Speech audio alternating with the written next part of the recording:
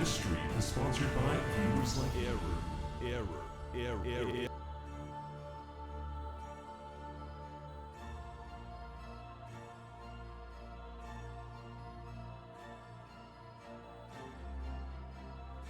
This is the sub sound. Premium.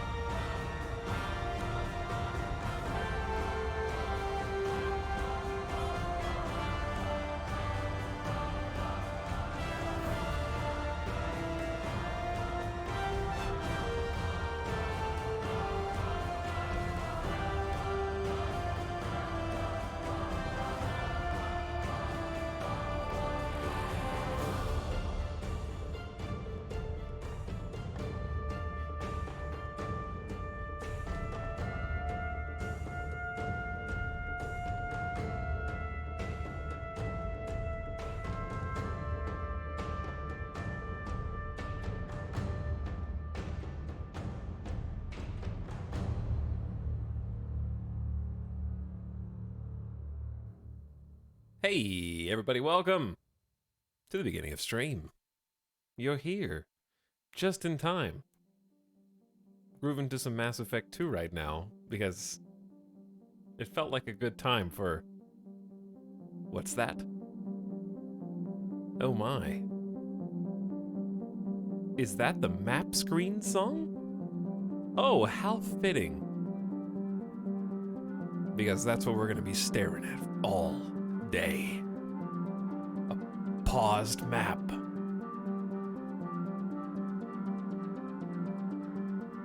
Trying to discern the secrets.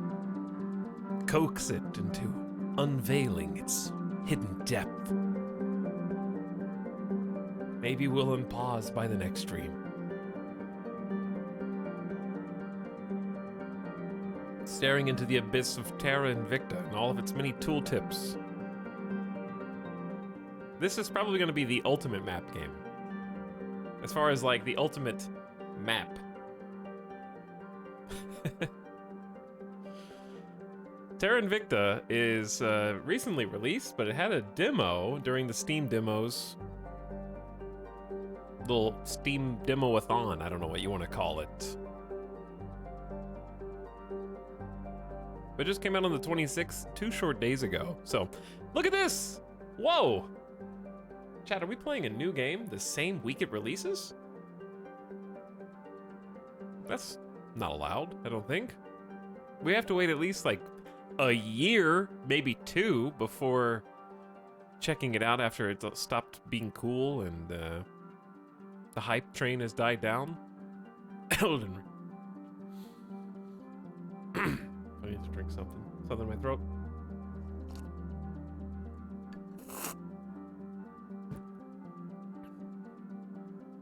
Hey everybody. Welcome beginning of stream people arrivers. And also, who just dumped a bunch of subs?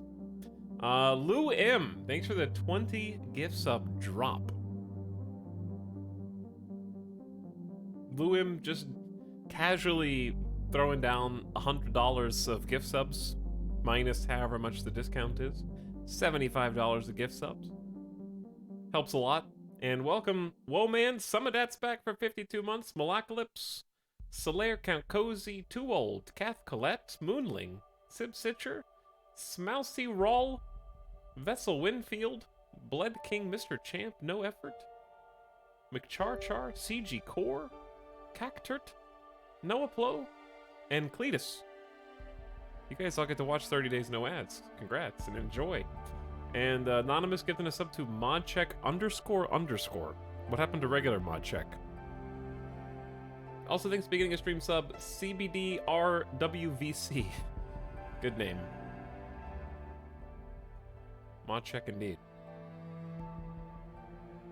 Bonaparte pumping it with a tier 2 sub. Thanks for 32 months, Bonaparte. Howdy. Ready for war? I don't know what I'm ready for. We have a lot to talk about and a lot to do. We're going to be taking today nice and slow. And Salty Breadfur says, you got me. I'm not actually a fairy. It's just my species of alien. Kind of looks like one. Are you the one that's incoming towards Earth as we speak? Thanks for the 17-month sub. And please spare humanity. Thank you. Old SD with a hee-hee in chat for 17 months as well. Hi, everybody. All right, let's go back. It went to SimCity Cities of Tomorrow. Why don't we listen to some more Mass Effect at the beginning? Why not?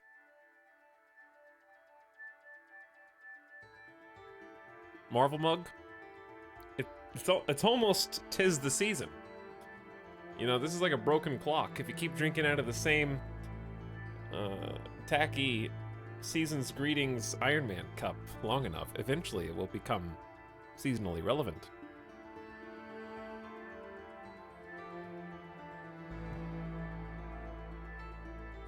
He's summoning Mariah. We still got October first, okay? We gotta have Halloween, and then we can start singing Christmas carols and such. Anyway, hope you're all having an awesome middle of the week. We're about to try to make it a little bit better. As if yesterday wasn't good enough. We have concluded our Hearts of Iron 4 campaign. That's all I'm gonna say about it, because I know it was a 10-hour VOD, and some of you still like to watch spoilers, but suffice to say, it was a very enjoyable experience, and I'm glad that we stuck with it, even though there were some definite growing pains the day before yesterday. And I think that's putting it lightly. The first 4 or 5 hours of the stream the day before yesterday, I actually went on break, I think, after the first however many attempts. And I just took a big breath. I was just like, oh no. I kind of just took a second, like that Ben Affleck, I didn't smoke, but it was like the Ben Affleck smoking meme, okay? And I was like, not this shit again. Like, I don't want to have a full stream where I get pissed because I end up doing the same thing over and over again for like 8 full hours. We've had a couple of Battle Brothers streams like that where no matter what we did, it felt like nothing of value could be manifested. And then we finally cracked the egg and made some progress. And that was the day before yesterday I'm talking about, where we had the last like 3 hours or so of stream. Made everything worth it in the end. And it also helped me yesterday to hear that I'm not the only one that was having such insane difficulties with Ethiopia. And I have to imagine somewhere an evil developer was laughing at everybody. Like they had to have been. They had to have just been clicking through different streams of Hearts of Iron in the directory of people playing Ethiopia and just like, yes, yes, feel the suffering of the Ethiopians. Because it genuinely, I think when I went on that break, I was like, I don't know if this is possible. And what happens if it's not? Or what happens if it is and I can't figure it out for the entire stream? Anyway, long story short, I'm really happy that we did it. It went in such a way that it was highly worth sticking with and being stubborn. See, it's situations like that that make me the way that I am. Some people in chat are like, why do you do this? Why do you insist on playing RimWorld, Randy Random, Naked Brutality, Extreme Desert, all these things? And like that's what it reminded me of. It reminded me of that one RimWorld stream where we played like 6 colonies in a row trying to make Extreme Desert work. If you had only cooled off in the water. Yeah. But then when I feel I don't know if it's dopamine hit of having it succeed, just enshrines it. It entrenches me in my ways. Yes, the lethal iguanas. The lethal iguanas. But we'll come back to it, play some Switzerland. I really want to play Switzerland. They have some pretty unique mechanics, actually. They have like a council that you have to rotate people in and out of the council. But we're gonna go somewhere else today. Terra Invicta. And I am in no rush to pretend like I know what I'm doing, because that's exactly what I'll be doing. Avic, I am drinking some iced coffee. Yes, you were right. Iced coffee. Also, welcome Avic, who has been playing a bunch of Terra Invicta lately, and maybe is finally getting a handle on things, has preemptively warned me about this game, and said that, you're basically, chat, you're in for an interesting and somewhat difficult day, depending on your attention spans. Because this is going to take some time to chew. I don't want to say lots of gristles, because gristle implies a bad thing. It's like, it's just really chewy. There's a lot to chew on. Terra Invicta is one where you just cannot unpause. It's made for me. I feel like this game is made for me.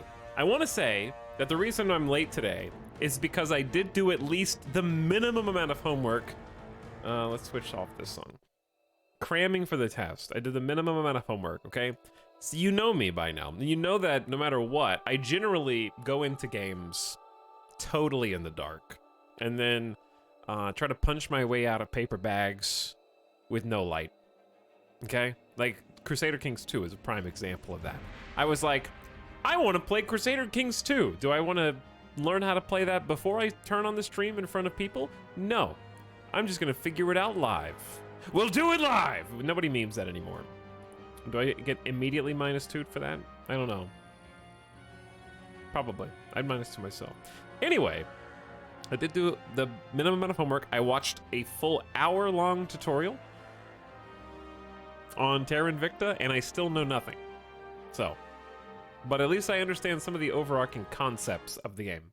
And that's the most important thing. It's an older meme, sir. But it checks out. You guys are going way back.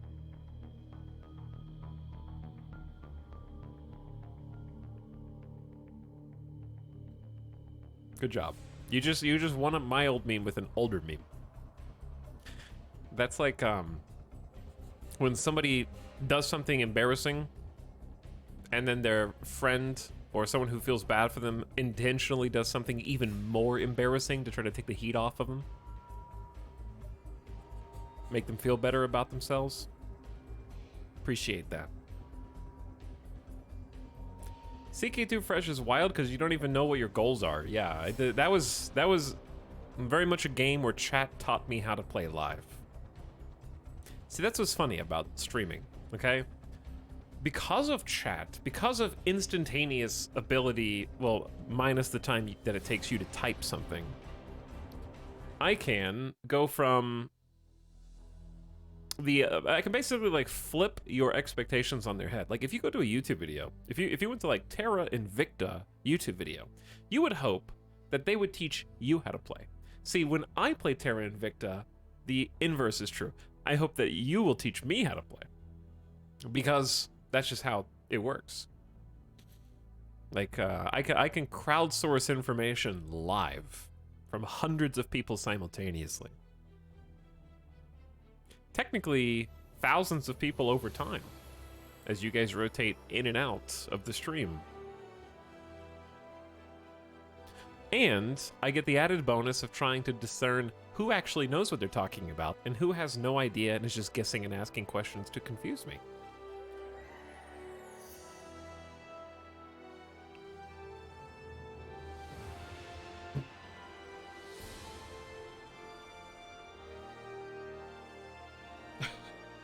You did more prep work than I did, says Avic.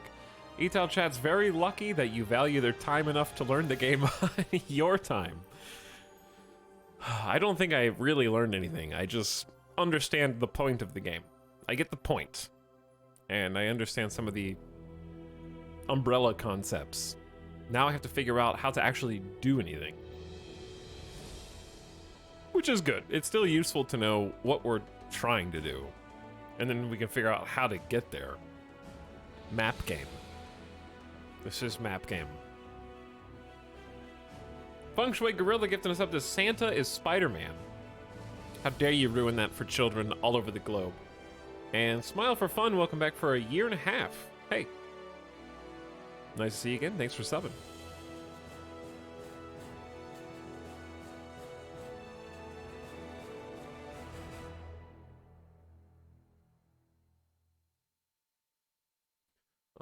Okay, let's see.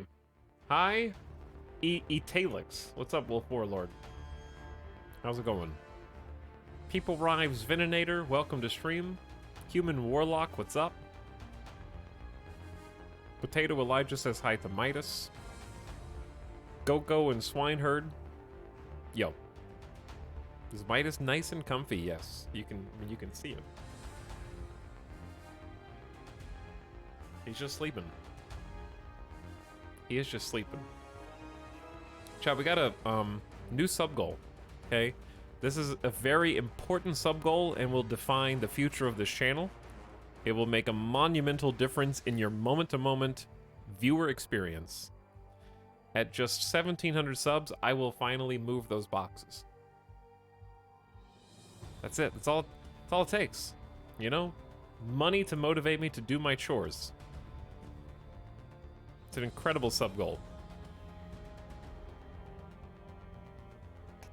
Only here on the Etalyx Twitch channel will you find rewards for being a viewer at this scale. How many to keep the boxes?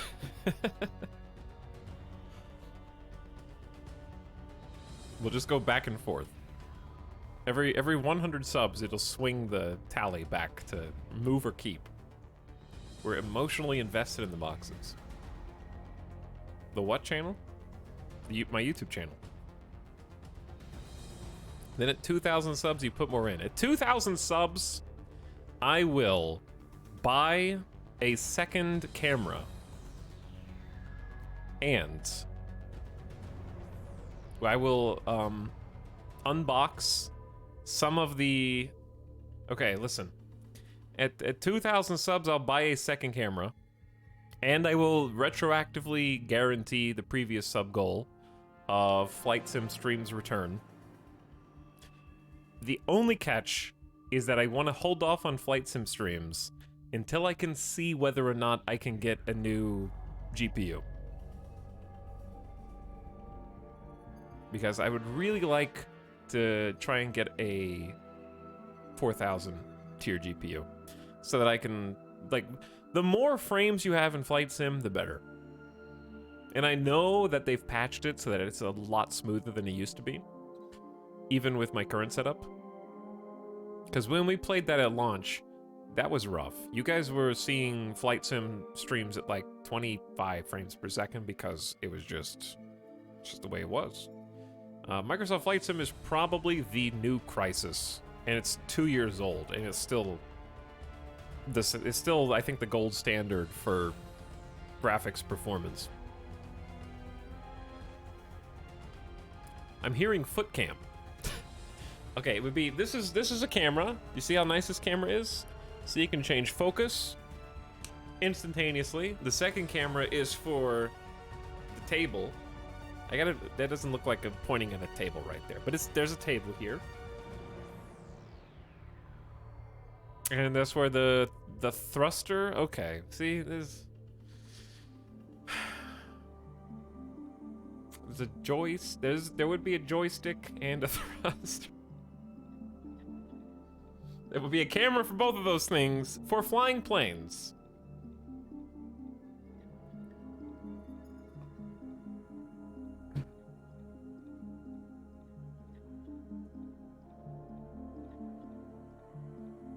Flight sim streams were the bomb. Did you start again? That's what you are. We paying attention? I said I want to do more flight sim streams, but I want to get a new graphics card first and a new camera. What's your main camera?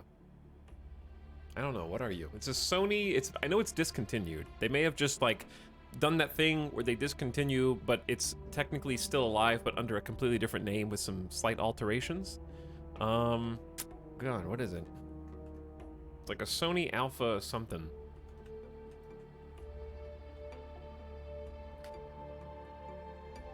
I want to say that it's a Sony Alpha 5100.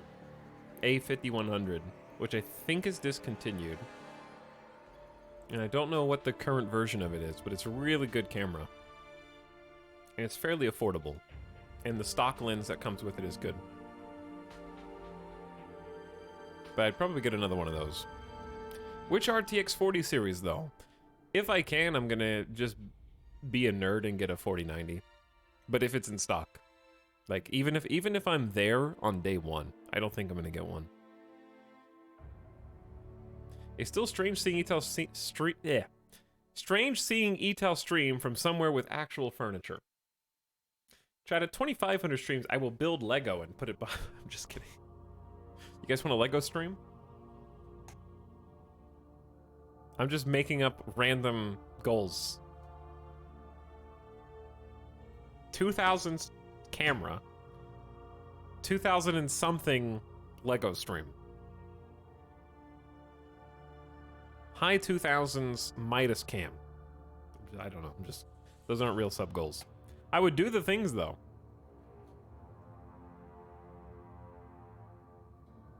And we could have one of the cameras just over there pointed directly at Midas's face. 3,000 subs, cat camera. Cats on stream. I just release the cats into the office. And let them knock things over. Jump on things.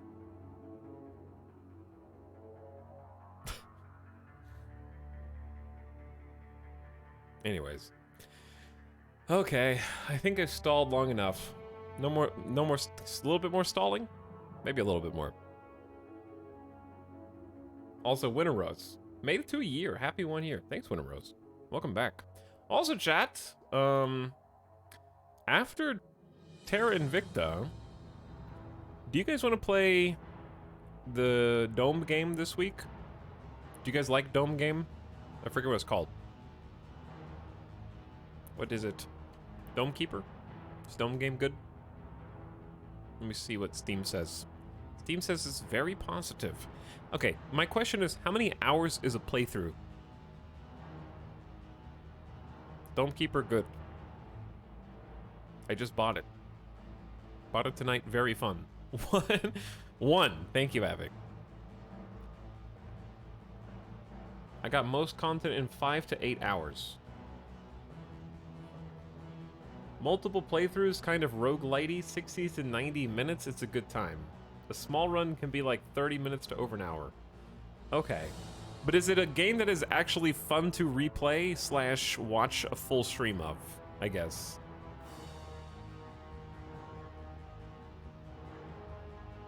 I'll think about it. Chat says yes.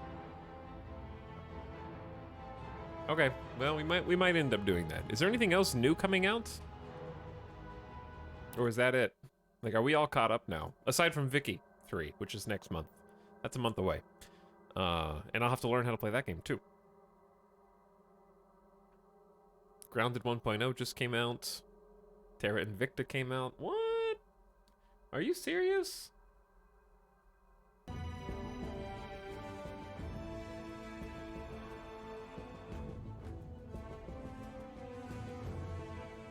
I just downloaded it. By the way, I'm just gonna stipulate that this is a review key from the developers. I also don't have any opinion on this other than it looks incredibly deep, and I haven't played it yet. This is my first time playing it. Etalyx, make sure you play at real-time speed, 30-year-long stream time. You assume I would live 30 years, though. Either in real life or in-game. Terraria 1.4 update is huge. I did see that they did like a labor of love update. You know what? I really respect the devs of Terraria. Honestly. Because I think that they are developers after my own heart. Like, I'm not a developer, but if I were, I think that I would be like Relogic. Because rather than do anything else, like make another game, they just keep adding bits and pieces to the thing that they've already done, that people already like, okay? Because that's easier than starting over again. It's like, Terraria and its 100 updates reminds me of, like, sci-fi. I was looking at, The Expanse recently, and we talked about this the other day, where Amazon obviously didn't conclude The Expanse. Like, they finished the show, but there's still at least 3 books worth of content for the Expanse series. And I was like, what else have the authors written? Maybe they've written some other things I've heard of. Because James S.A. Corey, the author of The Expanse, is a pen name for 2 people that co-author the books together. So it's like, what have they done? And what they have done is The Expanse, and like 8 or 9 novellas of The Expanse. And I don't think I've seen a second new story. Like, once you have one thing and you know about it and you're good at it, you found your niche, just make 30 updates to that thing, I guess.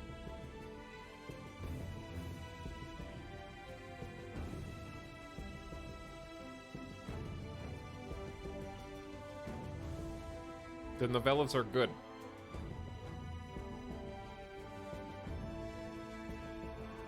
Well, I'm not saying that the Terraria updates aren't good.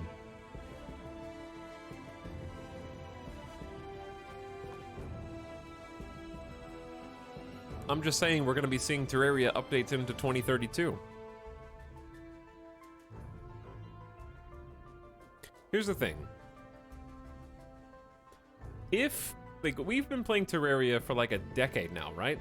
But if you showed this screenshot, what is the generation after Zoomers called? When Zoomers start having babies, what are those called?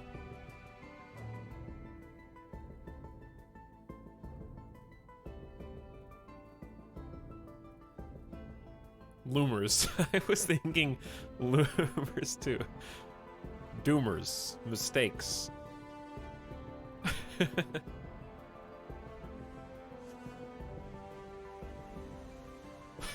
Why does everything have to rhyme now?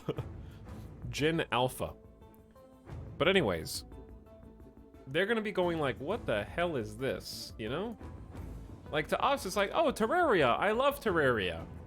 But I just feel like to the new generation, they're gonna be going like,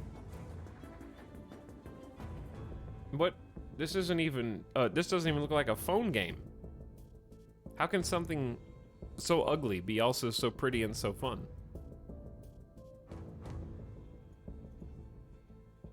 Etal is a Zoomer?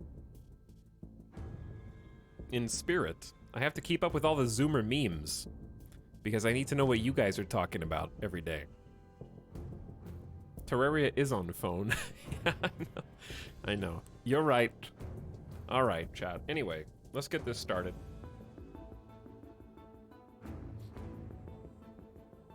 Etalyx Strategic Communications Master's degree over here. It is Generation Alpha in most circles. What the hell is Strategic Communications?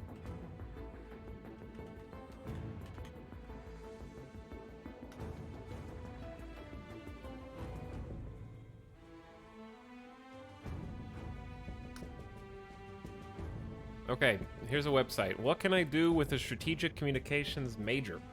Let's see.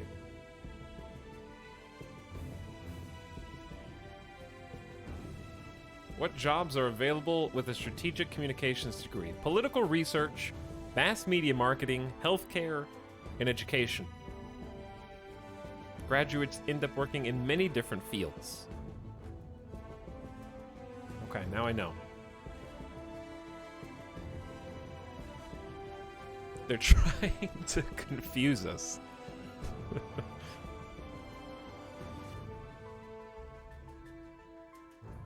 Talks, I'm a jack of all trades. I organize advertising, PR, and marketing plus legal.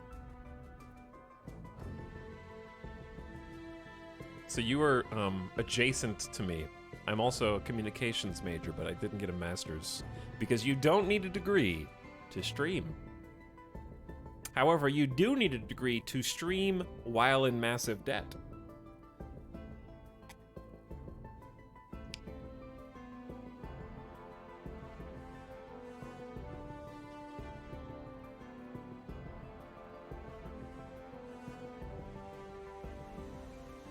Have we colonized space yet? Yeah, no. Technically, the Earth is in space, and we have colonized Earth. Think about it.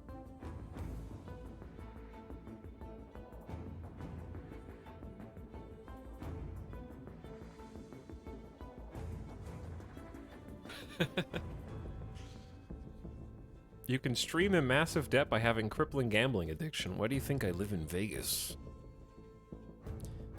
So chat, it's time for the explanation. So, what is Terra Invicta? I don't know. I was hoping you could tell me. Just kidding. Terra Invicta is a grand strategy game that involves us taking on the role of one of, I think, 8 factions, each with different motivations. So it's very much, right from the get-go, a game where the outcome of your playthrough and the goals of your individual playthrough will be dictated, hopefully, by what faction you pick, and based on that pick, you will be striving for certain victory conditions that you yourself often set, as is the case often in grand strategy games. Some of them do have like an end date with a win condition that is just catch-all, like Stellaris has that, right? You just play to a certain date, the game is over, and you get a I win screen. However, with Terra Invicta, some of the factions are implicitly easier or more difficult than one another because of the asymmetric nature of their goals. So some of them will be taking on massively overcomplicated endeavors compared to some who are just looking to sow chaos, destruction, and sabotage, which is going to be on the easier side of things. So our first choice is going to be which faction do we want to take on, but why? Like, why are we picking a faction? Effectively, we are going to be leading a faction in lieu of choosing a nation or a country. We're going to be seeing the globe of Earth, our blue sphere, our little water droplet in the endless space, right? And as the leader of that faction, we're going to be working to ingratiate ourselves with the nations of Little Earth. And based on our choices and a bit of luck, we'll sort of influence things on a much larger scale. So we're going to start with effectively no power other than our own persuasiveness. And then hopefully we're going to sort of take control of different nations very painstakingly, and then use them to achieve whatever ends the means are working towards. So after that, if we ever made it that far, which I don't think we will, once you have kind of had your way with Earth, whether that's towards utopia or towards mutually assured destruction, because you can go either way, you will turn towards the stars. It's an extremely ambitious 4X. So the Earth has economic simulations, geopolitical simulations. It's also modern day Earth, as in like October 2022. The state of the world is the same as the state of our world. So any present day wars are also represented in the game. You have the option to either stop them, fight them, or ignore them. The GDP of every major nation is represented accurately in the game. And it also simulates things like global warming and nuclear weapons effect on large patches of land and atmosphere. And then one day, if you can kind of stabilize all of that, you can build a fleet of spaceships to start industrializing the moon and all of the like planetary bodies in our solar system. And the sort of cherry on top of all of that is there's aliens. So that's the backdrop of the game, is aliens. So what we know so far is that aliens exist. And there have been, I guess, some crashes on the surface of Earth. And the existence of those aliens has become widespread knowledge, which has yielded the 8 different factions. So the Earth and all of its peoples are split as to what should be done with this knowledge. Do we want to fight back against the aliens? Do we want to join the aliens? Do we want to fuck off and go to an entirely different planet and say, well, aliens found us, it's game over, baby. Let's get out of here. There's a lot of different ways that you can take it. So, the aliens are not there in force yet, but they're coming. And you'll be able to actually sort of watch as they appear and start making their way in real time, simulated time, towards Earth. Turn this into XCOM. Fun fact, the developers of Terra Invicta are the developers of the XCOM Long War mod. So the same people that did Long War are doing Terra Invicta.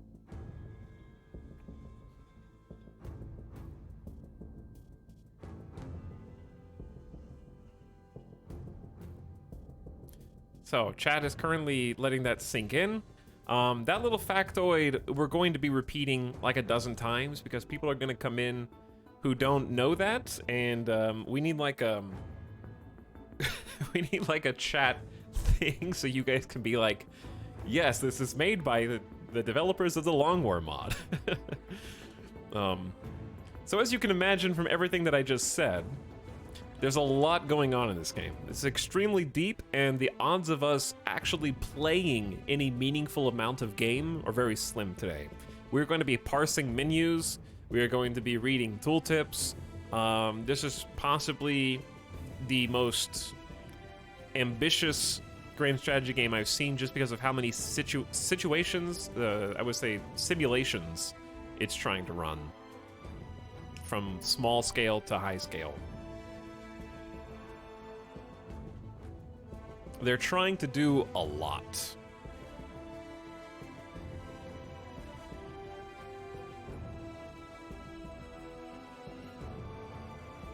This is really the ultimate map game, yes. So I just want you all to know, if you're in a rush for gameplay, this is not the place.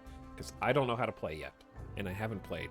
And I need to talk about all these things to prepare you for what you're going to see. Because when you have a game that is attempting to do this many things, okay, it's not going to have the sheen, the new car polish that, like, Victoria 3 is going to have. I mean, obviously there's going to be bugs, but it's not going to have that new player experience that you're used to. So if you come into a Stellaris stream and you go, this game too big brain for me, Terra Invicta is that, but times 10. As far as what it's going to take in terms of your effort to learn how to play. And for that, I'm a little worried about the game's future, because while I think that this is absolutely tailor-made for me, everything that I've seen on it so far looks like, oh my god, I think this is going to be amazing.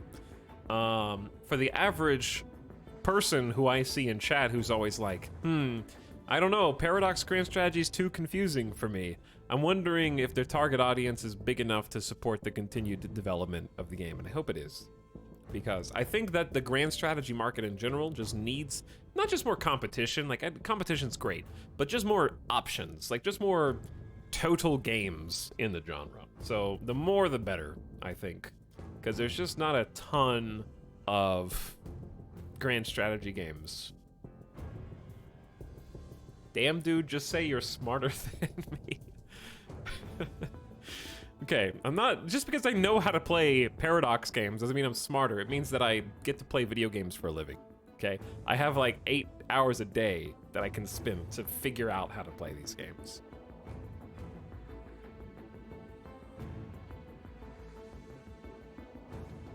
Okay, anyways, so there's your mental preparation. Now, for a new game, we have one scenario, modern scenario. We're gonna simulate the full solar system, and we're gonna do all 8 factions who are going to be in the game. Whichever faction we don't pick, we're only gonna get to pick one faction, so the other 7 are gonna be sort of maneuvering with or against us as AI. So here are the faction choices. The game suggests the Resistance as our tutorial, but you know me, and I am not going to pick the tutorial nation, or faction. I can't say nation because we're not a nation. Protect humanity by resisting the alien invasion.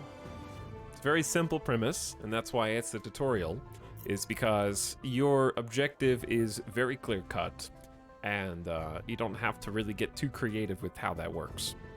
Humanity First is similar to the Resistance, except not only are we trying to just ensure the survival of humanity through Resistance, we're trying to eradicate every damn alien that we come across, and not just every alien that we come across, but anybody who would bow to the aliens will also be someone who is removed from planet Earth, okay?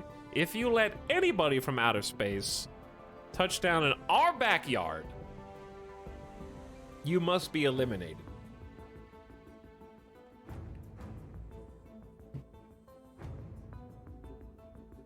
The only good bug is a dead bug.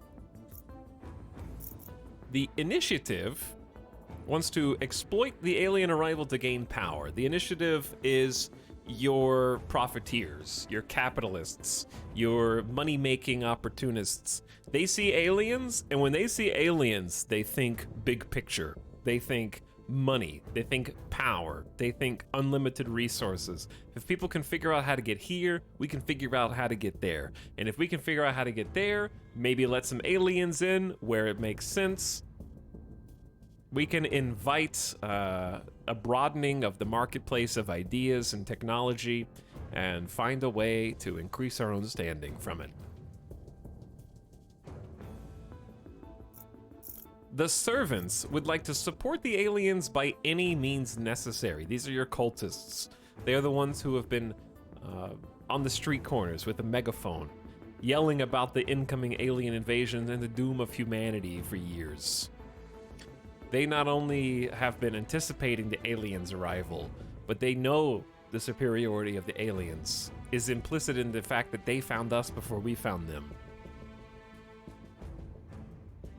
And any means necessary means that you will be not only welcoming the aliens with open arms, but also de facto fighting against every other faction who does not want the aliens to touch down. So you're going to be basically in all-out war with humanity first the entire time. So just keep in mind, whatever faction you do pick is going to put you at diametric odds with people who have interests that run counter to yours. So you won't just be dealing with the aliens, we'll be dealing with the humans first. The Protectorate wants to protect humanity by appeasing the aliens. So this is different from the Servants, in that the Protectorate doesn't want to just, like, welcome the aliens in even at the expense of nuking humanity.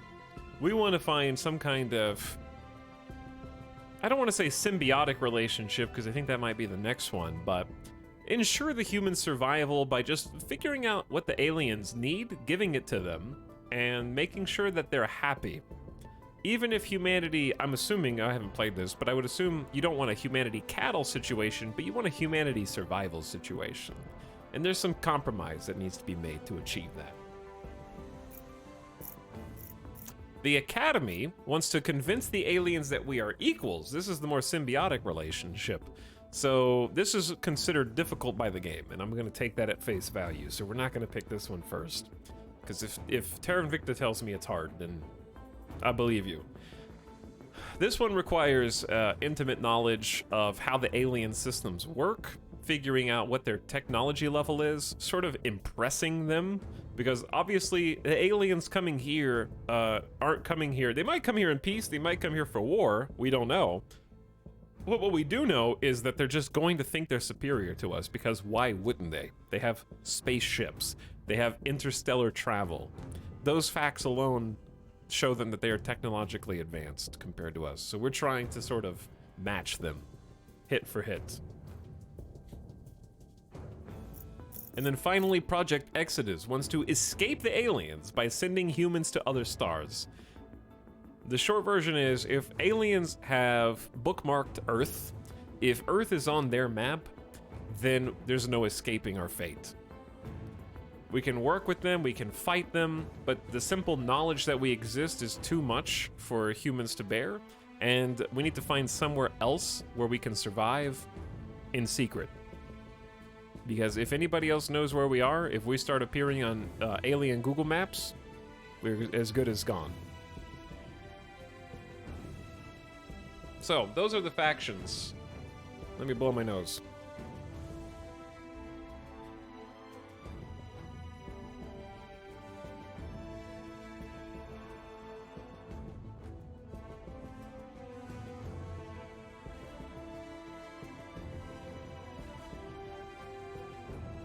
Okay.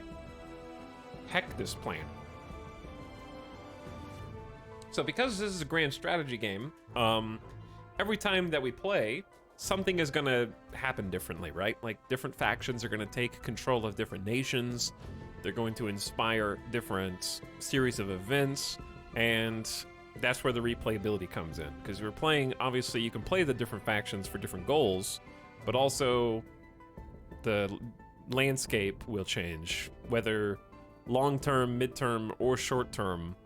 We have different wars that can form mega nations that can arise from different unions, and obviously there's space, which is its own thing.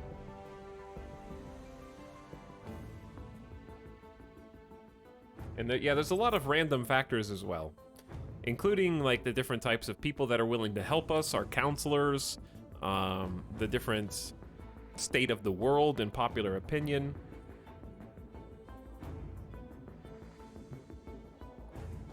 Alright, so who do we want to try playing as? Let's see what customized faction is a faction display name.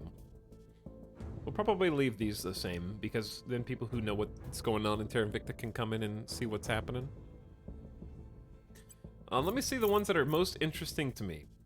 So the Resistance is the tutorial. Resist the alien invasion. Humanity First is just eradicate all aliens and anybody who helps them. The Initiative is power, money, and corporate interest. The Servants will help the aliens and do anything within their means to sort of put out the red carpet and pave the way for their arrival. The Protectorate wants to appease the aliens and protect humanity. The Academy is the difficult, convince them that we're equals. And Project Exodus is just make a ship and escape to the stars. So I think the ones that are most interesting to me are Project Exodus, because if you can somehow create a ship and that's the end of your campaign, because this is the first phase of the game is everything that happens on Earth. The second phase is everything that happens in space, and that's like a whole separate game. It almost seems to me like if you can succeed in Project Exodus for first playthrough somehow, then it'll give you the information that you need for a better second playthrough that's a longer one. So that's why I'm leaning towards starting here. because it's going to be a shorter campaign by default, because you basically skip out on the entire space industrialization aspect, I think. Maybe, well, you might get to do some of it, because you need to find an inhabitable planet first. And that's going to be via technology and science, I would guess. But since your goal is exiting, then you really need to focus on getting into orbit, getting into space, and having a ton of science. I'm hoping that's not too difficult for me. Humanity first sounds like it would be very challenging, just because immediately going toe-to-toe with the aliens would require you to have a very strong military presence. And I don't know how to do any of these things.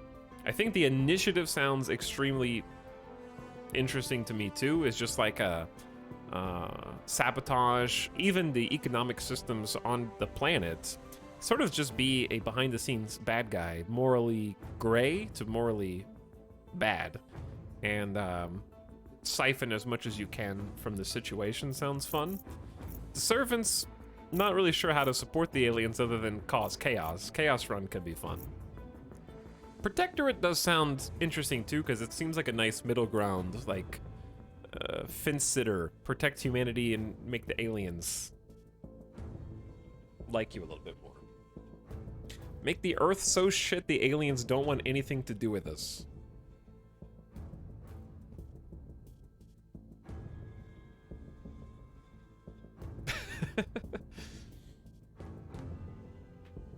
So with Exodus, do you just game over when you establish a random colony and win? But it has to be... You send humans to other stars, so I think you'll still get the solar system gameplay, because you have to be able to go between stars, not just in your own solar system, and that's going to take very high tech.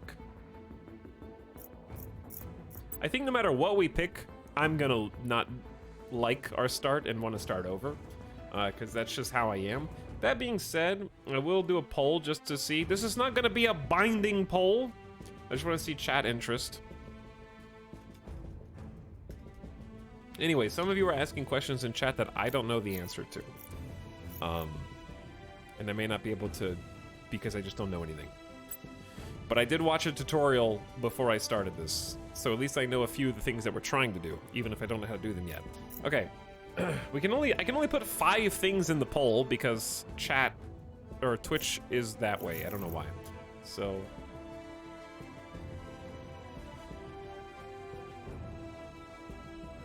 Okay, the Exodus. We're not going to do the Academy because I don't want to start with the most difficult one. The Protectorate.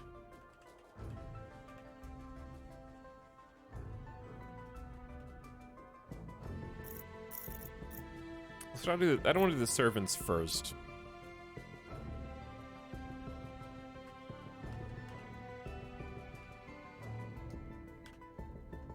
Initiative, power, money.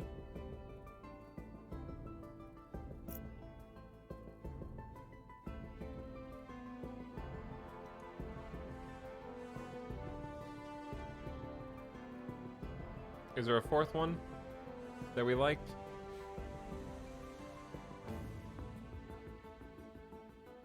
I just got here and have no idea what this game is. That's because you need to rewind about 10 to 15 minutes where I explained the entire premise of the game just now.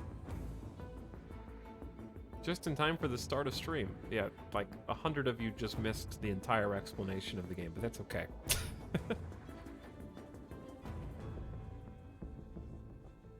Humanity First is for all the Warhammer 40k peeps. Probably.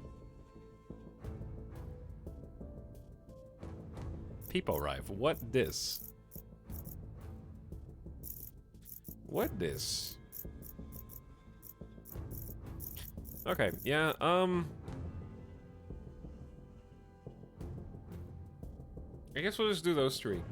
Faction interest. Exodus, we just want to build a ship and go to a different star. Protectorate kind of plays both sides. And the initiative is power, money. There you go. Content does not meet guidelines. Is GTFO a banned acronym? That's literally the name of a game. Why can't I post this poll in chat? Bad words?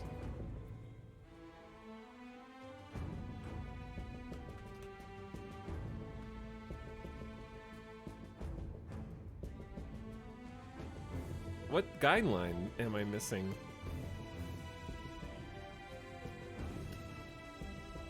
I don't know what bad word. Okay. Chat, AI has become too smart. I couldn't even type get the F out. It would not let me post that. But I want to see chat's interests. Get the fluff out.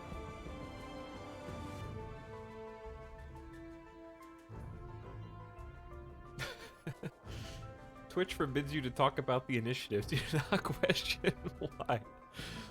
I had that issue too. Wait, did you do this poll as well? Avik? Avik, what faction did you end up going with?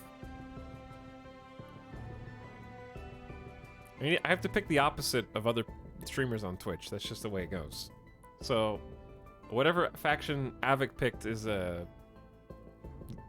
automatic disqualification. It can't be the same faction as other streamers, because then I'll be compared to you.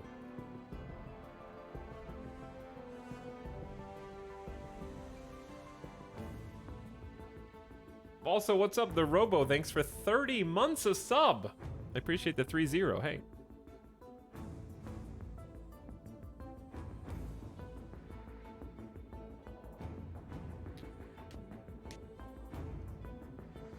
That will influence chat, though. I'm already influencing chat. I'm influencing you right now. Anyway, we're gonna have to explain what this game is 100 times, but I'm just gonna repeat the thing that I said earlier, which is there will be little to no gameplay today. I am going to be paused for 2/3 of this stream. I'm just telling you now. This game is incredibly deep. I'm not joking. It's absolutely massive. This is, okay, if you play board games,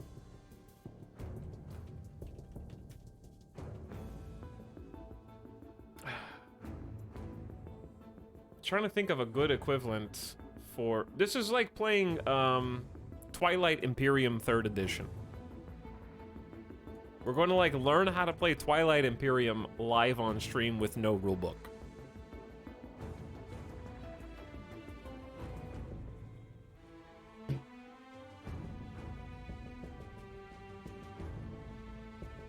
They're called tabletop games.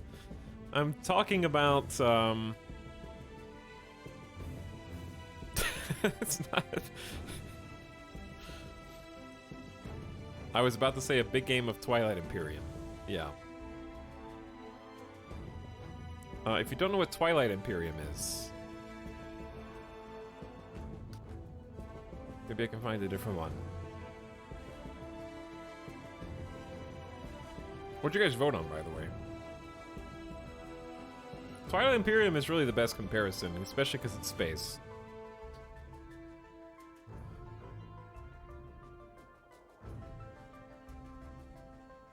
Chat, what did you guys... I can't see the poll anymore. Where'd it go?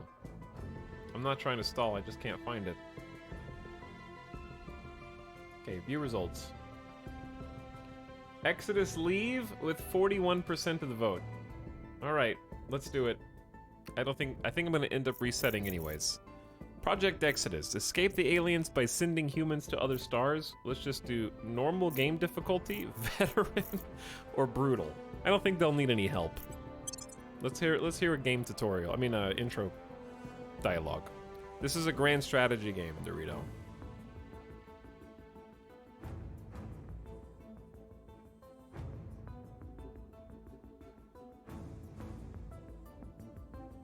Grand Strategy 4X.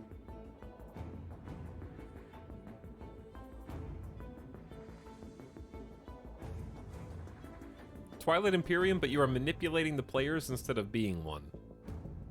This is early access, yeah.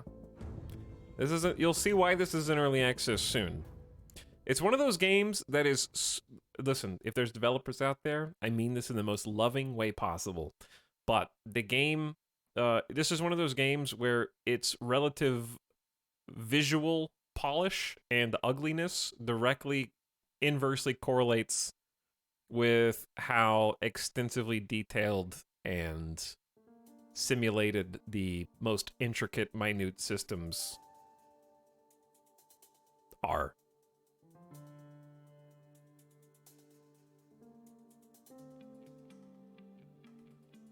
Give me gobs of menus. You've got them.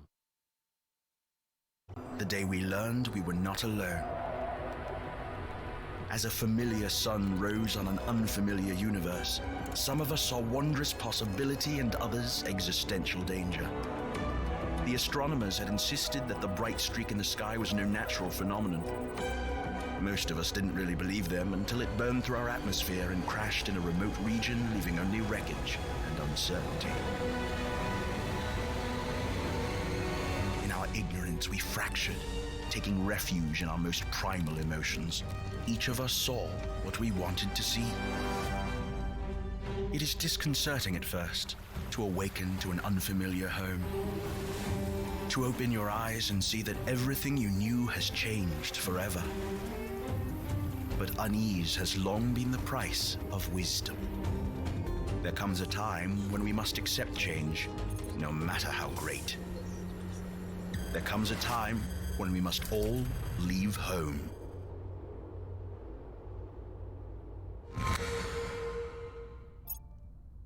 Okay. We're here. An alien vessel has crashed down in Africa, the Niamey region in Niger. While the wreckage is unrecoverable, we suspect an alien life form escaped into the surrounding countryside. I'm assuming the game is paused from the get-go, right? Greetings, Director. The Council has appointed you leader of our organization. I am Khalid Al-Ashkar, your Deputy Administrator. The alien crash landing represents both great opportunity and great danger. As such, we have formed a small group drawn from those with particular expertise in astrophysics, intelligence analysis, and space exploration. We must learn what these creatures are, where they came from, and what they plan to do on Earth. Okay, we shall send a counselor to investigate the crash site in the region as soon as possible. Our other counselors may be best used in trying to gain influence in nations that may be able to contribute resources to the cause. You can review objectives at any time by clicking the faction symbol in the top left corner. Okay. Make sure the game's paused. Check. It's gonna stay that way for a long time. Spoilers for tomorrow. Yeah, that was the day after tomorrow for me. First contact came when an alien spacecraft aero-braked into our upper atmosphere before crashing down in a remote territory and apparently self-destructing. The remains of the spacecraft could potentially advance human spaceflight capabilities by centuries. We should send a counselor to the site immediately. Have a counselor conduct the investigate alien activity mission at the crash site. Okay, so here's our objectives. Because we picked Project Exodus as our faction, our campaign objective is, of course, to investigate alien activity, because if we want to send humanity to another star, advancing our spaceflight technology by centuries would be very useful. Corn of Africa in space. You guys are still on Corn of Africa. I see the corn. General objectives: control the nations of Earth, industrialize space, and build the council. Okay, we'll read that again in a second and check this out. So, number one thing is I'm gonna make a game save if I can, because I want to see if DX Story will work with this.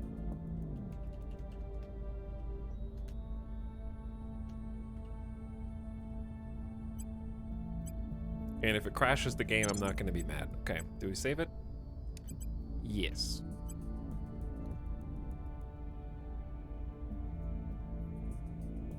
Let me see if I can cap these frames without crashing the game.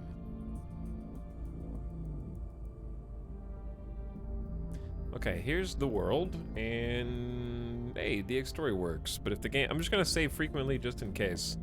Welcome to the globe.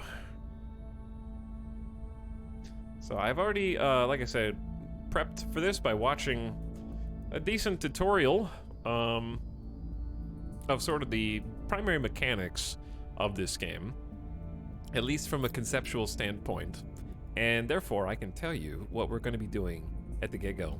Number one is sort of using a few of our resources that we have at the top like influence in order to try and gain sway with the nations of the world. Which nations is totally up to us.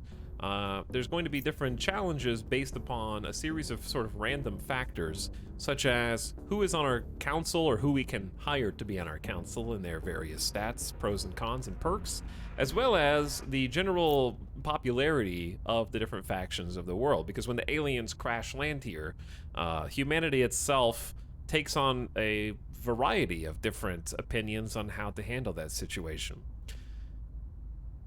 represented by the 8 different factions that we just took a look at. So each time that we start a new game, different nations are going to have different ideas about which of the factions they should be helping, aiding, identifying with, and so on. And we're incentivized to sort of pick nations that are going to be both strategically viable from an economic perspective, possibly filling our pockets with cash reserves, and manipulating the economy at large. Every single nation's actual GDP is represented in the game from real life, and also real life geopolitical situations are represented in the game, i.e. the war in Ukraine is very much a thing that is happening on the 30th of September 2022. And you have the ability to put a stop to that in whatever way you see fit, whether that be ending it peacefully or ending it aggressively. But right now, I have no interest in that whatsoever. Long term, big picture, you can choose whether you want the world to sort of unite behind a single banner and do that in any number of ways, either by process of elimination, taking out all the competition, ensuring mutually assured destruction via very, very, very accurately simulated nuclear barrages, or by creating a nice human utopia on Earth and uniting the different nations via your own influence under peace, tranquility, and the mutual prosper of humanity via technology and hopefully going out to space, which is big. There's the moon. And here's our solar system. So, many hours from now, one day, we will eventually figure out how to make battle fleets, industrialize the moon, choose different planetary bodies, of which there are many. And then if we're successful in Project Exodus, we'll figure out how to travel to a different star.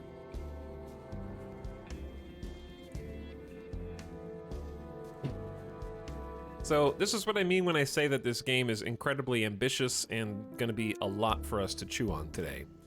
Because you will have minute control over space programs, including the International Space Station. There's ISS right now in orbit around Earth, and you can actually take control of this. Controller is about 15 seconds to CSM act.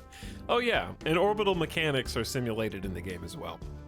So if you are trying to launch your own space program, it's going to be a lot more difficult to do so if you're not launching from the equator. So if you picked up some pieces, bits and pieces from Kerbal Space Program, they're going to actually help you out in this game, believe it or not.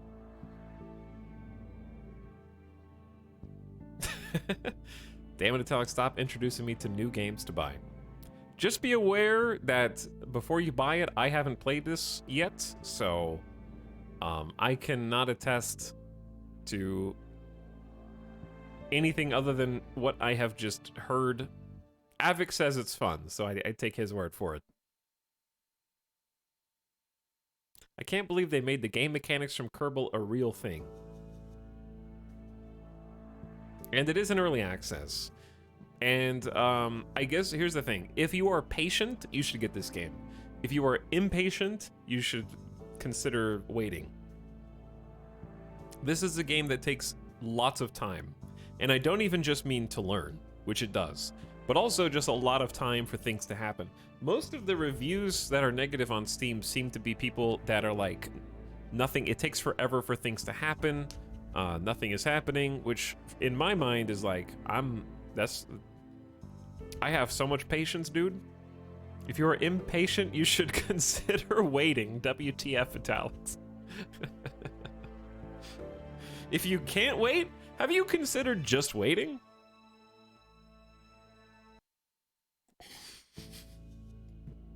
It's true, though.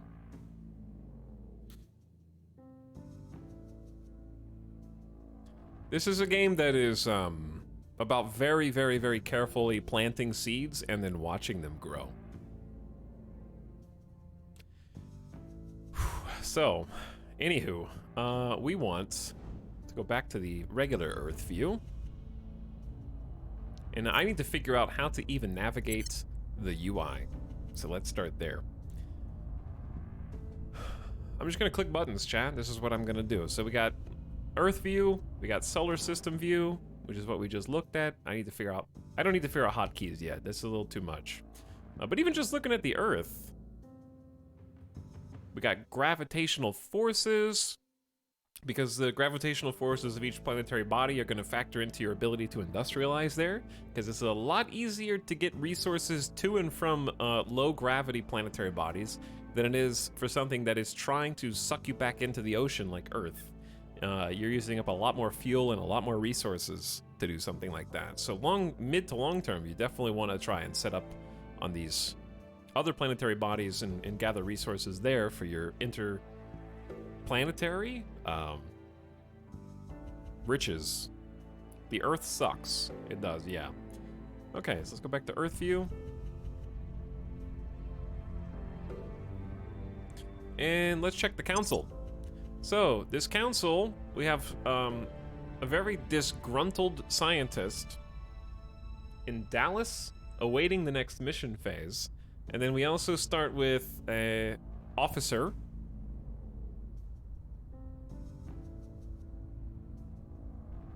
Bradford, Engie. Very Engie. Our council represents the primary chess pieces that we're going to be moving around the board. These pieces we're going to be adding to and also manipulating the different nations of the world with. They're going to have their own mission structures and strengths and weaknesses to manipulate. In this case, neither of them are very persuasive, but this officer is high security and high command, whereas my scientist, of course, is going to be much... Why do we have 7 question mark loyalty? Conducting a sufficient number of investigations into this counselor will reveal their actual loyalty. Are you Brad? I am, yes.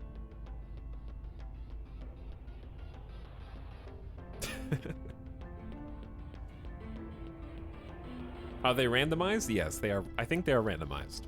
And the people you'll be able to recruit from are also randomized. There's a lot of RNG in this game, actually. That'll keep each run feeling a little different. Alright, so I want to see why, this is administration. I'm gonna figure out what these mean.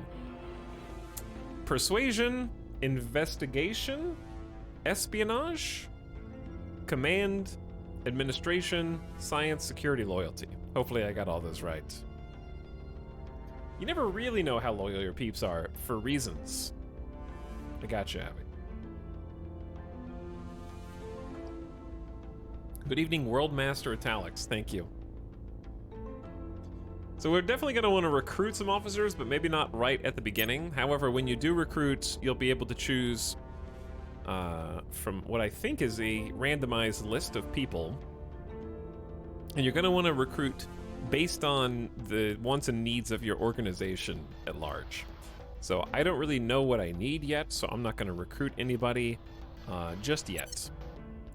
But each person, each individual does have some RPG mechanics associated with them, and they have various missions that they can undertake based on their professions.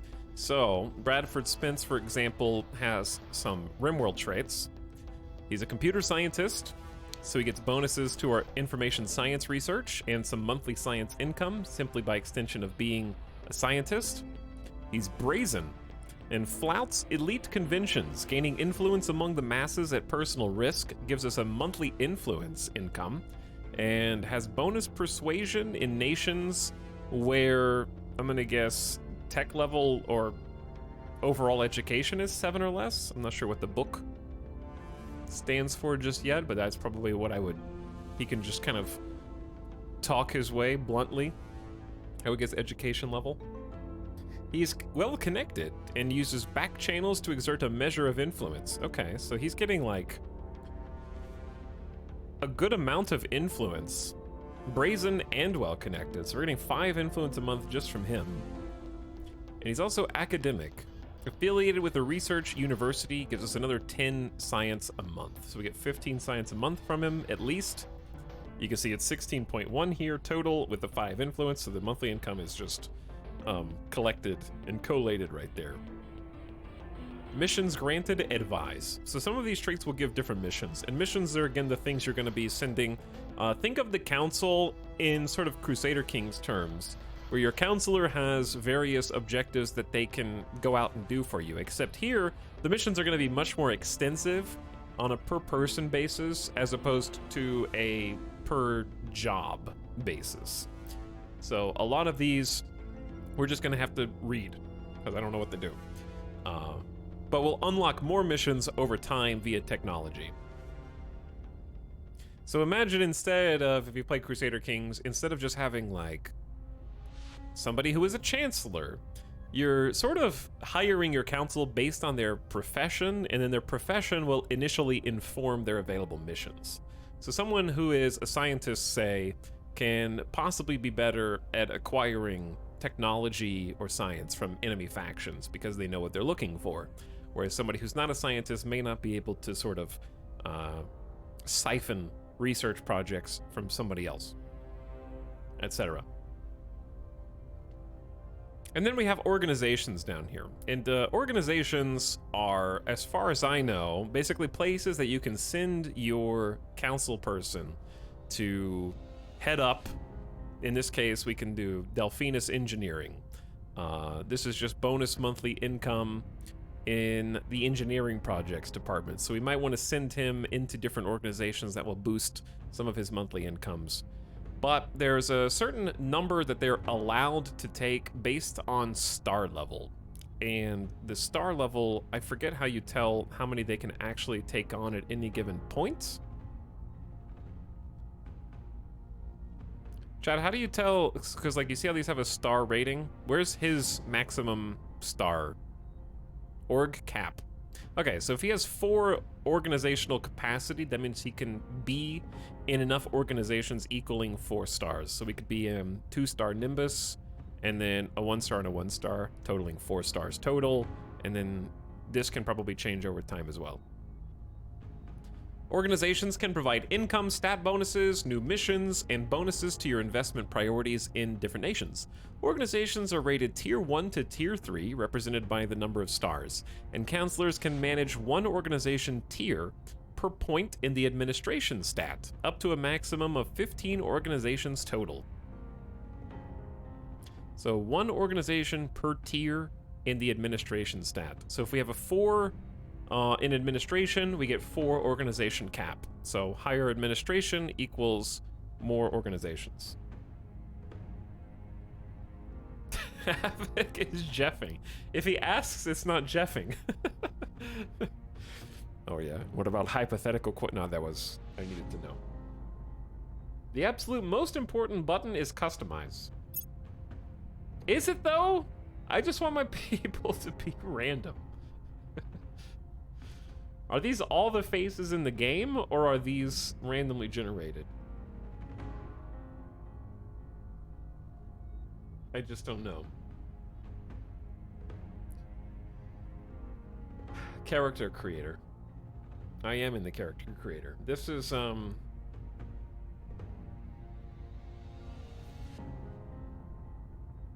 these are all the male ones. Yeah, I see that. He looks like a brat. How dare you insult scientist disgruntled Justin Bieber. Our most intelligent and well-connected scientific elite.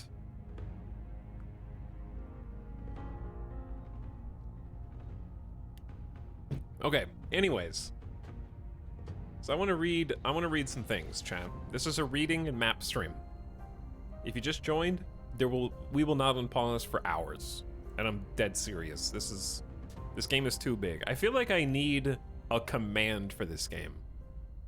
But I don't know how to describe it unless in like a paragraph. So that people who come in can let me see.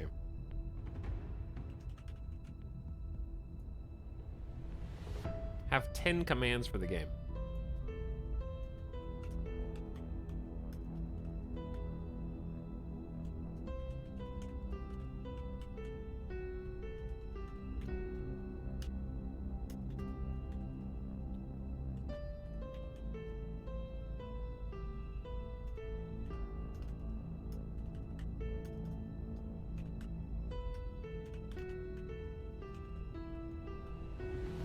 Okay, I'm typing a thing.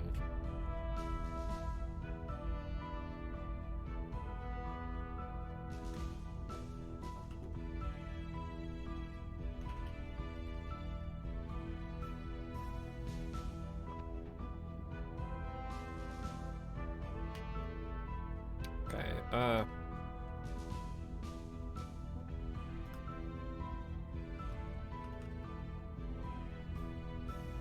do you colonize space in this game? Is that fair to say? Or is it more just like tapping space's resources? I don't know if it's like technically colonizing. Like, do you actually create like settlements on... I'm trying not to buy this. I guess colonizing space is fair.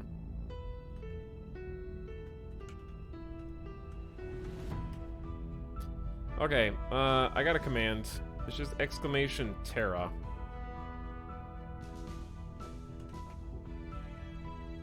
For people who came in, or are coming in late.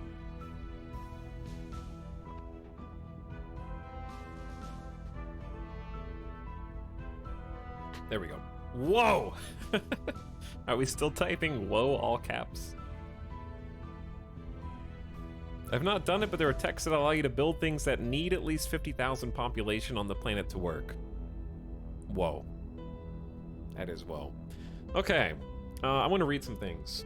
Persuasion. Shape the opinions of others to your own. Is crucial in gaining support from Earth's nations. Each point of persuasion increases the counselor's influence generation by 1%. So, more persuasion equals more influence. Understandable. And also, higher persuasion equals more likelihood. Our goal in the immediate future is trying to convince various nations of Earth to be on our side and listen to us. And if we can do that well enough, we will de facto control the nation. Okay, we're going to become the Illuminati. We need to what's the word I'm looking for? Not intercept. Infiltrate. We need to infiltrate different world governments and sort of manipulate them puppet string style. You could actually probably literally be the Illuminati in this game. Anyway, investigation is discovering information someone prefers to keep hidden. In addition to serving as the primary stat for a number of missions, it also determines the chances of sighting enemy counselors. So you need to see enemy counselors in order to interact with them. To interact with them, that's how you get diplomacy with the other factions, because we're one of 8 factions, so the other 7 factions are going to be doing their own thing in the world. So this is sort of a real-time turn-based hybrid game, where we're going to be playing with a pause-unpause, but every like week and every 2 weeks, I think, is going to be sort of a turn that flips over where things happen. It's so board gamey. It is very board gamey. If you like extremely deep board games, that's why this appeals to me so much. Like, it really seems to, like, it's going to scratch that board game itch. Espionage is moving in secret, conducting covert ops. High espionage makes the counselor much harder to detect by enemy factions. So sometimes we want to catch other people because we want to talk to them, or because we want to know where they are, we want to know what they're doing, we want to keep tabs on them. We want to see if something bad's going down, but we also might want to, you know, handshake with them as well. So espionage is the ability for you to just not get caught. So it seems like espionage and investigation go opposite one another. Command is the counselor's ability to organize and lead combat operations. Each point of command increases the counselor's ops income by 1%. So that's your military presence. Administration, we just talked about, is our organizational capacity, but it also increases their money income and control additional organization tiers.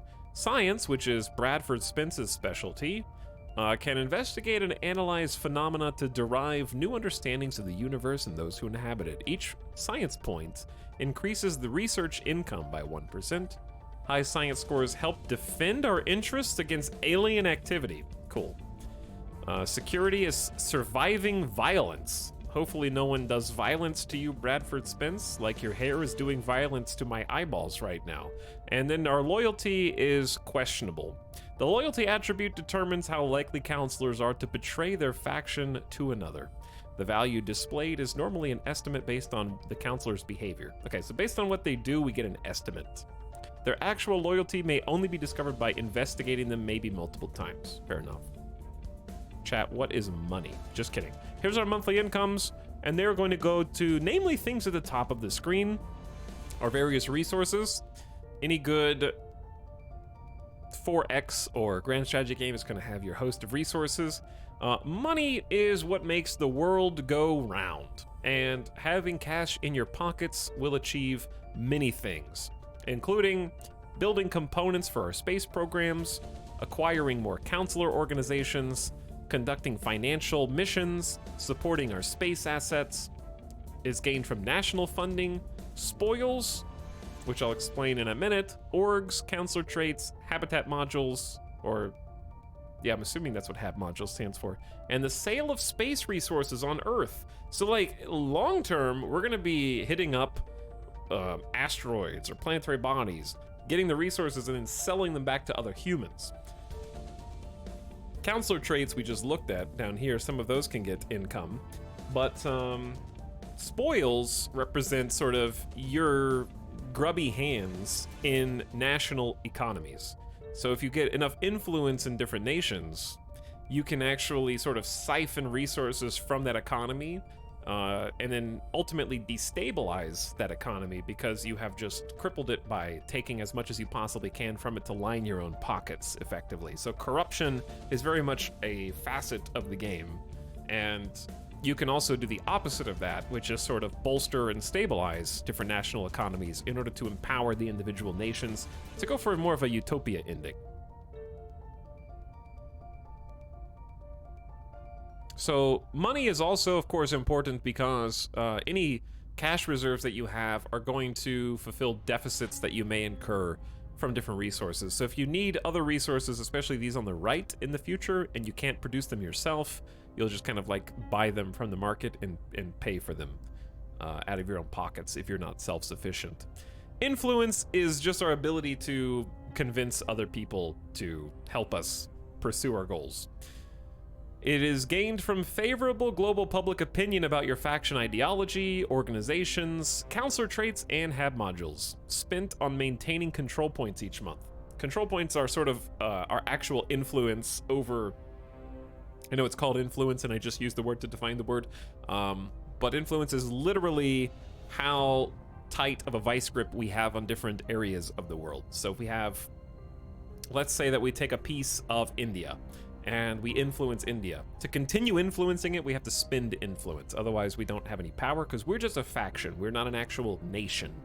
We're a people that operates both very much in the shadows as well as out in the open. So we have to do both things. We have to maintain a public image and a public persona to keep the people of Earth on our side, and things like siphoning the economies of nations that we influence is going to probably lower public opinion and possibly even hurt the atmosphere or just the Earth itself. Which India? Yeah, there's 4 of the Indias now, I guess, based on yesterday. But we're also going to be spending a bunch of influence at the beginning of the game to figure out which nations we're going to be able to control. So we want to definitely earn more whenever possible so that we can influence as much as possible. We have 20 ops available. This is our ability to conduct small-scale combat and espionage operations gained primarily from orgs. I'm sorry, I had to do that. But it can also come from counselor traits and HAB modules in Earth interface orbit. So these are missions. I don't know what the difference in ops and missions are. There's probably a different tab for ops. And this is boost. Boost is a metric that defines your ability to get things from Earth into space. Ops is a resource you can spend on missions. Okay, that makes sense. So missions are the thing that cost ops. Fair enough. Boost is what you need in order to get orbital stations around Earth and eventually boost other pieces into space to other planetary bodies. It's sort of just like an aggregate sum of the difficulty of moving material from Earth to space. Each point of boost represents the capability to move 10 metric tons of material from Earth's surface to low Earth orbit via rocket launch and other conveyance. Boost can also deliver items to distant destinations as a significant penalty.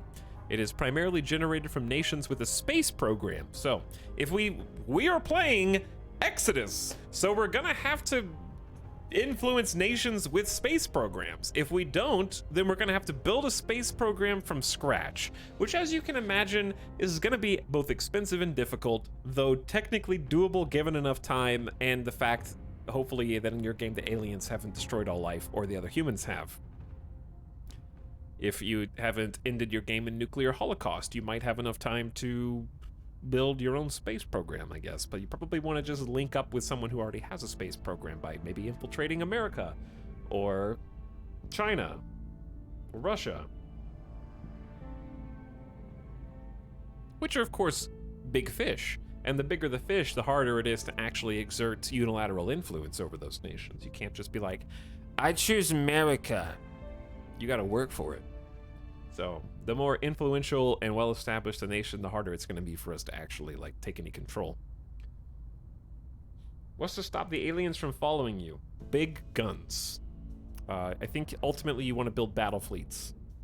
But in our case, I don't think anything.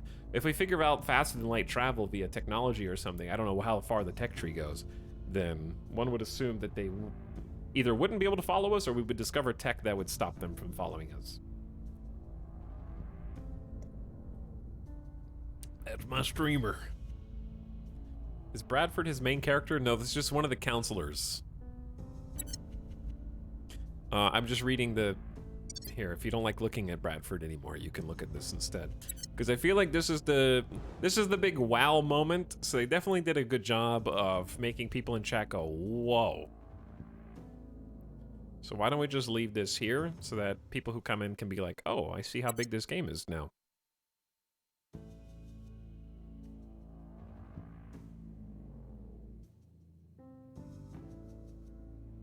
Space is pretty damn big. It'd be impossible to follow a ship without a way to track it, if that's even possible.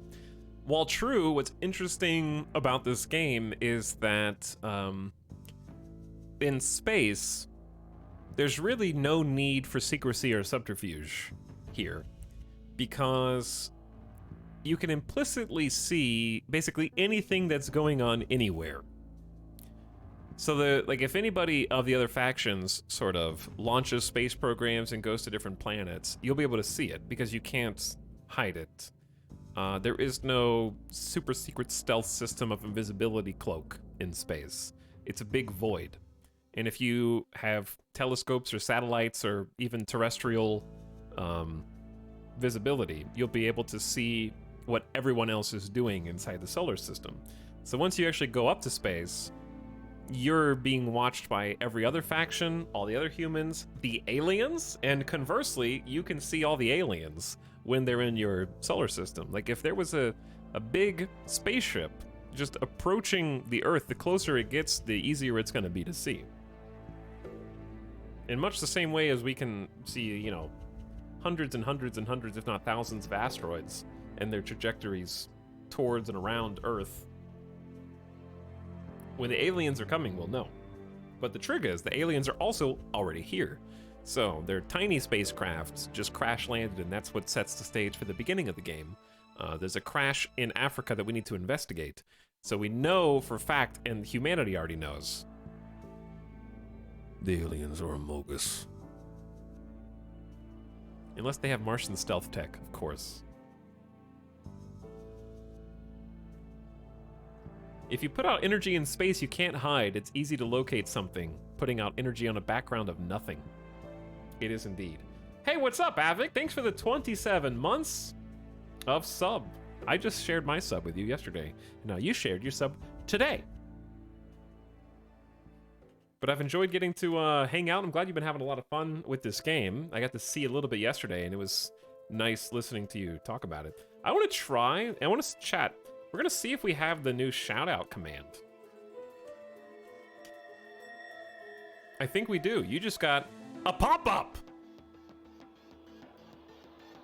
If you haven't already followed Avic, I'd highly recommend clicking the button that's right on your screen right now. You don't even have to go over there. You don't have to do anything special other than just say, I follow. Brand new Twitch feature. We can shout out channels and you can see them appear in your chat window, live. Hopefully, streamers start taking advantage of that soon. It literally just came out like today. Very neat feature.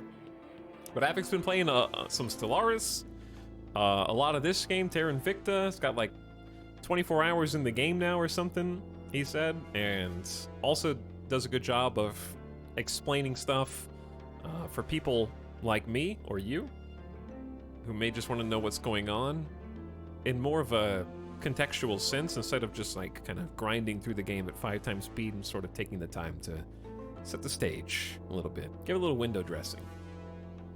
I played the demo of this game during the Steam demo event and I was really impressed at the depth of it. Yeah, that's what we're kind of chewing on right now.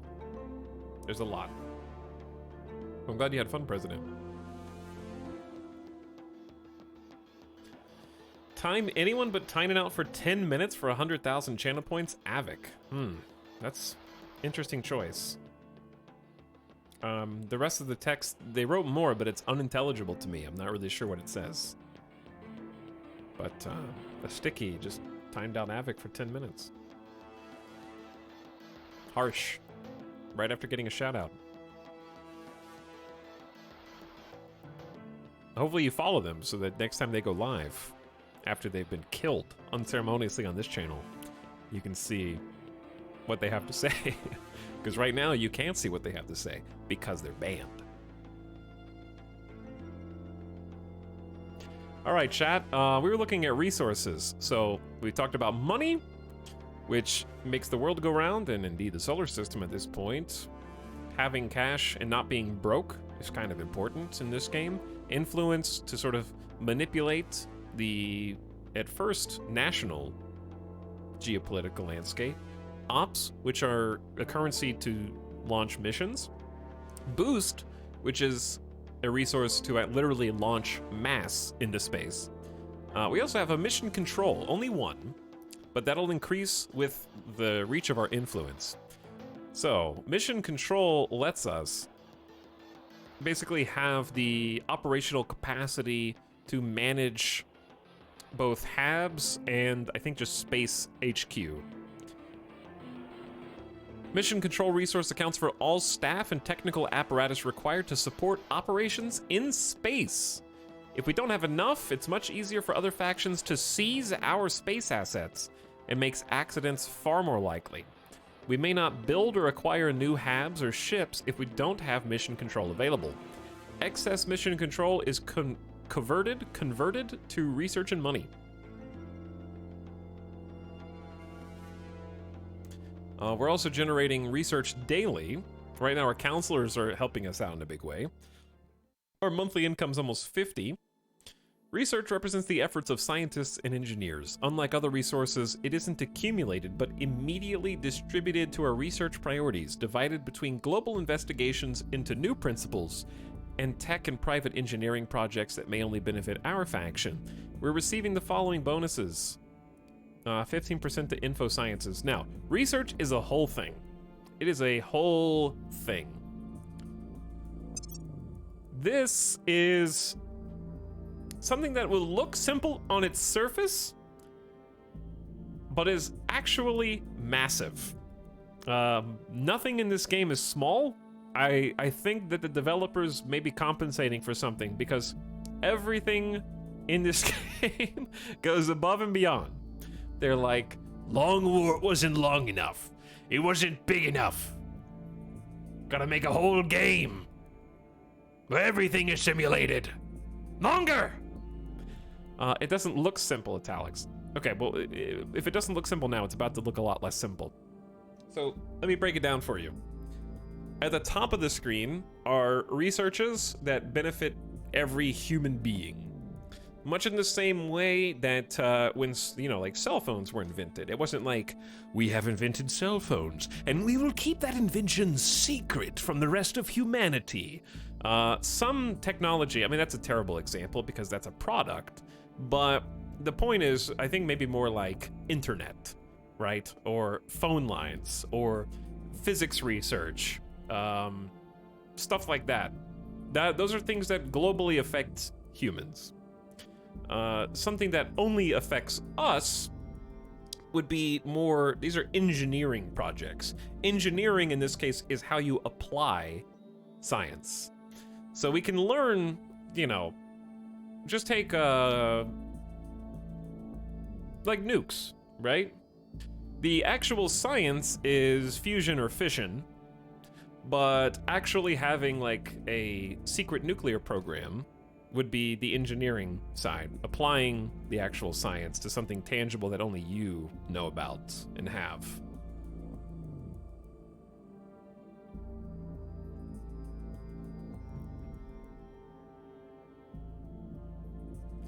Now, it's broken up into 3 different pieces, and the pieces are like full meals. We are not alone. This is the tech tree for considering what aliens' arrival means for human institutions. Skywatch is for aerospace surveillance systems, and Mission to Space is learning how to live and thrive in a vacuum. We can apply as many sciences as we want to any of these trees, and divvy it up however we see fit. Doing so will benefit all of humanity, including our rival factions. However, if we are the people, the faction, the group that is giving the most science to a particular tech tree, we are the ones who get to dictate and decide the direction that that particular tree goes. So we're technically helping everybody, and everybody who puts points into these top 3 will also be helping us by extension. But if we are not the ones leading the charge in a given tree, we're not going to be able to actually steer science and our human endeavors possibly into the vacuum of space in the way that we see fit. So that's kind of the catch. Peepo G menus. Looks like I'm caught up. You sure are. Like world projects in Civ. Kinda, yeah. Now these ones at the bottom are going to be exclusively ours. So we have to sort of weigh where we're putting our science between these overarching umbrellas, many of which will unlock more engineering projects. So we can often sort of research things that are big picture, that help everybody, just so that we can get access to special engineering projects that we can do in secret. So we have to balance how much do we want to spend on just us and advancing ourselves versus possibly letting the umbrella big picture lag behind.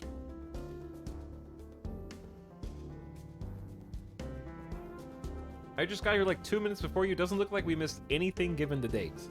Oh, you've missed literally everything. The last full hour of the stream has been, I think, exclusively things that you need to know about this game before starting.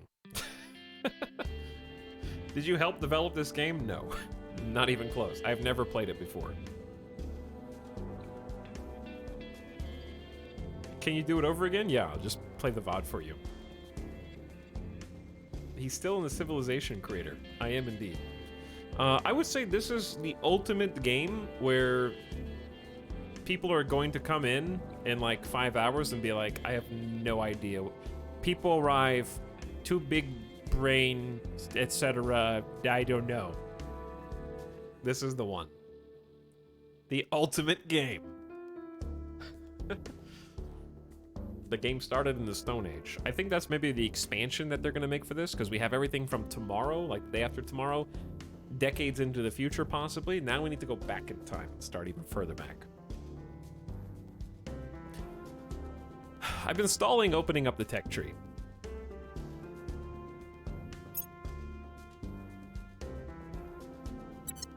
For a reason. Because I don't want to show you. This is the tech tree for We Are Not Alone.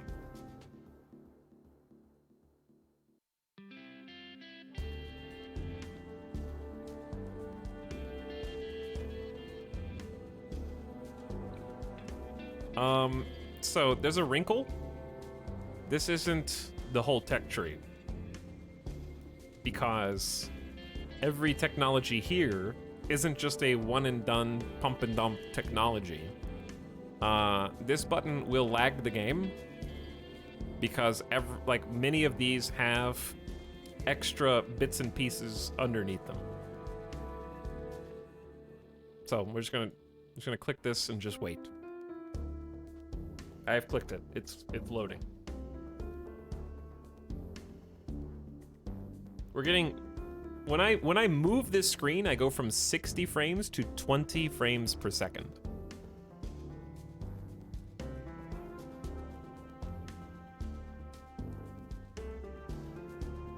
Just FYI. The lines. This is my kind of game. I love this game now. Oh my god. At least there's a search bar. What does it mean? What does it mean? Aliens! Look at the aliens! They're here! What do you even search for? The meaning of life.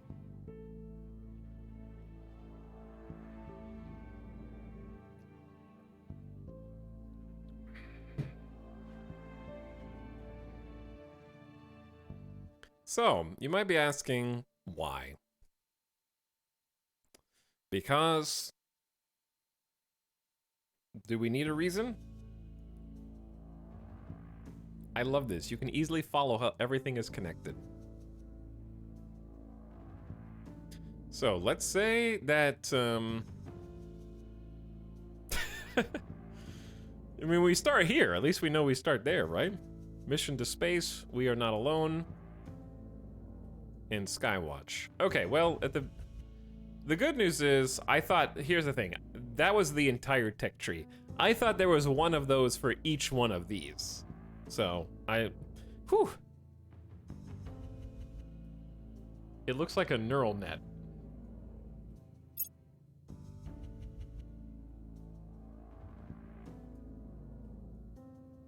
The good news is that when you click on something, it highlights everything that is connected to that thing.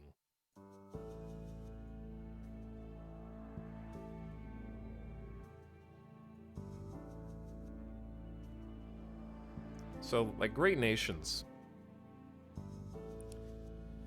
This is a requirement for the following faction projects: United North America, Greater Dominion, African Union, South American Union, Greater Austronesia, the House of Islam, the Greater Caliphate, Pan-Asian Combine, Southeast Asian Alliance, Greater India, Great Europa, Forward Russia, Greater Malaysia. So if you're trying to make an Omega nation, you would want to go down this path and try to bring everybody together under the same banner. Doing so has a lot of benefits. Namely, it helps you manage control points. What a segue. We are currently managing 0 of our cap of 123 control points. This basically represents our successful influence, gaining control and a foothold in different nations as the faction that we're playing as. The more advanced and larger the nation, the more control points it's going to cost in order to exert control over. Exceeding this cap will reduce our influence and make enemy missions targeting our control points much more likely to succeed. We can abandon control points to reduce this cost or increase our cap through research or increasing counselors' administration, command, and persuasion abilities or attributes. So, being able to move different nations under the same union or the same group is going to reduce the cost of your control points because you're creating a conglomerate, basically. So if you want to make Europa and maybe have the EU stop just being kind of an alliance and start actually being a proper singular nation, that's going to reduce the overhead on your control points to control a lot more territory. But there's pros and cons. But that's just one example. We're not going to look at every single... I mean, yes, we are. Well, who am I kidding? Let's look at a few more. Let's at least look at a couple more. So, Skywatch. This is something to make deep space telescopes. Mission to the asteroid lets us possibly go to Jupiter. And then a mission to Saturn. And then a mission to the outer planets. And there's a slew there. That's going to be very important to us if we're trying to Exodus, right? Is figuring out how to get further and further out. Bunch of these are weapons and different things for ship creators. Railguns, lasers, coil guns. Combat, global defense. Also power is hugely important. Antimatter, containment. We can literally unlock genies. Genies, of course, are going to grant us 3 wishes. Be careful what you wish for, though, because when you get the pop-up to make the 3 genie wishes, if you do release the genie on the 3rd wish, you will convert the genie into an alien, and that is how the aliens got here in the first place.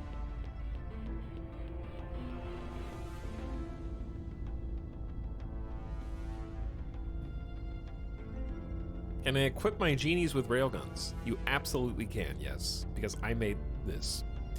But yeah, you can see that there's just a ton of stuff, and the reason why the full tree expands so much is because picking something like this is going to have a bunch of sub-researches underneath it that open up a lot of projects.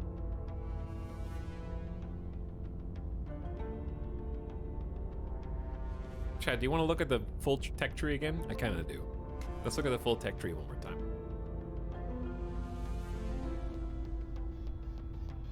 Let's look at the real one. Ah, that's much better.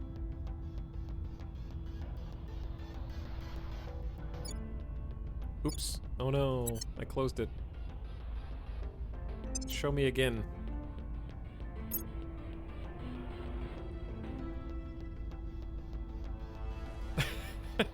I could look at it forever. I could look at it forever and ever. So beautiful. Okay, so like if you see something cool that you like what the hell is a solar steamer? A long-range cargo transports using constant thrust to reduce delivery times of HAB modules launched outside of launch windows by 25%. Ad Astra's requirement for the following global techs: directed space research, orbitals, and settlement HABs. So it does give you some lines and show you what they eventually connect to. So if you know what you're looking for, then you know what you need to research in order to get it. Launch windows. In space, no one can hear you choo-choo. All right, you've seen enough. So that's research. And you can see that we're generating 48 monthly research income, and we need to figure out how we want to spend that. So we'll work on that in a little bit. We talked about control points and exerting influence and how it's going to manipulate different nations. Now, water. People need to drink that. I know that's too complex for chat. Vital for life support and the production of hydrogen, used in propellant in many advanced space propulsion systems. It is rare in the inner solar system, but increasingly abundant beyond the asteroid belt. It is also a source of deuterium, used in nuclear applications. You will need water for basically feeding and giving water to your people in space. So that's going to come from the Earth, primarily, at the beginning. If you live in ISS, for example, or Tiangong, you will need to drink, obviously. Where are the others? There's ISS.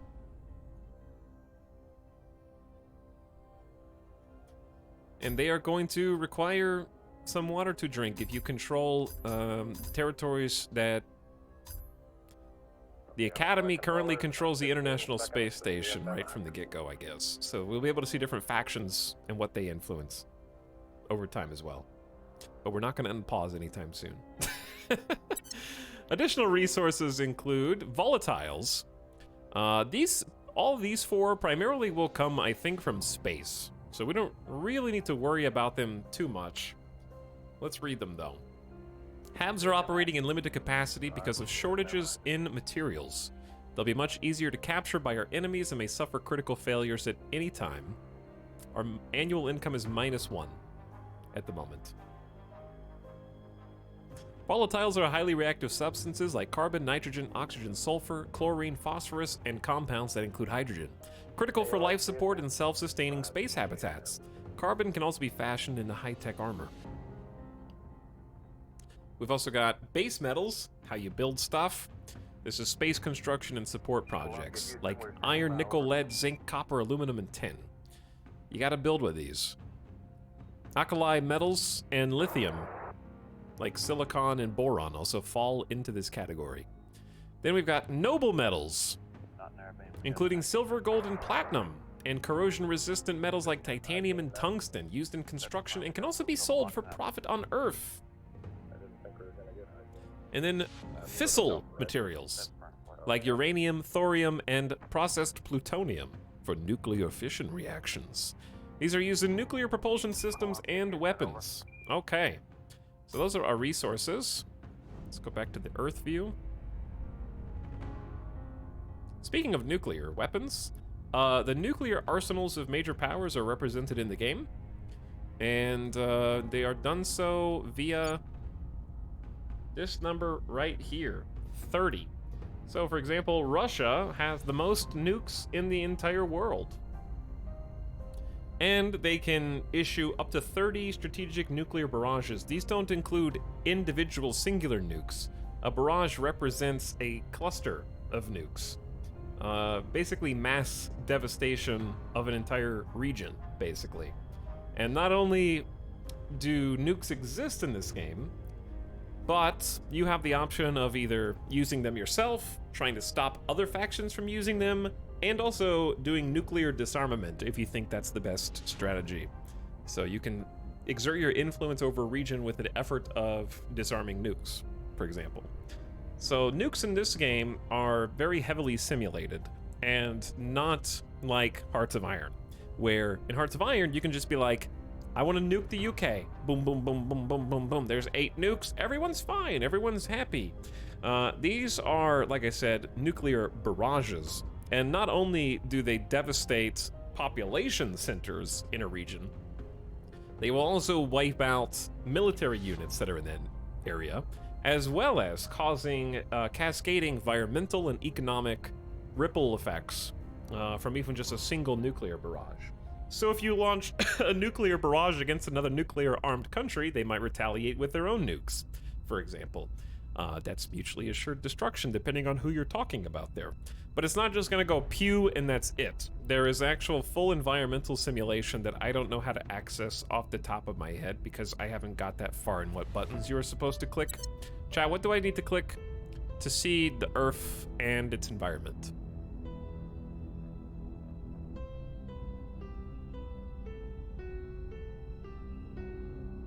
Upper bar, far right.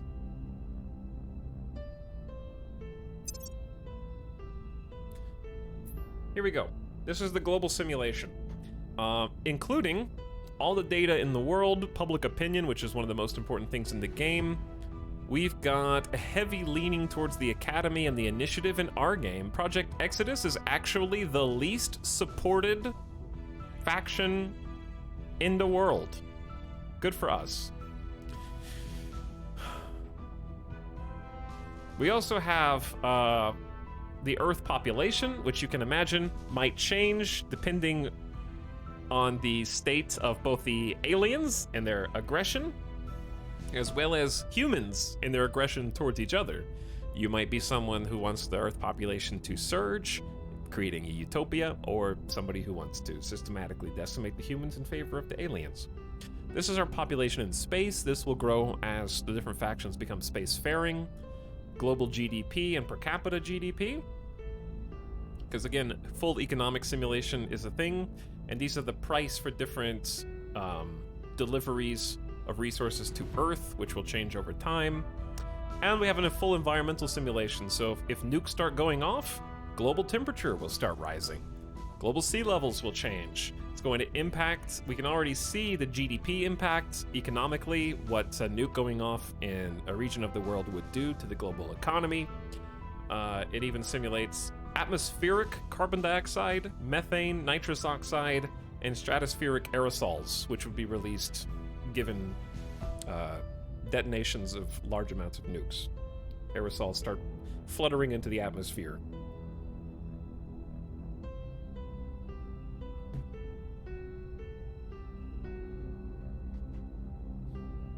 This game is nuts. This is why we haven't unpaused yet.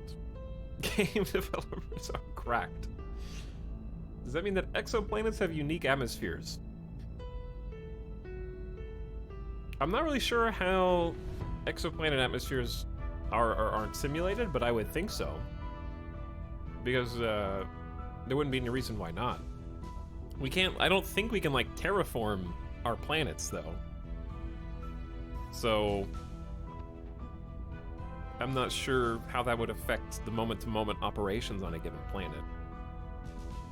But anywho, right now this is all the information that we have on aliens. There was an alien vessel that crashed in Africa, in the Niamey region of Niger. So we have to investigate that. Here are all of, well, there should be more than 6 factions. There should be 8 total. Am I missing a couple?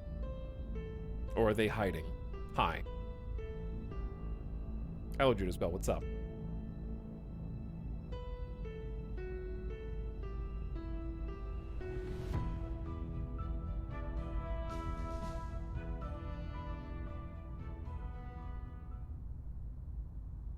There are 7, you're not included. No, there should be 8. Are the aliens... are the aliens their own faction? You and the aliens. Okay. That might make more sense. Solar system intel. Chat, close your eyes. Don't look at this.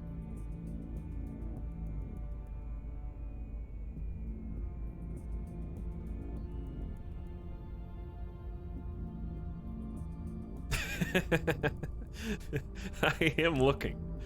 I am looking.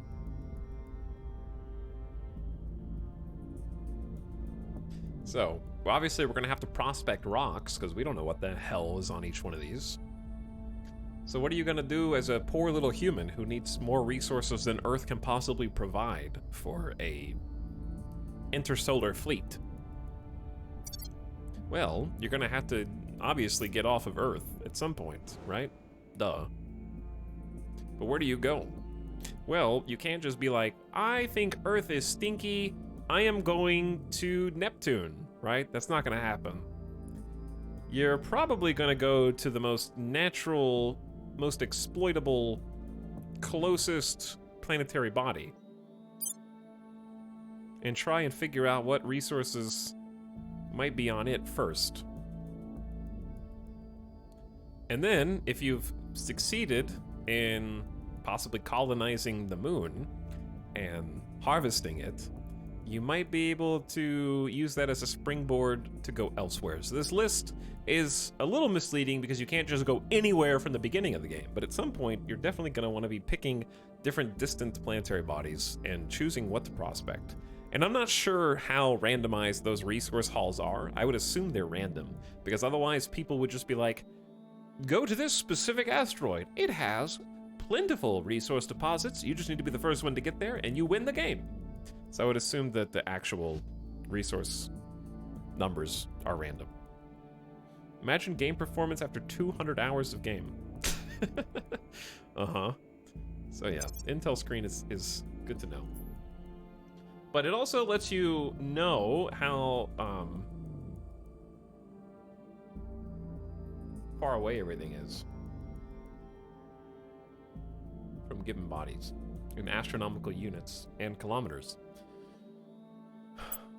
And you can also sort.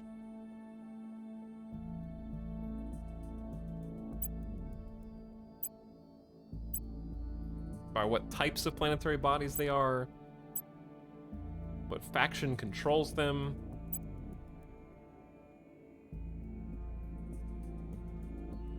Space elevator. And then you can click this button and it'll actually highlight it and go to. So that's really nice. Look, a rock. Big rock. And it is got a big orbit. That's taking a hard turn. Is that the direction it came from or the direction it's going? Space engine got a 4x mod. Basically. Space boulder. But yeah, the Earth launch window is the 20th of May, 2223. So, what, I need to figure out how to, I don't need to know this now, but I'm trying to figure out how to interpret this screen while I'm here. So what does this number represent? Is this just its diameter? I guess that's diameter. It's a 5-kilometer rock.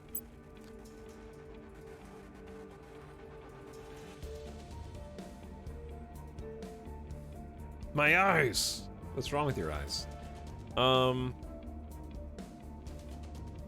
this is just how many astronomical units away from the sun a thing is, right?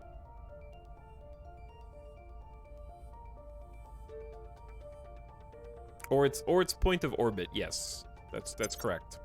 So the things that have like Luna is only 384,400 kilometers from Earth in orbit. I gotcha. So if Earth is 1 astronomical unit away, right? And 3753 Creat, the asteroid, is also 1 astronomical unit away. They might be on completely different sides, but they're the same distance away, which means that eventually this will crash into Earth. I'm just kidding. That's how that works, right?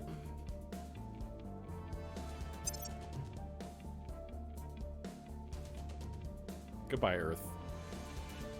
Now, the transfer planner is something we will probably never need to look at in this stream or the next or the next. But yeah, you can pick a point of origin, a destination, how much delta V you want to apply, and its acceleration in millig's. Missing thrust profile selection header, I know. So like, if you wanted the origin to be the Earth, I don't even know how to click these. Select origin around Earth. Low Earth orbit 1. With a destination of the moon in medium lunar orbit. I don't know what a millig's is, because I haven't watched enough Scott Manley. But I do know what a delta V is. Delta V is, I think, whatever all the kids are playing on Steam right now. It's like 1 million players playing Cyberpunk at the same time. It's crazy. I can't believe it's that popular that far after launch. Streamer, slow down, please. My pen writing finger is bleeding. Maybe you should be typing instead. Okay, then there's a whole fleet and ship construction mechanic, which I literally can't show you, but you can hand build ships via the parts that you've researched yourself. Broken down into actual pieces. So we have like a platform core. This is just the ISS. So we have cores, we have solar collectors on the edges, as well as a space science lab. Labs obviously build science, accelerate your research. And this is how you're also going to be building your military fleets. And like I said, hand building your HABs. So we're starting off with just the ability to put stations in orbit that can have like 3, 7, 11 people on it, right? But via the insane research tree we just looked at, as Avic pointed out, there are researchers that require like thousands, tens of thousands of people living in a given place. So you're scaling up over time, possibly over decades in this game. We'll be lucky if we see 2024 today, probably not. Or even 2023 for that matter. But yeah, you're trying to scale up from just having like a dozen people on a single habitat in space to literally colonizing space. And there's aliens trying to possibly kill you at the same time. It runs in real time. On this stream it does. This is the Expanse video game. This game gives me analysis paralysis, like a real board game, Town M. Just like a real board game.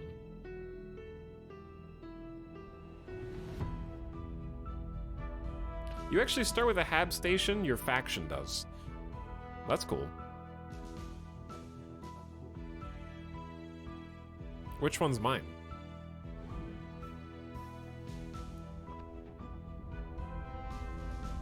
I'm assuming that's why we have 1 out of 1 mission control already. Oh, this is my station. Tiangong. Project Exodus Station. This is us. Okay, all flight controllers, about 15 seconds to CSMAC. That's sick. Oops, that was not the button I wanted to click. It's so tiny. Yeah, because it's just a platform core. We have to like add to it. It's a piece of garbage right now. Okay, all flight controllers, about 15 seconds to CSMAC. Factions may build 2 types of HABs. Stations, which go into an orbit, and bases, which go at a HAB site. Both come in 3 sizes. Stations grow from platforms to orbitals and then to rings. Bases will start as outposts, grow to settlements, and then become colonies. HABs are composed of modules, all have a core. The size of the core determines the size of the HAB. The size of the HAB is how many modules you can have, 4, 12, or 20, and the max size of the modules. They consume power, build sufficient power-generating modules to accommodate the other modules. Modules may be turned off to reduce power consumption, although certain modules must remain on if there is power to support them in the HAB. Modules also have a maintenance cost in space resources, which can be paid with boost and money if space resources aren't available. Some modules also have mission control cost as well. Chat, is starting with my own space station gonna be too big for my brain?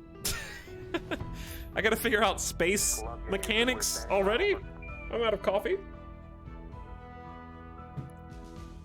Nah. Okay, well, take a look at this. Guess what? We don't have any modules. We haven't researched a single module, so we just have a platform core, which can hold 3 crew. It's 15 tons. Space stuff is very expensive. You're the space faction. Yeah, I know. The early space stuff is quite simple. Okay, good. We are spending, obviously, our monthly mission control to support this. We're spending 2 cash, which is probably representative of a lot more than 2. We have to give it water, so we are going to need to feed some water to it somehow. I assume that will just be deducted normally. And if we don't have water for space, do we have to pay for it? And then it's going to cost us some influence to maintain this orbital station as well. How similar are the various factions? I haven't played this before, not.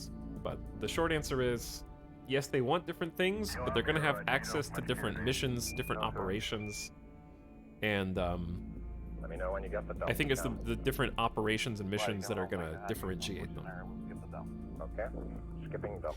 Also, the difference is going to be public opinion, so that's going to be how the world reacts to them and how the aliens react to them.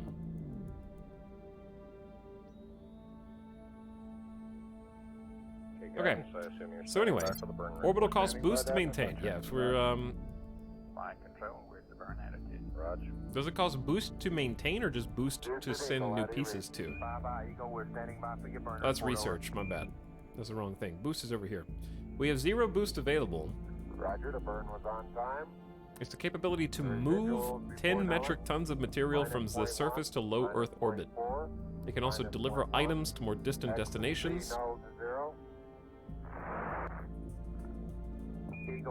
Houston intensifies.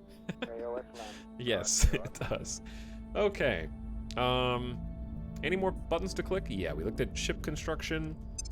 There's the HAB construct, or the total number of HABs. So obviously ISS is going to outclass us by many times. And then assume a list of nations. Yes. All the nations in the game. This will be changing over time, especially as they maybe group up or are eliminated.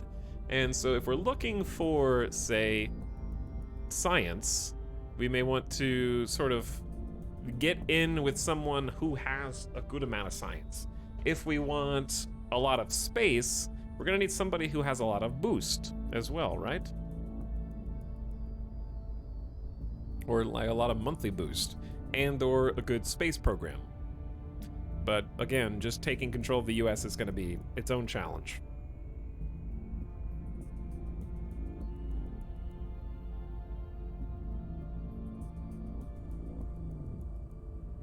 Is this a 0 backseat stream? Well, the thing is about backseating this game is you're kind of like shouting into the void of space. Like, I'll be asking certain questions that are pertinent to things I'm trying to do at that moment, and that's fine. But if someone is just like, hey, just going to research this thing because I think it's cool. I'm just gonna be like, well, I'm not doing that right now. So I guess there's like backseating that is relevant to the thing that's happening on the screen, and like backseating that is like, hey, please divert what you're doing and do the thing that I'm saying right now.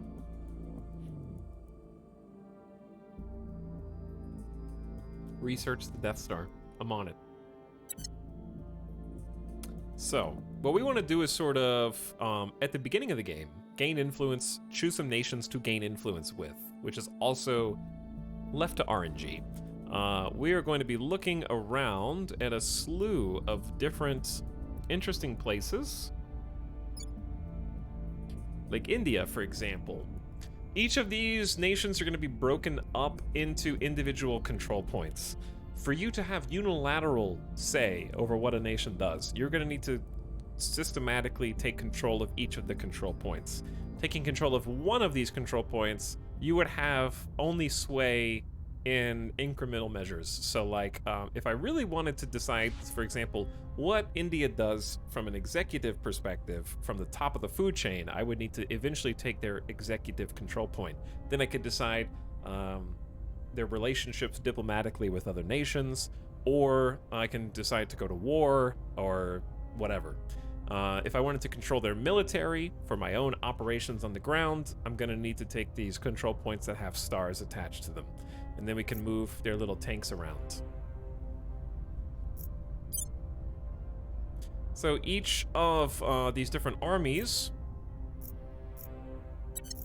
are going to be not really my concern at the beginning. The only one that I think is active is this game is current, and like I said, it's modeled after present day into the future.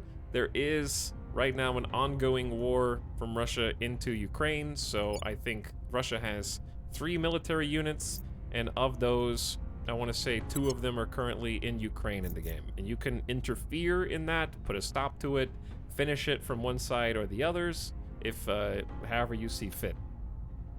Or ignore it, totally. But also, each nation's economy and general level of tech is also represented. So India's GDP is 10.3 billion yearly.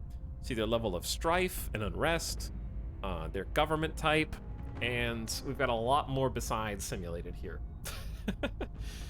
This is their public opinion towards all of the different factions, so we're going to want to find some that are a little bit more, I guess, favorable to us.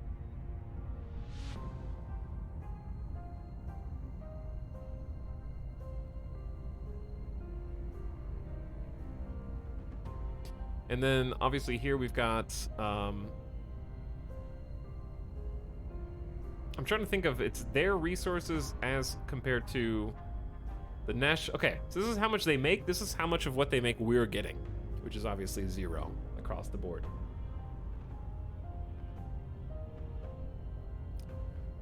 We need a clicker for all the big brain comments that we're gonna get tonight. Ja! What does Denmark's stats look like? Denmark has 2 control points, no armies, and many of the nations don't have armies. And that's by design, because even though they might have like a standing army at home, the armies is representative of, as you can see, like Russia has 3 units. The United States has 1, 2, 3, 4, 5, 6 units because of the sheer quantity of their spending. 3 units in India. So the max they can have is basically 5 at this moment. I don't know if you can make more in the future, but the point is, like, if Russia has 3, then even having 1 would be a lot proportionally to that, for example. I don't know why the UK only has 1. Your army is stinky, I guess, and you only get 1.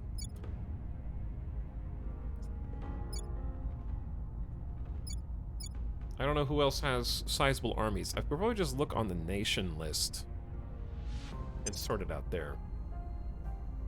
Yeah, we could sort it out like this. So it's actually the United States, then China, then India, then Russia. And there's only a handful that even have 1.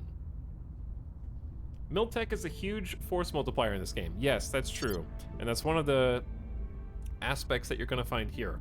So this little number, 4.2 for Germany, represents their nation's military technology, the capability of their armed forces. Each 1/10 of a point in Miltech represents a 10% improvement in combat capability. And then there's math. More investment points in Miltech can raise it. So we can actually take control of nations and force them to pump up their military, or start taking their influence away from military and putting it towards the economy. We could put it towards their overall monthly boost, build their space programs, and much more. So if each 0.1 is 10% higher, let's do some math, okay? Let's compare. The UK is a 4.3, and then they have a navy as well. So navy is represented by its own Miltech. During wartime, a nation must have a higher naval score than its enemies in order to transport troops across the ocean. It'll be shown as blockaded if such movement is prohibited. A nation's naval score is calculated by the number of navies it has attached to armies, multiplied by the nation's military tech score. So military tech score is very, very, very important. So the UK has a 4.3 in both. France has about a 4.3 in both, so they're very evenly matched. Spain has no navy, so they wouldn't be able to, say, invade America or somewhere they had to cross an ocean, but they're about a 4 in Miltech. Portugal's a little lower at a 3.8. And this also shows, again, their nuclear capabilities. So France can field 3 nuclear barrages because they are nuclear armed. The UK can do 2. Italy has 0. Got the Alpine states grouped up here. Germany also has 0, and so on. So different places are going to have different ratings depending on what we're looking at here. Alliances are also represented, yes. So the EU, NATO, all of that is a force in the game. And likewise, you can't convince a nation to declare war on another nation unless you go through the steps necessary to make that happen. So like the United States could, for example, if you were able to influence them, go to war with Cuba, because Cuba is one of their rivals. And if you wanted to go to war with someone, you would have to like make them a rival first and check to see who their allies are. So Cuba's allies are Venezuela. So if the US was allied with Venezuela, we would not be able to go to war with them. And the US has quite an extensive list of allies, as you might imagine. So let's say Brazil. Brazil doesn't exist. They have no allies or rivals. But yes, if you were Brazil and you had no allies, then you could go to war with anybody you wanted down here and just take over South America if you wanted. Can't believe my streamer got political. This is all politics, baby. It's all politics. Okay, so here's what I'm gonna do. I'm gonna take a pee break. I'm gonna go get a drink, go get a snack. We're gonna absorb all the information that we just talked about, because there's a whole lot more. But then we're gonna start actually clicking buttons, hiring council members, and figuring out where we want to start getting our tendrils into the web of politics and geopolitical economics. While also, of course, researching the alien crash sites in Africa. And we're going to be clicking on a lot of nations and trying to figure out where we should strategically start trying to get influence. To do that, we're going to have to send our counselors, I think. Some of this I'm a little fuzzy on. I know we need to have influence, and I think we need to maybe use our counselors. And then once we do that, we can kind of gamble how much influence we want to spend to possibly persuade them. So we're gonna need someone who's a little bit more persuasive hired first. It seems like a 400-hour campaign. That's why I said it's massive, and that we're not gonna unpause for a long time. What nation is he playing? You don't play as a nation, you play as a faction. We're playing as Project Exodus, whose goal is to create the technology necessary to leave our solar system and go to another star. Because we think that the aliens' mere existence and the fact that we know that there are aliens out there means that we've got a target painted on us, and it's only a matter of time before Earth is purged. So that's what our faction goal is getting out of here. You can also take on the factions that are trying to eliminate the aliens and all alien sympathizers. You can become the alien sympathizers and help usher them into a new throne on Earth and try and take out anybody who stands in your way to make it as easy transition of power as possible for them. There's quite a few different ways to play.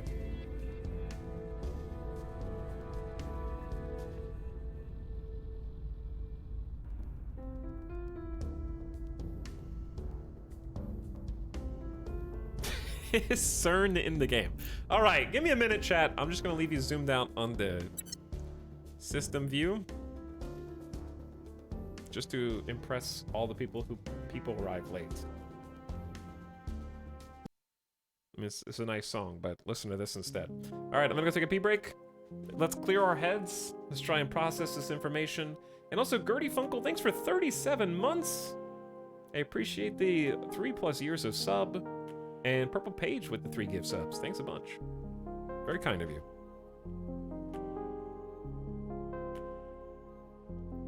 Corn is in the game.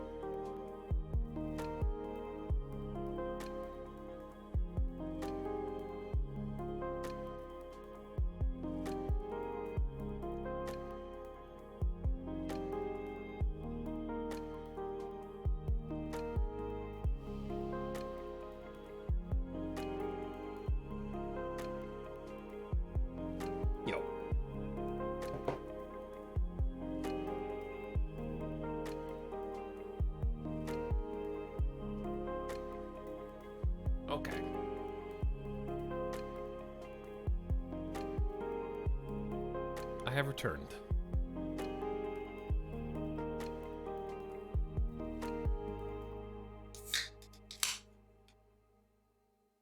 Good timing. Hey. So I realized while I was getting a drink and taking Midas outside, need to find a spot here that's not in a divot. Or am I drinking some caffeinated fizzy water?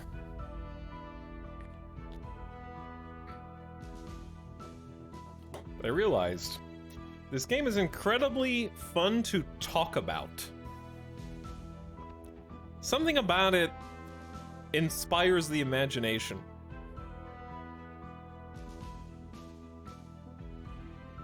There is such a thing as trying to do too much, but also the, like, kid in me who wants anything to be possible in the ultimate video game also is just like, it's fun talking about it. And I think that translates to something that is necessary in a grand strategy game, which is a lot of stuff that happens like in Crusader Kings, right? Crusader Kings obviously has like story events, and there's story events in this game too once you eventually unpause. But you kind of have to, like Dwarf Fortress, we talked about this before, where things happen on screen and it's our job to give them context and sort of seat them into a narrative. And I think that there's so many possible variables in this game that I'm hoping that basically shines through. Because I expect this game to be tedious, but in a good way, where we can sort of fill in the tedium with good stories because there's so many factions, there's so many nations, there's like economic simulations, nukes, space, aliens, changing borders. And we're gonna be able to see something unfold in a way that it won't for other people because there's so many possible variables. I'm sure it's fun to play too. I'm not saying it's not. I'm just saying that any good grand strategy game needs to have the potential for insanity to just naturally occur. And I think that there's so many different systems to consider that that is just all but guaranteed over time.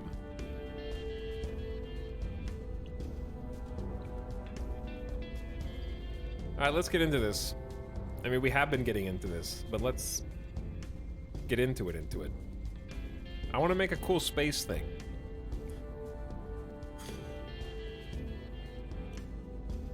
My first goal is probably going to be figuring out how to allocate my counselors. This is for sure my dream game concept, in concept at least. Well, going from just like the granular planetary politics to solar colonization, yeah, that's something I haven't really seen done before proper. Like some games have done something similar, like Dyson Sphere Project, but that's not a political like a grand strategy game, right? That's just like resource harvesting.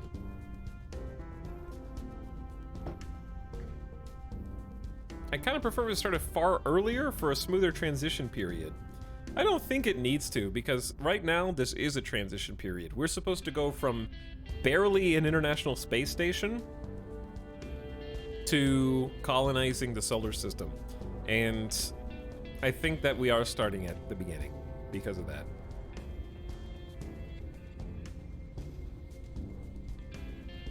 Do you have any first impressions? We've just been pretty much digesting all the systems of the game so far. This is a no unpause stream because I think it is probably the most, at least initially, complex grand strategy game I've seen. So we've just been trying to like turn the gears in our brains. All right, so our council. They're awaiting mission phases, all right? Each one of them can take on various missions. So why don't we just see what's possible first? So our scientist is going to have different missions to our officer in some cases, and sometimes there might be some overlap. We can gain an open control point in a nation. That's going to be the thing that we're starting with. That's what we want to do first, but we need a good persuasion stat for that. So 4 is not considered good. That's just a teeny bit. However, they do give us some influence because they're connected and brazen, so that's good. We can eventually set national policy for a target nation, such as initiating war. You'll select the policy when the mission resolves. You have to have executive control. So executive control, as I mentioned, is... We're just using India as the example again. We have to have this little building, the executive control point. If we control the executive control point, we can make executive mission decisions. Show me my council again. They can advise, providing expertise to a nation or a hab, which is our orbital habs. The counselor's science, command, and administration attributes. You have no command, but you do have good science and some administration. Will improve target's research output, combat capabilities, and financial performance. Additional advising counselors have diminishing stacking benefits. This mission will be resolved almost immediately, okay? We can sabotage projects. If you have, we can target another counselor from a different faction, or a hab with an engineering module to remove progress on a project, so we can affect other factions. Need good espionage. So, like, even though he can do it, just because he has no talent for it means it's something we're probably never going to do with him. So sometimes if you want to play certain missions, you're going to need to recruit counselors that fit the bill. We can steal projects, which also similarly takes espionage, by targeting one of their counselors or their habs with an engineer module. We can acquire science if they're ahead of us in research income. Go to ground. Go into hiding in an Earth region to escape enemy detection and attacks. Contact an identified counselor with from another faction to initiate diplomacy. Okay. Cost us influence. Orbit is move from the surface of Earth to any orbit in the Earth-Luna system, or from the surface of any space body to a station or ship. Undercover trait required to travel to enemy outposts, platforms, and ships. So you can infiltrate them.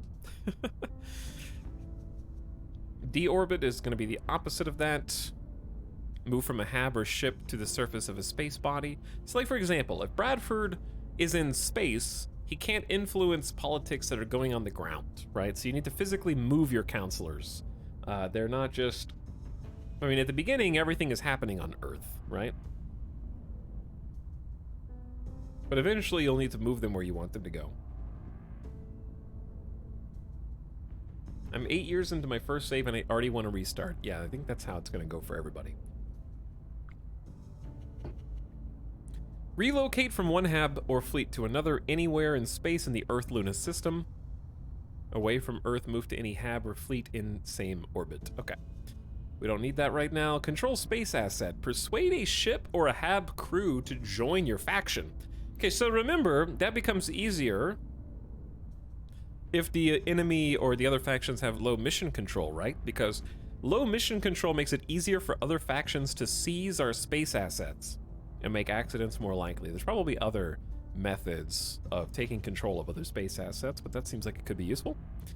Target a site of suspected alien activity to learn more about the aliens' methods and motives. Costs 5 ops. This mission will be resolved at the end of the resolution phase. So we're supposed to do that as our primary objective.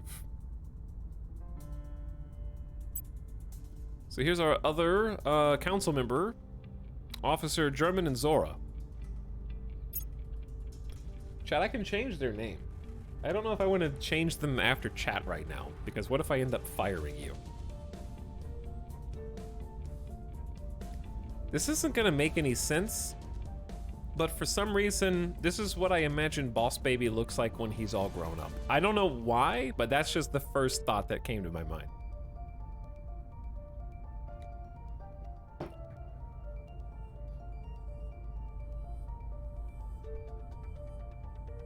That would make it better. What, if we named them after chat and then fired them later? What? You heard him?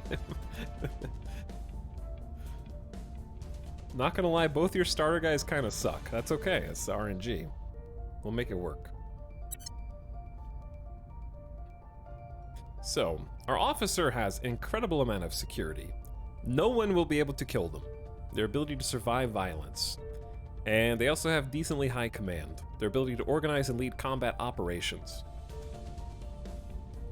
Their traits are government. They are a member of a recognized government with official status. This grants access to orgs not available for other counselors. They're a counselor in the council. Appeals to what we have in common. Extra persuasion in nations. I don't know what that symbol means, but it has to be at least 6. Chat, 6 what? Somebody help me. Etaw would never fire chat. Wouldn't I, though?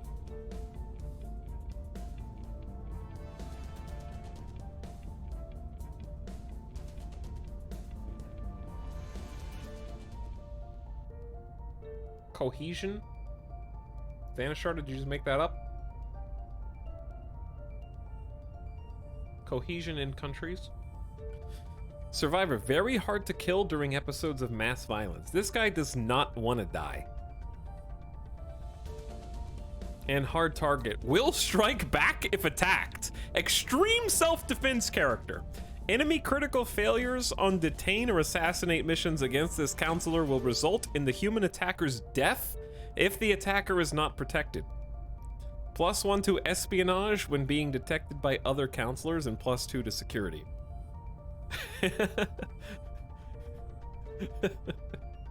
Highly dangerous. He will live. Okay, let me see. I'm not going to read 100% of these because some of them are the same. Control nations the same. We can try to overthrow governments and reset its control points. With a coup d'etat, we can try and initiate coups in nations. Defend our own interests. Fortify our control points in this nation against enemy crackdowns, purges, and coups. Set national... Yeah, we saw that one. Advise is the same. We can also stabilize a nation, reducing unrest, improving the economy, and reducing the chance of the government being overthrown, based on command. So their command's decently high, so command helps us with coups as well as stabilization. Surveilling locations, detecting aliens and counselors in their region and adjacent regions. May also detect hidden alien assets in nearby Earth regions. We can detain other counselors, but it needs a good investigation stat. We can extract friendly counselors who have been detained with good command. We can also improve the loyalty of counselors, making them more resistant to interrogation and attempts to turn them. Because of course that's a mechanic. I'm going to be saying that a lot. Can bring back a turned counselor to our side, based on persuasion. You're not very persuasive. Protect the target. Apply my security or command attribute to protect a target counselor. So you can be the sickest bodyguard ever? Okay. Can prevent the counselor from dying in a failed assault mission. We gotta remember that. Go into hiding. Contact another counselor. Okay. Assault enemy space asset. Lead space marines in an attempt to capture an enemy hab. Requires marines at the counselor's location. Fleets must dock with enemy stations to launch an assault. Stations may drop troops to the surface, and bases may assault nearby hab sites. Requires spare mission control. Also takes command. Okay? We're never gonna do that, but that's badass. Investigate aliens and assault alien assets. Of course they're space marines. Yeah, space marines are just marines in space. It's nothing fancy, okay? That's what happens when, you know, because the Earth is round. When you're, you know how, like, space travel works, right? Where we're sort of just going, we're not going necessarily straight up. We're going in a straight line away from Earth past the atmosphere. Space Marines are the same thing. When their nuclear-powered boats and submarines go fast enough in a straight line, because the Earth is round, they punch through the water and just keep going straight through the atmosphere until they get to Earth's low orbit. And then they become Space Marines.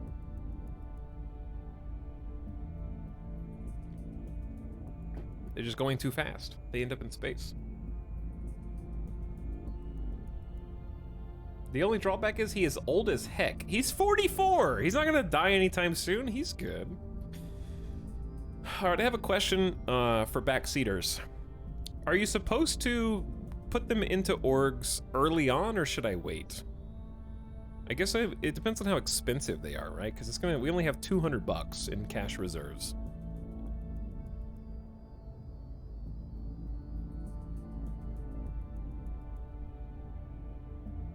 We're still on CK3 life expectancy. He's dying already.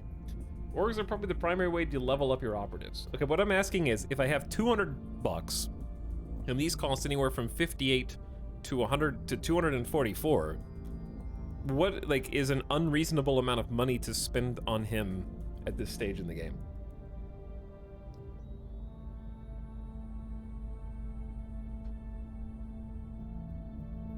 I don't know how much is a lot of money.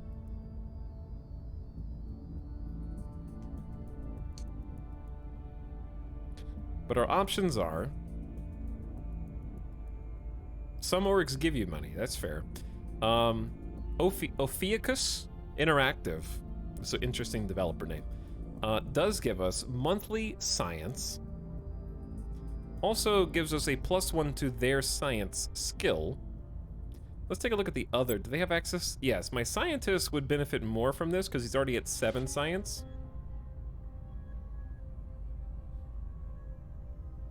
Yeah, I'm not going to spend influence yet. I know that much.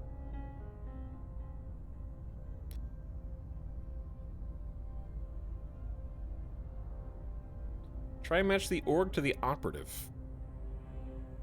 Well, that's what I'm doing, yeah.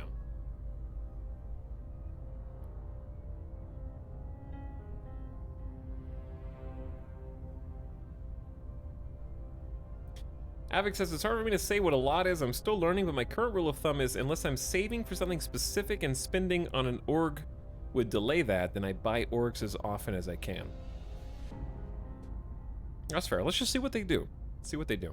So, +13 monthly science income. He's already producing, or research income. He's already producing 16, so that would almost double. He also gets +1 to his science skill. Ability to investigate and analyze phenomena to derive new understandings of the universe. Each point of science increases their research income by 1%, and high science helps defend our interests against alien activity. You're our anti-alien expert. And you get +5% to the information branch of science. Dorado Interactive is more. It is more research income. It also boosts the same things for much cheaper. So this is actually a much better deal at only 58 bucks. And then we have Delphinus, which is a monthly plus income to engineering projects, which I don't know how to spend that yet, because it doesn't have... It's the only one here that doesn't have a resource at the top of the screen. And then the Nemesia Fund. Counselors cannot have the sociopath trait, and you get +3% to welfare. Because you can change the laws and the disposition of each government that you influence and control, and how they influence their nation. And create your own social welfare programs. I don't know if you can turn them into dictators, though. I mean, you can basically just siphon every penny from the economy, I guess, and then take them, wring them out for all they're worth, and that would be effectively the same thing. That's your faction research bonus. What, engineering projects?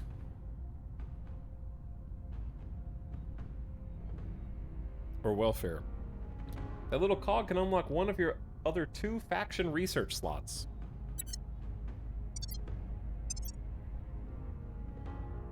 Acquire an org for one of your counselors that grants an engineering project to unlock this additional project capability. Additional project granting orgs will provide bonuses for all of our projects. And then build a module at one of your HABs that grants an engineering project to unlock this third one. Okay, gotcha. So we're gonna have to figure out how to allocate our science as well. That's gonna be, let's not think about that right now. Let's not consider that. So are these factions like secret world controlling cabals? They're like, not yet. Let me set the stage again before we go a little further. I'll repeat what I said before. So basically like, an alien just crash landed on Earth. There is a wreck right now. Is the wreck random? Or does it always land at the same place in each game? Here, it has landed in Niger. So we have to send someone to investigate. But the world knows that UFOs exist. It's random. Okay, cool. Very good feature. Because aliens now exist, a bunch of different thought processes are firing off in the collective human psyche. Our factions represent those grand mindsets. So we're not necessarily like cabals, because we don't have an established base of power, other than I have a single orbital station that can have 3 people in it, right? But other than that, I don't have anything. So we're all in our infancy because we just confirmed the existence of aliens. So we are factions that are talking to governments and being like, hey, by the way, my perspective on the aliens is this, and we're persuading the governments to be like, you know what? You're right. We'll do what you think because everything changes with the knowledge that aliens exist being commonplace. So we're not like an established Illuminati. We're like representative of an idea, and that idea is taking the form of a faction. So we're sort of creating the cabals now. But they don't already exist. Does that make sense? So some governments are going to be like, actually, we should try and fight the aliens and put humanity's interests first above all. And some of them are going to be like, oh my god, aliens exist. They're so much better than us. And some of them will be like, maybe I can make some profit off of these aliens.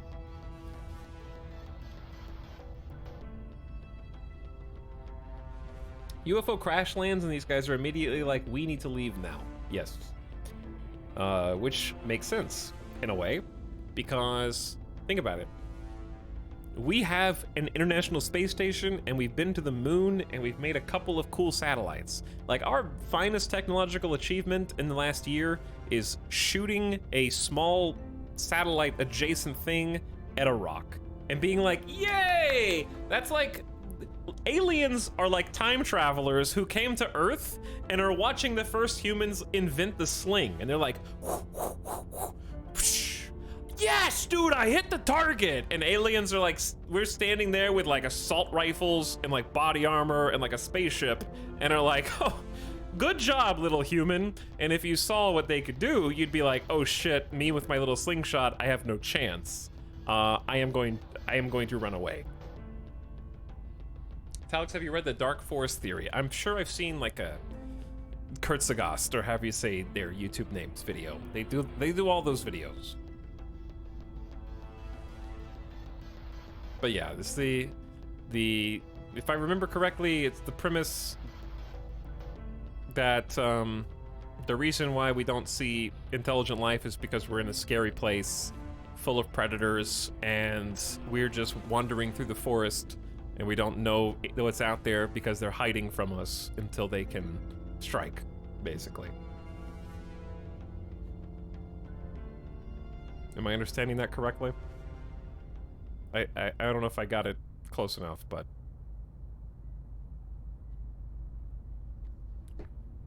And they'll kill you before you can kill them, yeah. So anywho. Oh cool, thank you for that right before bed. You're welcome. Not spooky at all. So, let's look at some different nations. Let's look at some countries. See what's out there. So what we're looking for is someone with a decent space program, and we're not going to be able to just take over their space program. Like, it would be silly to go headlong into trying to take over the United States of America right from the beginning of the game. Both because they have 6 control points, and because we do not have enough control point cap to handle this. How do you tell how much CP? Yeah, how do you tell how much total control point cap an entire nation will take? Because it tells you the sum. These are 27.23 apiece. But I don't know if it tells you the aggregate anywhere on this screen. You may have to add it up. 27 times 6 is too hard. Alright, so like 108, and then 172? I don't know, is that right? I just guessed. Is 27 times 6 172, chat? How close am I? I tried to do quick math. Nobody knows. So anyway, I can only control 123. And then, not only that, but I have to get lucky. Yeah, I have to get really lucky because they have to say yes. So even if I am, like, I have a scientist in Dallas, which is cool, but that doesn't really matter for me. How do I actually see my missions at the bottom of the screen for my counselors? Do I have to click on them here?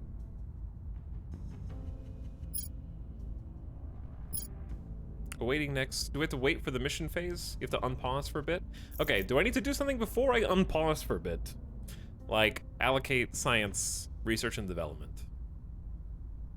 What's the steps to success before unpausing besides tech?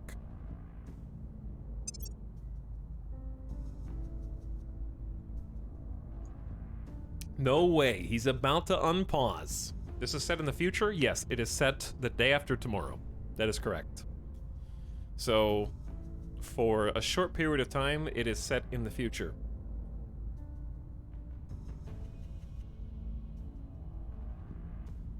So aliens will crash land in Africa the day after tomorrow.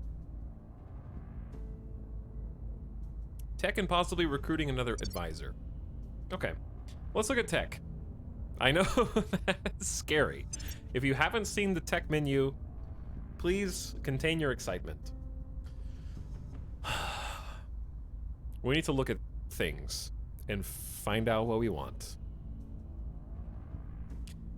Once again, just to refresh, so we have the ability to spend, we're getting 1.6 research daily. It's not a lot, right? If I only have 1 pip in a thing, it's allocating all of my research to that thing. So the number of pips that are full here doesn't matter if it's the only one that has pips filled. So 100% of our science is being allocated here, if I continue down this path. So if I want to split it evenly between everything, there we go, we have 25% in everything. This is also representing 25% in everything. But you can have granular control over, well, it's not granular, but it's a little bit more fine-tuned control over how you spend your resources. So like, if I wanted 50% to go to my personal projects, and then 25% to go to We Are Not Alone in Skywatch, I would do this. We got 50% down here, 25-25. Chunkular. Chat, why am I so bad at all the games I think are cool, so that you have to watch me? It's by design. See, I'm apparently paying developers behind closed doors to keep making games that I can figure out how to play that you don't want to learn how to play, so that you have to watch me. It's all a scam. Streamers are in this together, behind closed doors. Avic, I'm throwing you under the bus.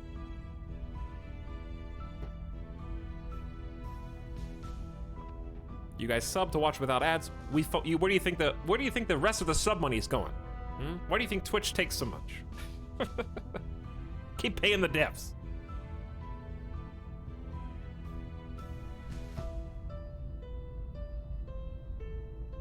Anywho, oh, just a quick recap. The top 3 researches, again, are global, worldwide researches. So, anything that we actually succeed in researching here, here, or here helps everyone, all of humanity.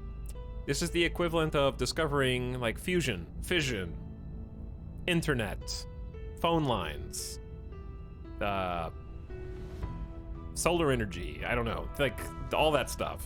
I can only think in terms of power and all that. Applying silicon to computer systems and whatnot. Down here, this is engineering projects. These are how we apply that information. This is things that are personal to us and are not shared with others. So we have to unlock umbrella techs in order for those projects to be usable by us. So just because you discover how to split an atom means that like splitting an atom might be something that the whole world knows about. But turning it into nuclear energy or nukes is applying it to a secret personal project. And that's the difference from the top to the bottom. But the reason you're incentivized to put a bunch of your science in here, you might be thinking, well, why not just wait to let somebody else do it? If I'm helping everybody else, I am one faction, I just want to help myself. Sure, you can put all your points into your own personal projects, but the person who contributes the most science to the top researchers gets to choose which technology it goes to. So I am interested in leaving the solar system, so I'm going to want tech that helps facilitate that. But if somebody else is more interested in staying put and fighting, they're going to be turning those research branches towards their interests instead of mine. So we put research into these, helping everybody, but making sure that we get what we want. Do we get to monetize the shit out of our new tech? Maybe. There's other benefits. Chat, help me out here. What are the other benefits to being the leader in these techs? I remember hearing different bonuses. I assume it increases popular opinion of the faction that researches the things, because you're helping all humans up here. So I think being the one who does it is helping boost your popularity with the average person in different regions, which will make you a little bit easier to stomach when you're trying to influence them. So mission to space could lead to colony ships or a defense fleet. Sort of. All right. If you haven't seen the tech tree, it's time to wrinkle your brain. This is the partial tech tree, and it's our job to sort of figure out what we want to start researching first. Tech tree, people popcorn. Afix says, the more input you put into the research tech, even if you weren't the top, the faster the tech projects unlock for your faction to research directly. Like the engineering projects unlock faster for you?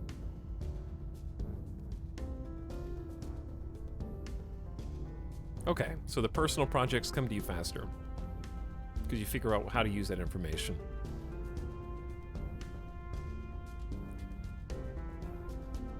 So let's just look at some basics.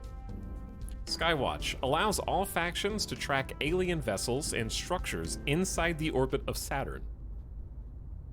Immediately reveals any and all alien vessels and habitats within that detection range. I feel like the only reason this is scary is because of the cross lines. It's not that much bigger than RimWorld. El Dorito, did you see this button? View full tech tree? Please wait just a moment. I've clicked it. It is loading. Okay, here's the actual tech tree.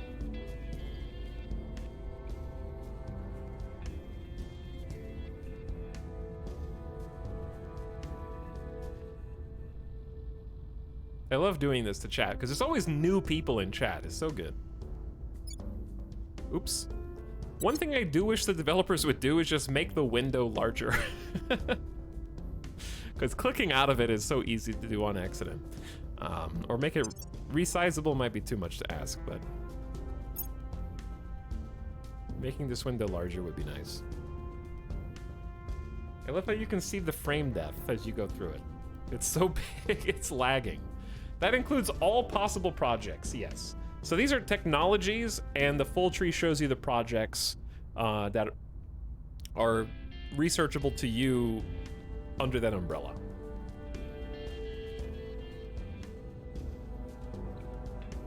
The connecting lines are actually not useless. The thing that you want, it connects to the things that you need in red, and the things in orange that it leads to. You just have to click on things. All right, anywho, what are we gonna start with? Etal, my head hurts. You probably have chronic headaches. So let's see some basics. Skywatch leads to Deep System Skywatch that lets us see anything alien in the solar system. This is a requirement for mission to the outer planets, missions to asteroids, missions to Jupiter, missions to Saturn, and then missions to the outer planets. Allow sending probes to Uranus. Had to be done. And Neptune, and construction of habitats in the far solar system, and sending probes to the Kuiper Belt, so we can find Planet 9. Can we find Planet 9 in this game?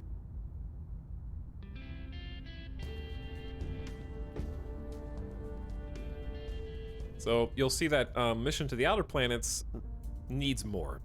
That needs mission to Mars, space research, arrival psychology, extended space survival, space agriculture, and I'm sure there's other things that benefit from it, but you can kind of find the goal and then get some ideas on what to do first. So Skywatch is really, really nice for where are the aliens?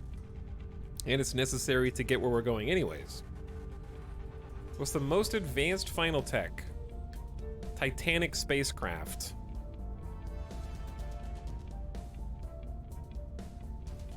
Titans, an interstellar launch facility. And then there's future techs, end-game techs re-rolled to unlock projects for factions, whatever that means. Okay, mission to space is a requirement for a whole bunch of stuff. Arrival law, deep space propulsion concepts, orbital shipbuilding, outpost hubs, space research, and space tourism. There's a lot of stuff.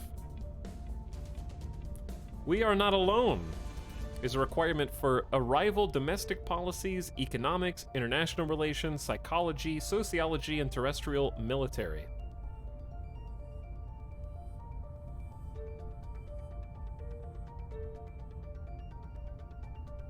And they unlock various projects. And then we have photonic computing down here, which seems like it also unlocks global listening network, civilian photonic computing. Okay. Well, the easiest thing to start with is just for Skywatch, you have to do the basics. Like for any of these, right? Skywatch, mission to space, and we are not alone. Those are the first things in each tree. So I think they have to start there. So we can kind of decide where we want to allocate our points first. You have heard of the tech tree. Behold the tech web. So our choices are, let's see where aliens are inside of the orbit of Saturn. I'm gonna look at the full tree again, because I want to see which ones of these open up different projects.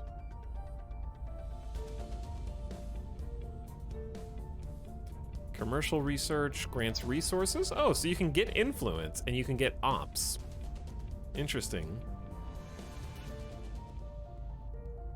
Solid fuel space rockets completed, liquid fuel space rockets completed, and cryogenic fuel space rockets completed. Are there factions that don't start with those?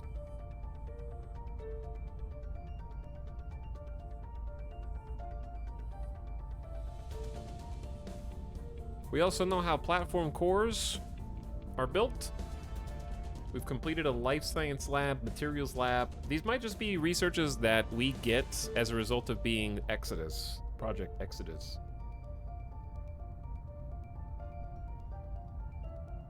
Because we already know a good amount of how to make our own space orbital halves. Okay, mission to space gives us access to a lot. Propulsion, shipbuilding, outpost habs, space tourism. I need to research platform core as a resistance, so probably. That makes sense. And then we are not alone is a requirement for a whole bunch of things, and various faction projects like publicizing the alien threat or creating clandestine cells. Okay, so the main thing that we're looking for... How do you tell at a glance if something is an op?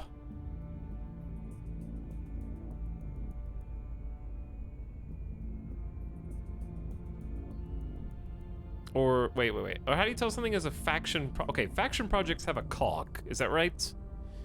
Anything that doesn't have a cog is a global research? Is that right?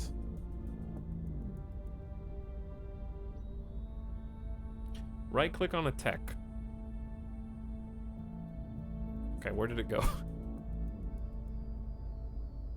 Oh, it only shows that path. Oh, okay. How do you go back?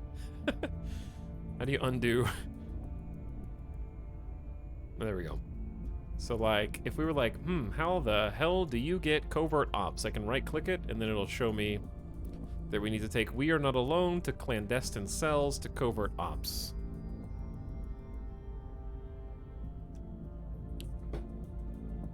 Very neat. Good tip.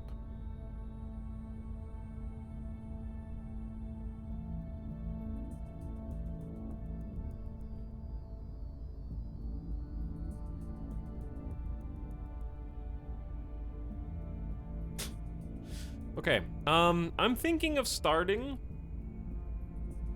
with just putting most of our points into Skywatch. I don't think that that's super controversial. Because if we're trying to exit the stars to get away from the aliens, we need to know where the aliens are.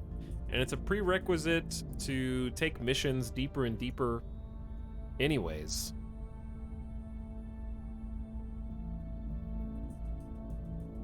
And get out of here. So that seems very easy and basic. We're gonna need a lot. Let me go back to regular tree. Yeah, it's mission to the outer planets. We're gonna want, of course, to, like, leave. But we can get things that help us along the way.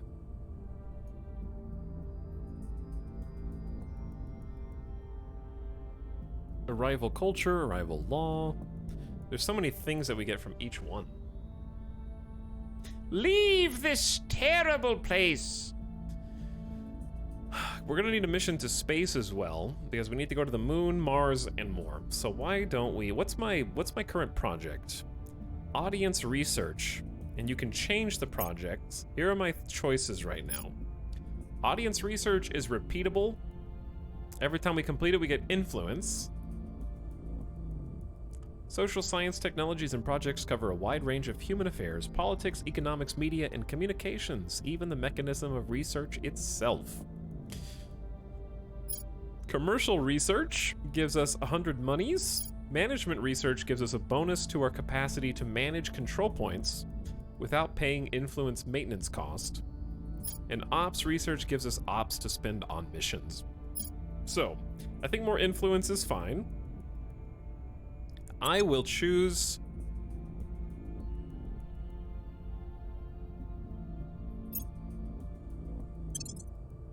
to spend... I don't know if I want to spend 50% on just getting influence. Let's spend 1 pip on influence. Let's spend 2 pips on Skywatch so we can figure out where the aliens are.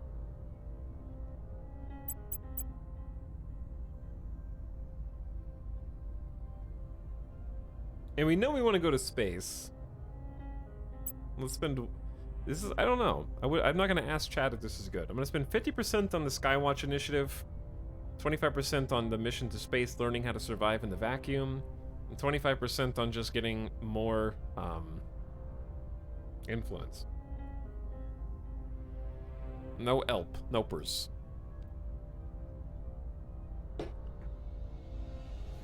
Where are you, aliens? We're playing Exodus Autonomy.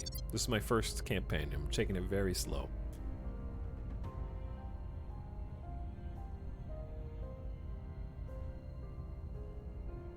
Okay, let's look at the council again and possibly hire someone else, or at least see who's available to hire. The trick is we want someone with good persuasion, and the highest persuasion is 5. So I'm not sure how I feel about that. These don't seem like good choices to me. Who's your buddy on your right shoulder? I guess I need to move, huh?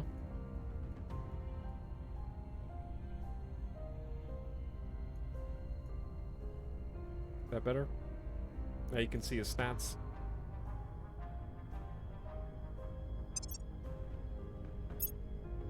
Okay, so these guys each cost 30 influence. That person looks very familiar somehow. Where have I seen this person before?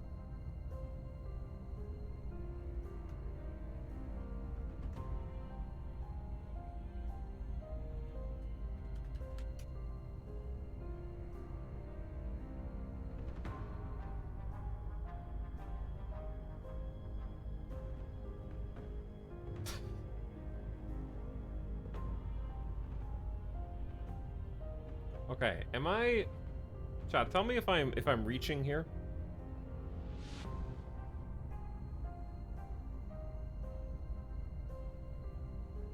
This might be reaching.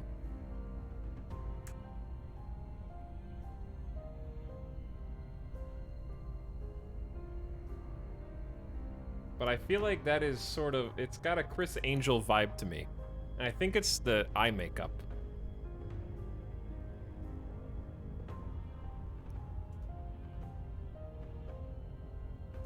And the hair. I can see it. Okay, so I'm not crazy. Let's roll with that. Let's see what they do. They're tech mogul. They'll join us in Germany. They're affluent, make some money income, streetwise, skilled at navigating the dark corners of his or her home nation. +1 to espionage when being detected by other counselors, +1 to line of code, and +1 to other line of code. Famous. Broadly known among elites and the public, monthly income of 9 influence. -4 to espionage when detected by other counselors. Your espionage is 3, so that might be a problem. Quick study. Is cheaper to pick up new skills. Apocalyptic. Believes the end of humanity is nigh and wishes others to do so. Okay, we gotta figure out what this means. +1 persuasion to... Global cooldown B, nuclear weapons used. Early access, by the way.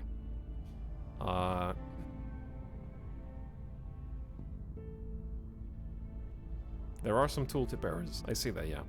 I'm wondering if that... when that helps.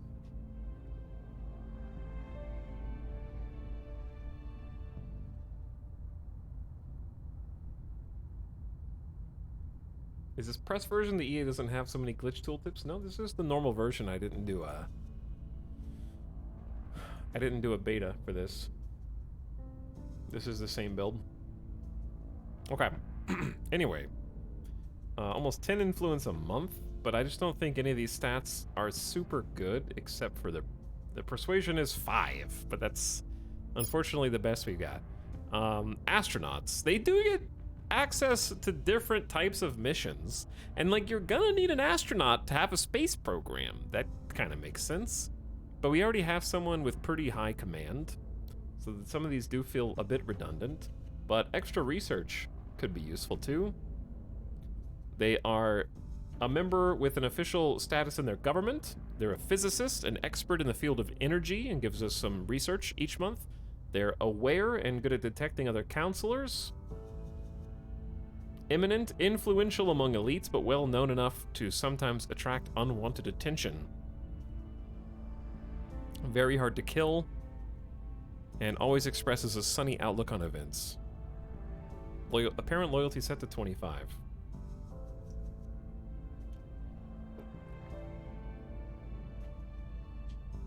Okay, they can do astronaut-related... like missions like assault enemy space assets or control them. Improve the loyalty of another counselor. Sabotage hab modules. Recruiting counselors too angry to die. I'm thinking about either recruiting this person. My question, though, is how often do candidates refresh? Because it's got to be one of these two.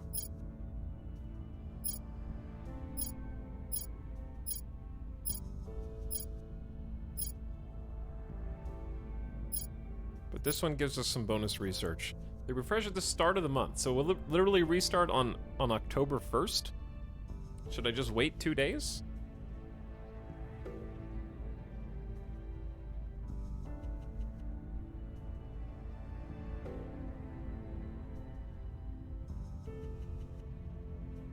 They refresh like monthly, and each turn is a week for the first year. Yeah, and there's like 2-week objectives.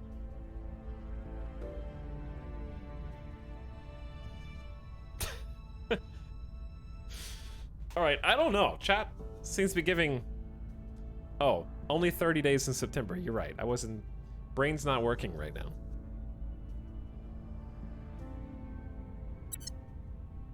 In like 1 day. Wait, no, in 1 second. Oh, it's 11:59 p.m. and 59 seconds.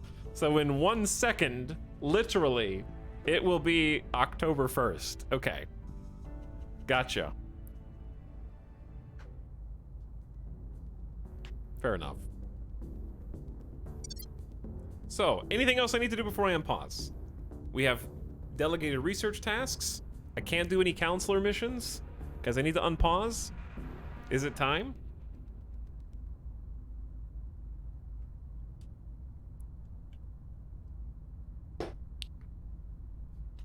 Does this second seem longer than most seconds to anyone else?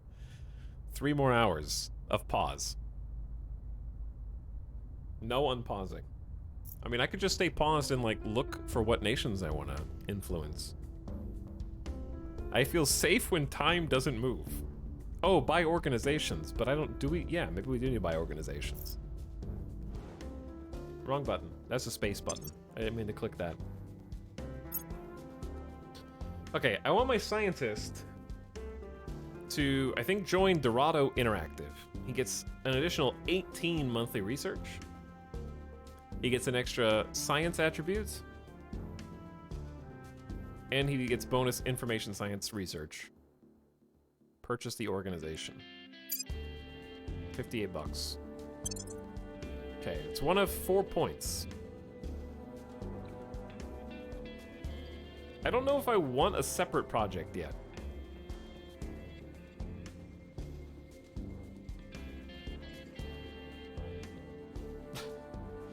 Keep it paused and you'll never lose. It's very true.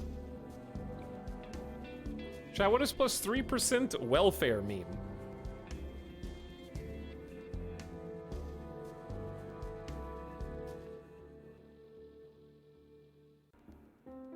Does plus 3% welfare do anything when inflation is plus 12%? Welfare is a nation priority you can invest in.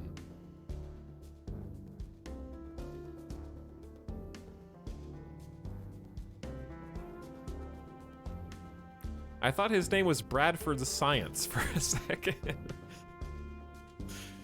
Who says it isn't? Is this all you do in this game? Yeah. Yeah, all I do in this game is answer chat members who aren't following the channel, who've only been here for 5 minutes. Whose account was created 12 days ago. Pretty much all I do.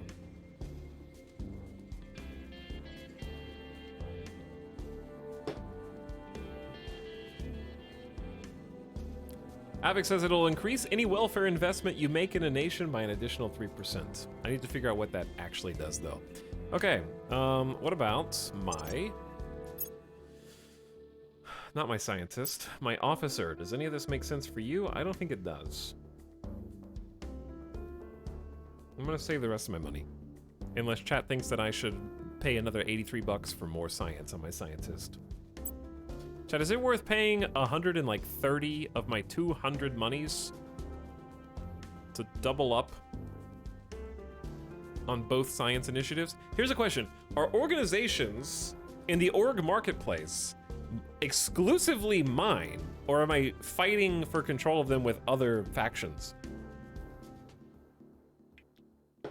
I would love to see a heavily edited playthrough of this game with segments after long pauses explaining why the player is doing what they are doing after deliberating for hours off screen. Here's the problem. It'll take just as long. Like, for someone to watch a playthrough of this, the player is going to have to pause and be like, okay, so I just started influencing China. The way that I did that was, I went and I hired a counselor, and the counselor has this much persuasion, and I get to use influence, and they're just gonna pause and have to explain it to you anyways. Like, it's not gonna just magically make sense if you go faster. You're just gonna be like, I don't know what's happening.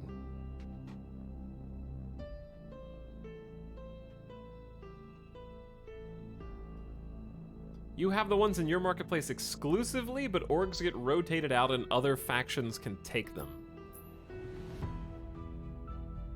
You can also steal them from enemy agents or trade them through diplomacy. Then I'm just gonna go ahead and get this one too. Okay, so he's got 2 out of 4. He's got, once these are purchased, hopefully, we should be getting an extra, like 31 research per month. He'll be boosted like a level 9 scientist, and I can also sell it back to the marketplace. There we go.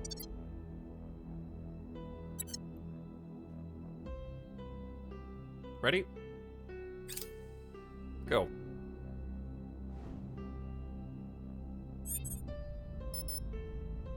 German and Zora says Russia has an open control point with a good boost in income. Let's target it to support our space program. So now I have assignments. I wasn't ready. You should have been ready.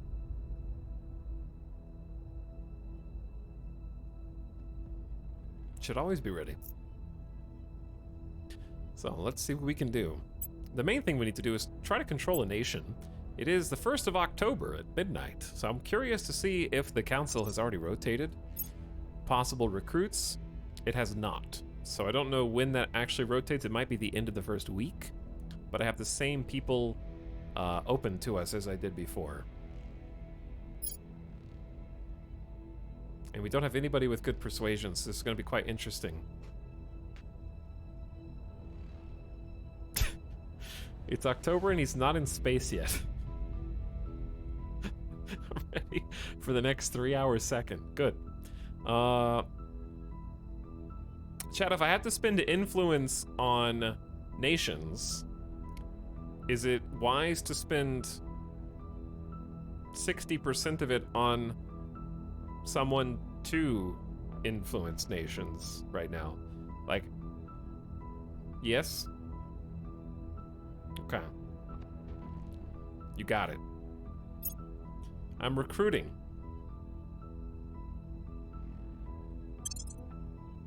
Welcome, Jianyi. If I'm saying that anywhere remotely correct, I'll do my best. I picked you because of the science per month, and I feel like having an astronaut on Project Exodus is something that probably makes sense. They're also... they have a couple of other perks. They're a member of the Chinese government, I think?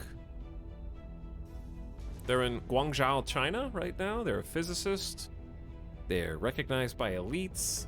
Sometimes attracts too much attention. They're good at detecting other counselors. They're hard to kill, and they're very loyal. I was just thinking about getting this game. Is it good? Just started watching. I just started playing. I've only played 1 second of this game so far, Kanjar. Because I've been figuring out how to play it and explain it for the last 3 hours or so.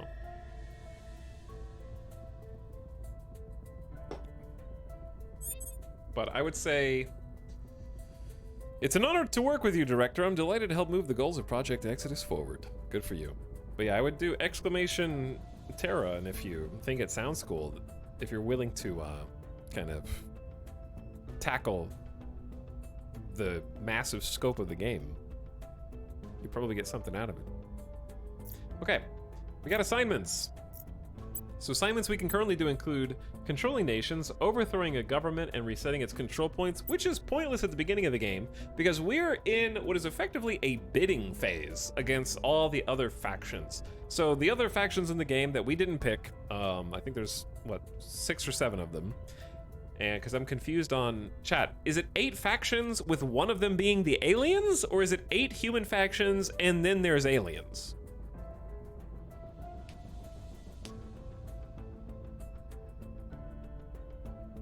It's 8 including the aliens. Okay, so there's at least 6 other human factions.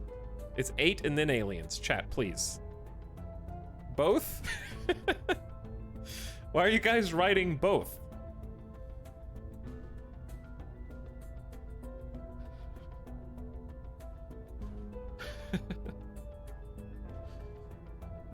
Okay, I'm gonna believe the people who say there's 8 aliens. 7 aliens and 1 human. Oh, I hate all of you. Okay. Anyways, we're in basically a bidding phase where none of the nation's control points are currently controlled by any faction as far as I know, with a few possible faction-specific exceptions that I am not privy to. So these bubbles up here represent how many control points each of the different nations in the world have. Okay? And it's our goal to pick nations that align with our principles and ideals that might be able to help us figure out how we want to achieve those goals, and basically get them on our side, one by one. Hopefully, ultimately controlling entire nations by controlling all their control points, so that we can bend them to our will. In this case, the will is trying to exit Earth and go to a different star. So nobody controls anything right now. So anything that we don't put our points towards is open to the other human factions putting their counselors whispering in the ear, Grima Wormtongue style, okay? We have to be the ones who make King Theoden see the truth. You have to be Gandalf. Okay, there's my Lord of the Rings reference for this stream. I had to get it out.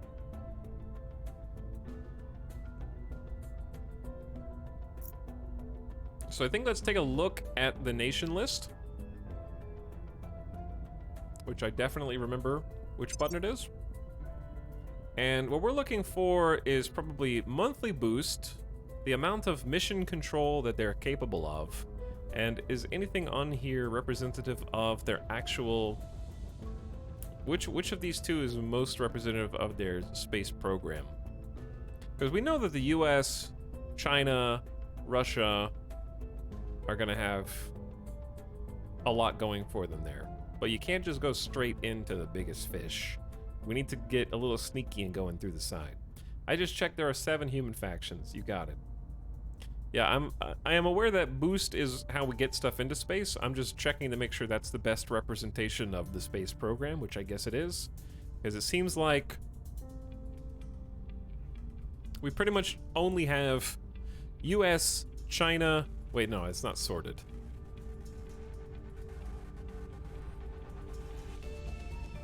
How about...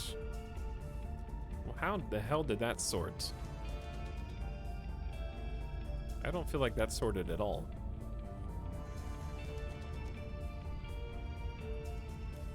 Why does Russia have 0.73 and they're number 1? I don't know. Kazakhstan actually has 2.5. Kazakhstan has a really good launcher.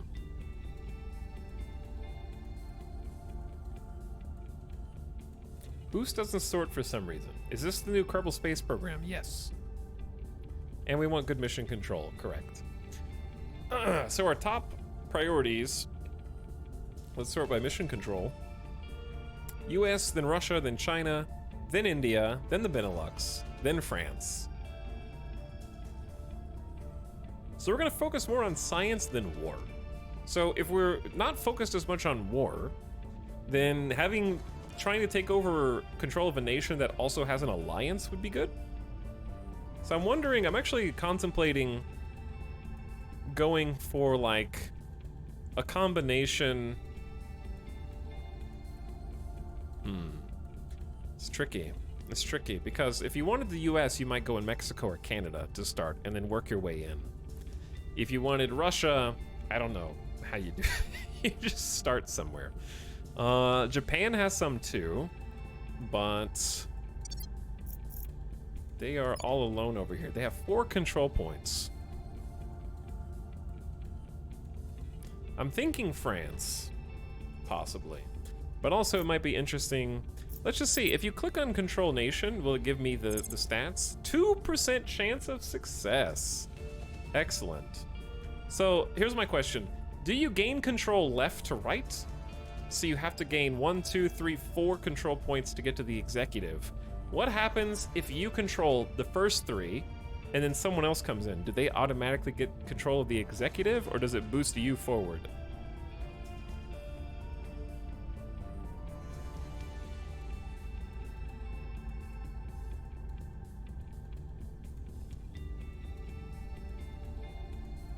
Yes, to get the executive, you must have one of the other points.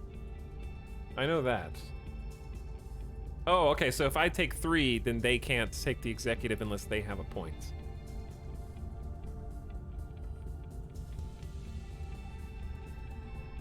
Okay, that makes sense. They'd have to have at least 1. Fair enough. So, even though it's only a 2% chance of success to influence, we can spend more influence, of which we only have 20 right now, to try to increase our chances of success. But the more advanced and economically sort of strong nations, like obviously Japan is one of the most well put together nations from tech level, army tech level, GDP, everything is chill, scientific is 137, I assume that's pretty high. So even with our only 16 influence is like, we barely even acknowledge your existence, right? So that's not gonna be where we wanna start. However, South Korea has a 2% success chance. I mean, a 4%, that's twice as high, so we can get up to 17 with all of our influence. North Korea has a 66% chance, and we don't even have to spend any influence, but also we can change who we're sending on this particular mission. How do I change which counselor I am sending? At your service. So now we have a same, even with a 5 persuasion, we still have a 66% chance. They have nukes. They do have nukes. They're only a 2.8 on Miltech.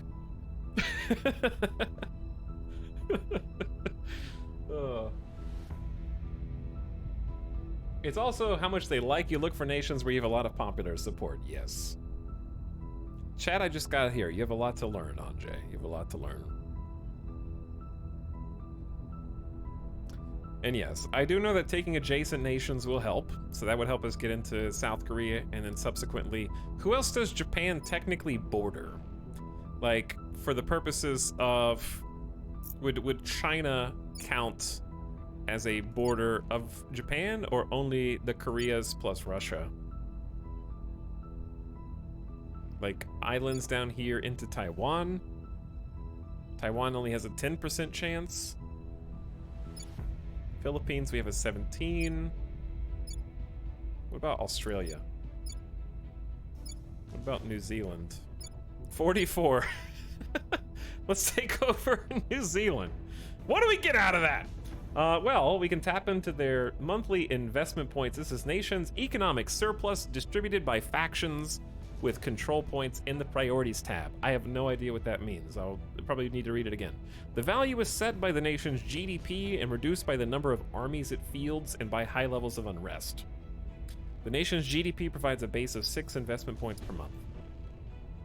Its economic surplus can be distributed by factions in the priorities tab. Okay, here's the priority. Oh, yeah. This is how you exert control over nations that you have influence with.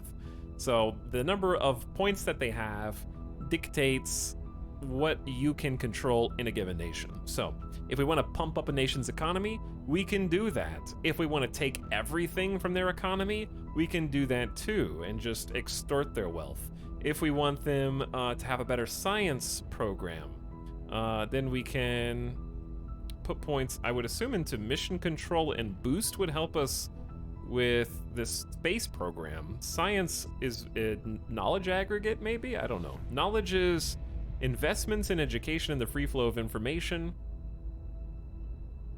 Not really sure how that actually helps chat make people dumber. But yeah, there's a lot of balances. Please no ruin my weekend. What, you want this game now? Do you want this game now? These guys love the Resistance and the Academy. Chad, I kind of want to go with North Korea. But, okay. Oh. Chad, I drink this entire water and too much coffee. I need the fastest streamer pee break you've ever seen. Give me 65 seconds, go.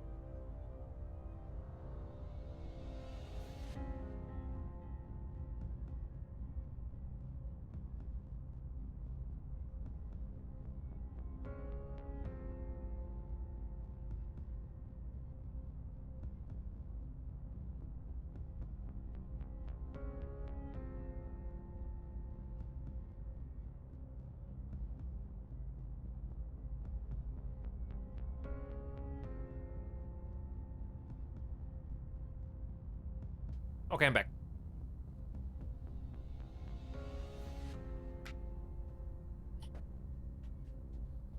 I even washed my hands.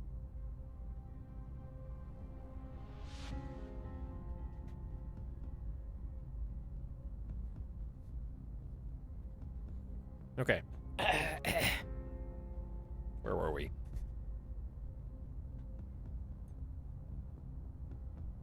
If we look at nations, is there a way to sort by their support of a given faction? Sorting by investment points might be fun. I know these numbers are tiny. So China has a massive economic surplus. Then the United States, then Japan. So for just economic surplus reasons, I really like this idea of going the Koreas into Japan somehow. That sounds like a fun game. France would also be fun. They have a good amount. But that's why we have so many different possibilities, and the game is going to be different every time we play. Chad, I'm going to start rating games based on how much fun I can have in them before unpausing the game. It's going to be my new reviewer. Like, how much fun can I have in a game without playing it?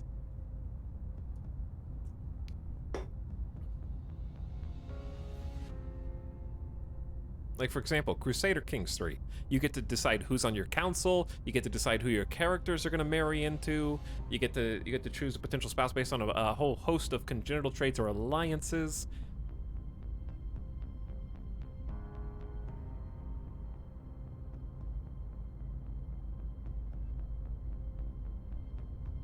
This is basically the quintessential Etalyx stream. Yeah, no, this game was made for me.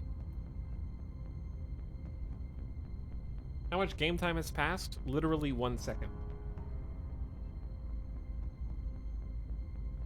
This is a 1 second gameplay channel.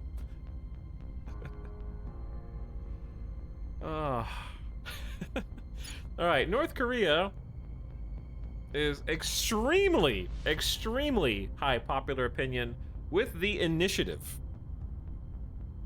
Which the Initiative, as you may remember, is the faction that is trying to exploit the alien situation for the maximum amount of power and profit. They don't have any interest in Project Exodus. So that makes sense. And we have a 66% chance of exerting control there without spending any influence. If I want to spend all 16, I have a 90% chance. They only have a single control point. So this represents not only control over all of North Korea, this is their government, their executive branch, as well as their army, which having an army in this game is fairly hard to come by. And they have one entire strategic nuclear barrage. We can whisper in their ear. Now, their tech level is only industrial age, 2.8, which is fairly low on the global scale. So that army isn't the most powerful. But they also are neighboring South Korea.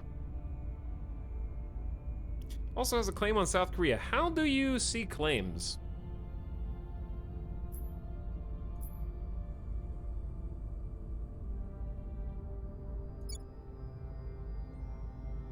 It's just the one in red. Do they have claims on each other?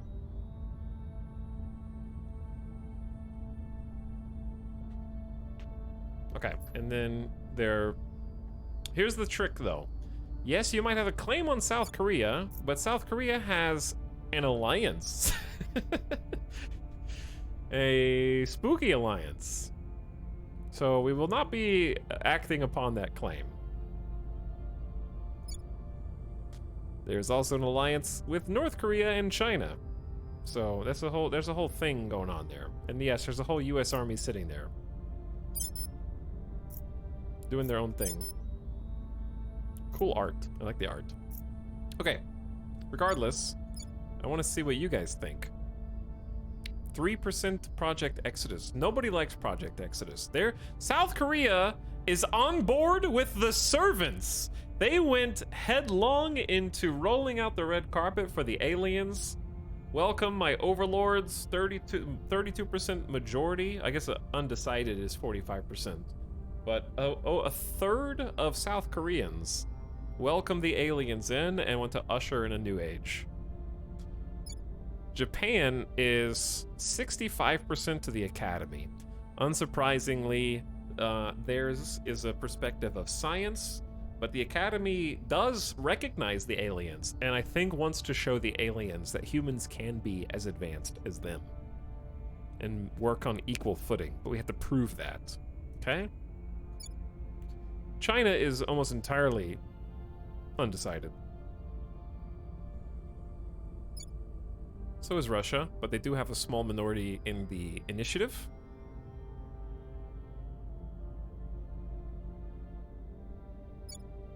Mongolia, very undecided, 21%. A lot of academy in this. A lot of academy. What does like Australia think? Oh, tons of academy. What does New Zealand think? Tons of academy. Everybody wants to be equal to the aliens. 24, not very much resistance going on this planet.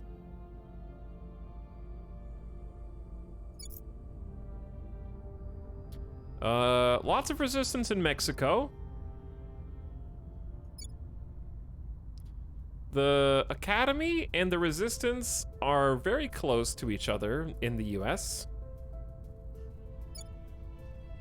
Tons of academy. Dude, Canada wants to be equal to the aliens. Who else should we check? Maybe India?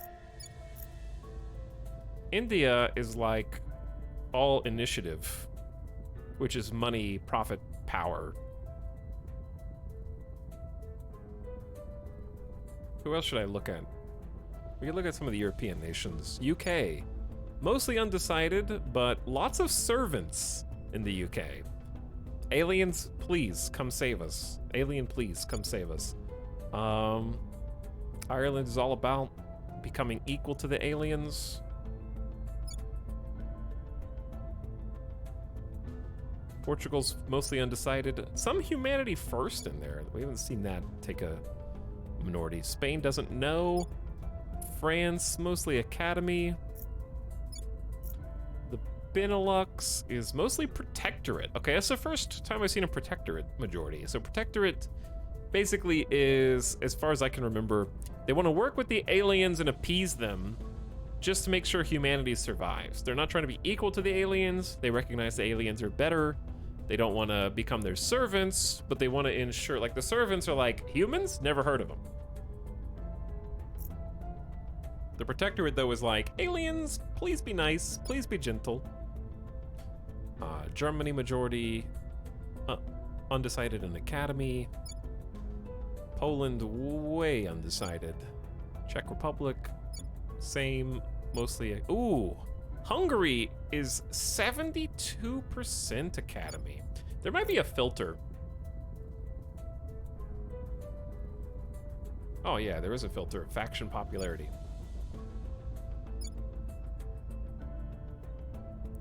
So, we could just sort by this to find out who likes us. Chad, why does it says 44%? 44% towards us?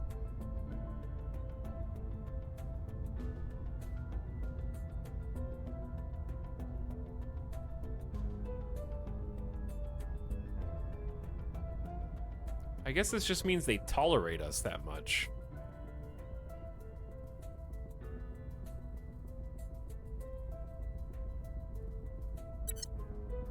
Oh. It's showing you the percents for the control mission. Okay.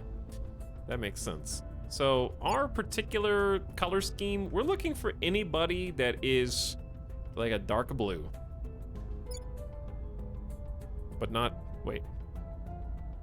The resistance is dark blue. We're orange. We're yellow. Sorry, we're yellow. So we're looking for yellow. I don't know what I'm looking at. This is...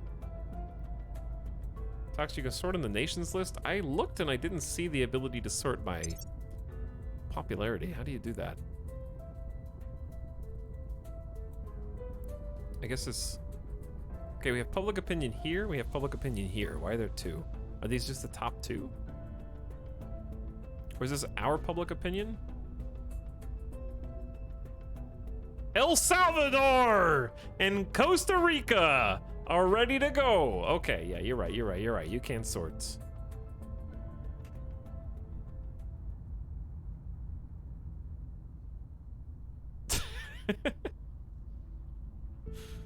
We're going to Latin America.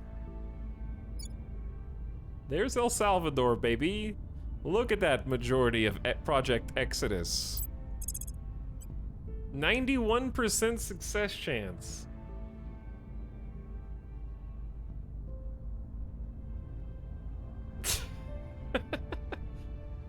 Do I really want to send one of my agents there? Oh, I don't think that's gonna be so good. That's so funny, though.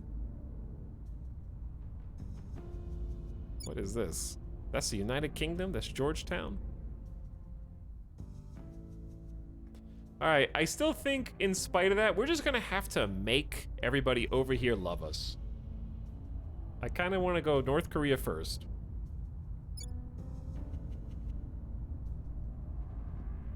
I don't know if it matters who I send.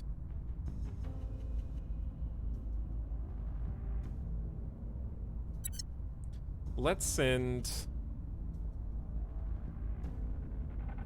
You know what? I don't think this matters at all. But for RP purposes, I'm gonna send Jian Yi because he's from China. North Korea has an alliance with China. And, oh dear God. And Jian Yi is technically a recognized government official in China, which for our purposes I think is strictly RP, but I don't know if that will help our odds at all, but I'm gonna try. Okay, so you try and control there. I'm gonna spend 80% success chance, chat. Every time you spend an influence, the cost doubles to go another point. So 2 is the best, like 1 is the best deal. I think 80, I'm gonna spend 2 influence to get an 80% chance, okay? Send it. Bringing them on board.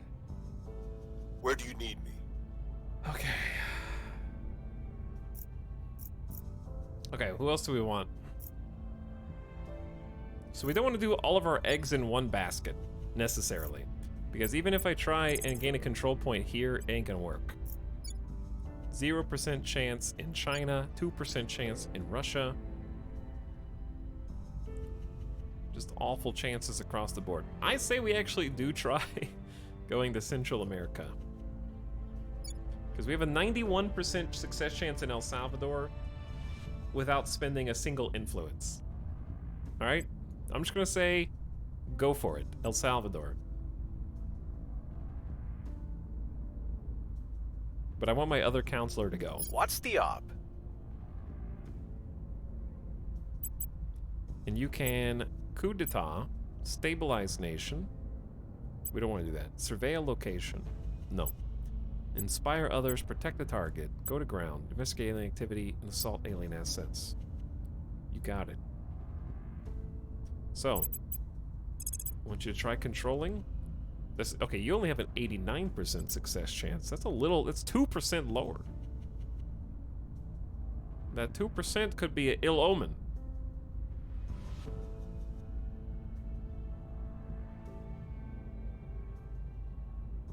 Who else, besides them, was on the list? Let me see.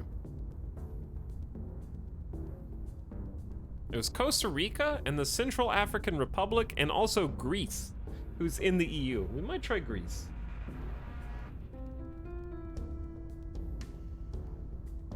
Greece has a ton of science.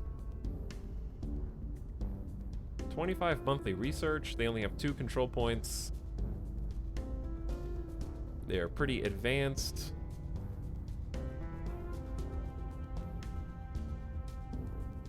I wish clicking... Oh, you can click on them to... you have to click on the right. There we go. Alright, hello Greece. You guys are getting quite a bit of science. And you have a reasonable amount of excess economic surplus.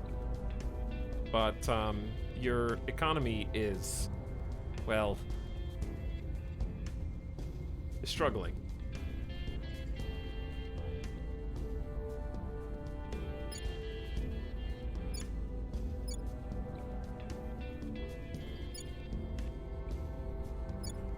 Who's got the best? Also, yeah, we're gonna need some money at some point. France actually makes a pretty good amount of cash. They're 4th in the world. So trying to move into France would be very smart. But there's only a 4% success chance. So we would have to really, really spend. Portugal has a 27, and we can boost that to a 74 with all of our influence. That might be worth it. And then we can claw our way through Portugal, because they have pretty good science as well, pretty good research. And they're in the European Union. Okay, so we already sent someone to North Korea.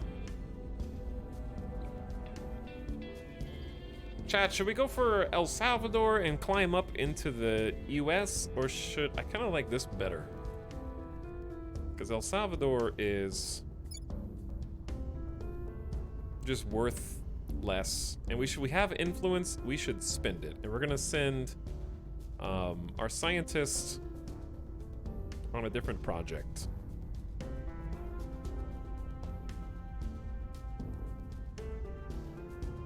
Is Etal a VTuber now? Sure.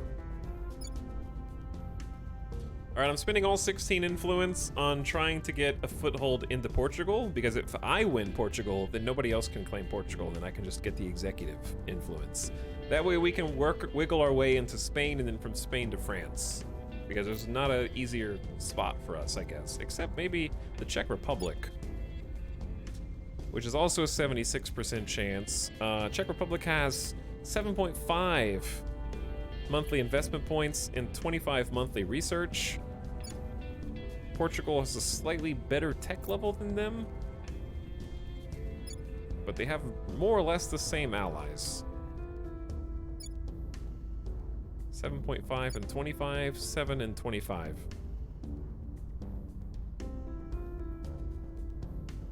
Chat, Czech Republic or Portugal? Czech Republic is peoples are advanced. A nation's education value is scored based on the average years of schooling of a citizen in the nation. Nations with higher education scores produce more research and are more resistant to extreme propaganda, but gain less cohesion from the unity priority. So we can actually target a low education area, and we can probably propagandize them towards the Project Exodus path. I don't know what cohesion is. I'm just going to read this. Homogeneous. Cohesion in this nation will change by 0.1 per month until it reaches a rest value of 10. If it's at 0, unrest rises. Cohesion represents the level of unity or conflict among the people. This includes cultural, ideological, ethnic, and religious similarities and differences. High values describe a unified society that brooks little deviation or dissent. Middle values represent a diverse society that has both internal conflict and a healthy creative counterculture. Middle to low values represent a high degree of political polarization. And the lowest values mean the nation's peoples are fragmented or even tribal. High values keep unrest in check and increase the nation's ability to resist occupation, while middle values provide a bonus to national research production, representing a robust if messy marketplace of ideas. Low values rapidly increase unrest. Cohesion is lowered by high inequality, anocracy, having lots of regions or a large population, destruction of armies, and a large difference between public opinion and the ideology of control point owners. Okay, so cohesion goes down if the people don't believe in your ideology. Got it. Cohesion is increased by wars, near-peer rivalries, autocracy, and the unity priority. So basically, you increase cohesion by uniting your people from a nationalist perspective against their neighbors. Democracy pulls it toward a middle value. You can also, of course, prioritize unity to increase cohesion.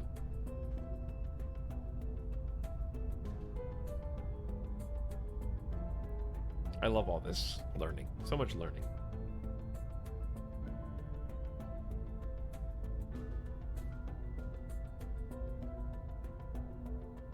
I don't know. I just got here.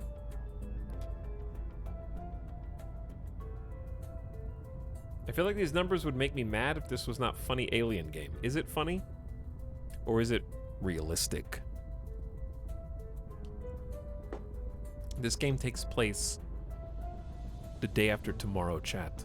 Aliens are getting ready to crash land now. I think I'm gonna go for Portugal, spend all of my influence, and just hope for the best. And if that fails, this is probably not a good idea. Go for it. Taking control. Okay, and then finally, Bradford Spence is my chief scientist who has joined 2 organizations now. We boosted their science skill to 9. They're producing 50 research a month for us and also giving us some influence.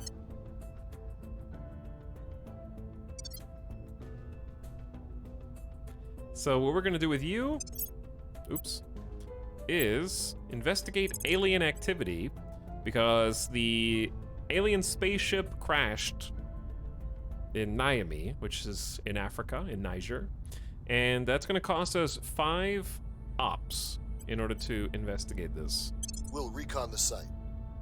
Confirm assignments. Check. Okay, we good? Let's go.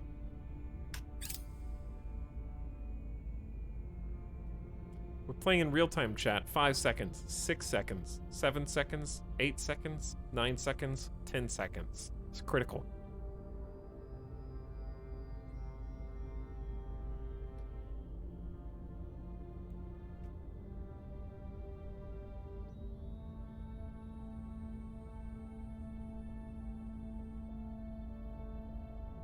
We've already increased the amount of gameplay by 300%.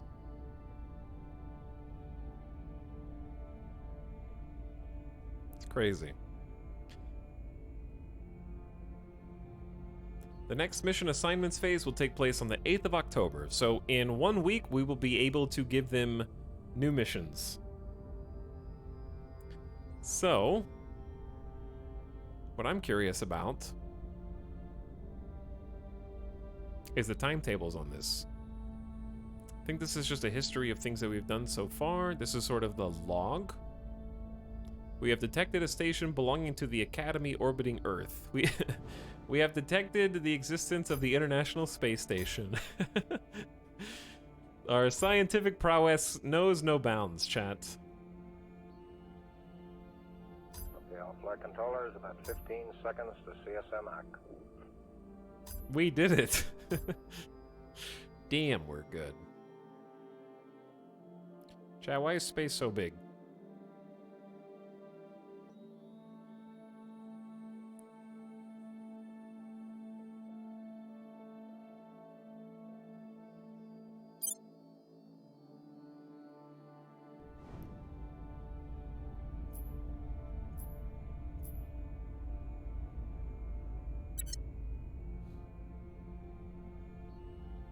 I was here. Space isn't big, we're just really small. Is that true? Oh, dude. I'm going to the Expanse world.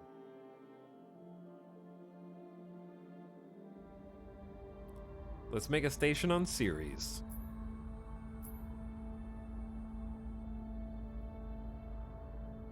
So, Ceres has got, is 3 pips on a thing the most? Like, what's the maximum amount of resources? 3 water pips, 1 for volatiles. I need to learn all these icons. Base metals, noble metals, and then fissils. Beltaloda. Wellwalla. Chat, what does Kopang mean? Okay. Stop looking at me, counselor. He said the thing. I did say the thing. Oh no, time's going way too fast. I want to do this. I want to play this at 1 time speed.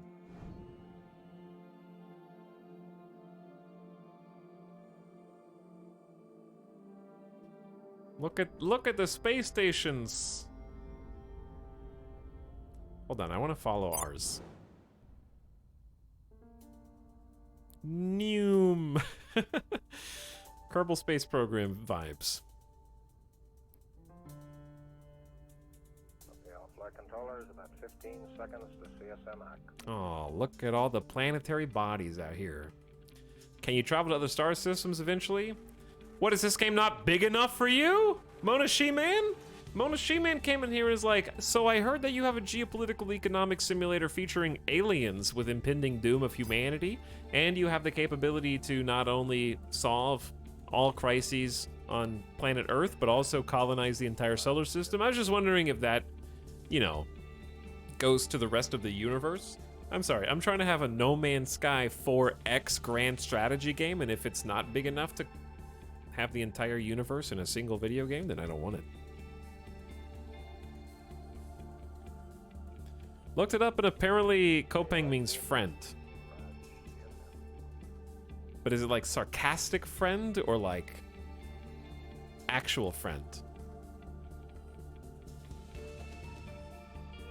Well, I know that we're playing as the Exodus, Project Exodus, which our whole goal is to leave this solar system and go to a different star.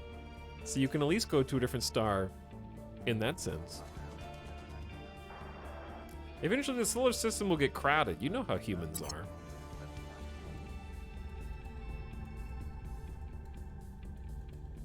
Noom. Eventually those orbital cycles are gonna get really crazy, huh? Earth is big. How long was this in development? I don't know, it's a good question. I'm also not sure how long the developers intend for it to be in early access. I guess I might be able to look on their store page. Chat, stop writing an expanse talk. You're just making me want to... Why is this so fun to say? Some languages on TV sound stupid, but that one's so cool. Okay, let's see. The developers say the current build is already a complete game for all 7 factions. The goal of early access will be to continue to refine and polish the simulation of geopolitics and solar system exploration, deepen the strategic experience and strength of the AI, and generally fix issues and bugs. We plan to add some content, but the vast majority of the game is already available. Okay, Boss Bang. The early access version is fully playable and has gameplay features described on the Steam page. However, there are balance issues. We've provided gameplay tools that are too effective for their cost or not effective enough. Let us know about them and we'll adjust. There are bugs and probably crashes to desktop out there we hope to discover. There's still content coming in, illustrations and music tracks in particular. We'd like to add more events and projects. Non-English translations. The game has a couple novels worth of text and we know there will be some issues remaining. Please be patient. Some modding features are not fully automated. Terra Invicta will be in early access for at least several months, but possibly longer depending on how the design develops with player feedback. There you go.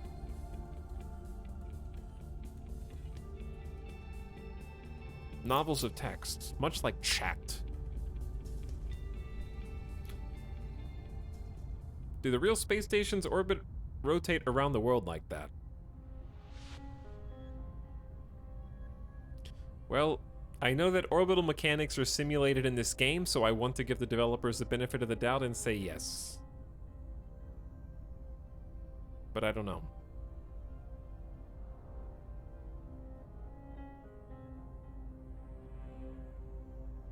Flat Earther question.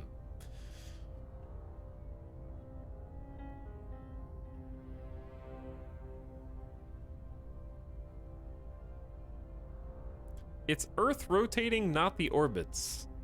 Yes, that we do be rotating.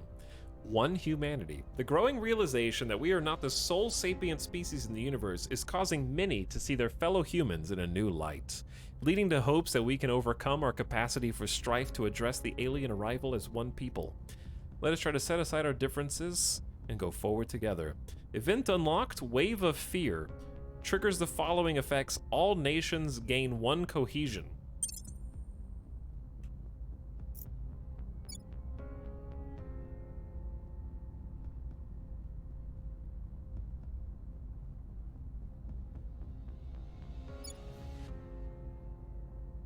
One whole cohesion. Chat, Spain's losing money. Their GDP is down. Very sad. Inequality moderate. The nation's inequality score has changed down in the last 30 days. An inequality score is a measure of how wealth and income is distributed in the nation. High values mean the nation doesn't have much of a middle class. Inequality grows by a little as a product of normal economic activity, their economic priority, or by a lot because of corruption, spoils priority. Those are priorities that we can take if we control. Resource regions in a nation can contribute to inequality. High inequality reduces cohesion as the nation divides into haves and have-nots. It is countered by use of the welfare priority. As a player or nation of the whole Earth, we are a faction. One of 7 human factions. We're trying to manipulate the nations of the world for our own ends. Each faction has a different goal, so we're working asymmetrically from one another.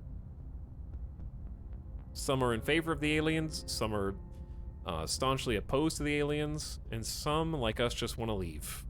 Go to a different planet. And get out of Dodge.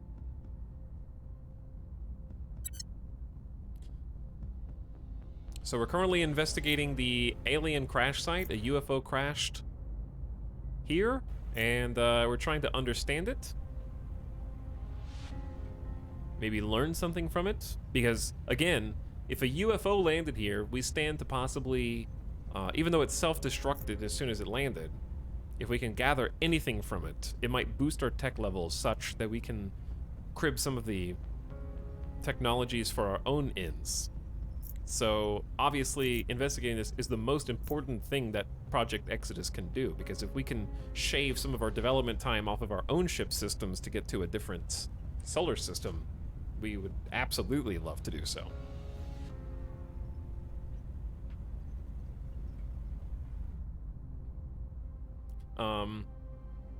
But yes, since the UFO just crashed, the world's take on aliens is sort of in its infancy, and all the factions are sort of vying to influence the peoples of the world to believe what they believe.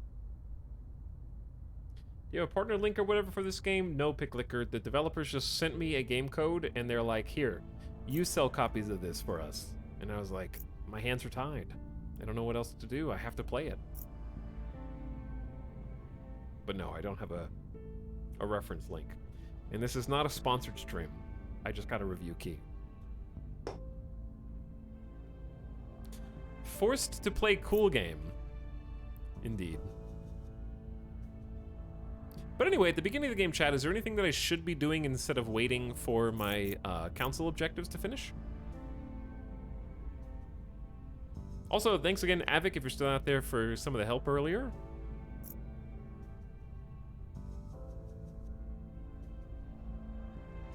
And it's been fun watching everybody seem to have a lot of fun chewing through the morsels. This game's been the breadcrumbs it's been leaving. Because I heard a lot of people say awesome things about it when the demo came out, but I was like, I'm just going to wait. I don't want to play the demo because I want to be able to save. Which reminds me, let's save. It does auto-save. I don't know how frequently.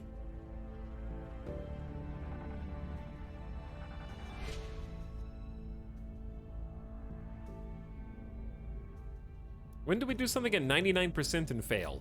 Well, right now I have we have 3 counselors. We have 1 scientist investigating the UFO crash site, and that is our top scientist. He's actually kind of a gamer. I don't know what the maximum score you can have here, but we have a 9, which seems high. It's a green number. Green is good. So they're very smart. And then we have German and Zora in Portugal right now. Mission in progress. Trying to persuade the government in Portugal to listen to us and give us their ear so that we can whisper sweet nothings and help shape the course of events.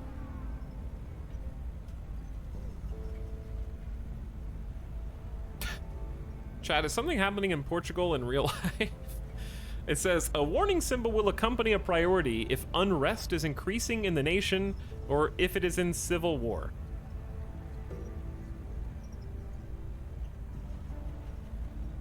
I think Avic said 25 is the max score. But yes, chats have been very helpful in teaching us how to play these games. You've already had it in your hands for 2 days. They're upset that Carlist Spain fell. This game has civil wars? Oh, it's the real world. Economic simulation, education simulation. We have GDP per capita. We have the effect of wars and weapons of mass destruction on the economy. We have a global atmospheric simulation. And I'm not just saying words. What button do I need to click? I need to click Intel. And then you can see global public opinion on things. Here's how the environment has been affected by either hyper-industrialization or nuclear warheads going off. How it affects population centers.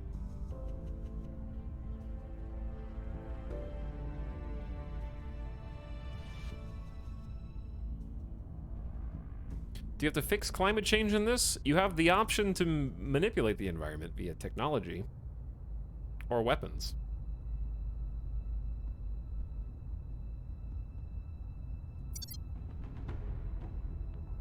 But yes, there's also an ongoing war with 2 out of Russia's 3 armies currently in Ukraine in-game. So that will resolve differently depending on who takes control over the different regions. For example, when we raided Avic last night, Avic had somehow infiltrated the Russian political sphere and had, I think, declared a peace with Ukraine, if I remember. So you stop the war. I would vote for Avic.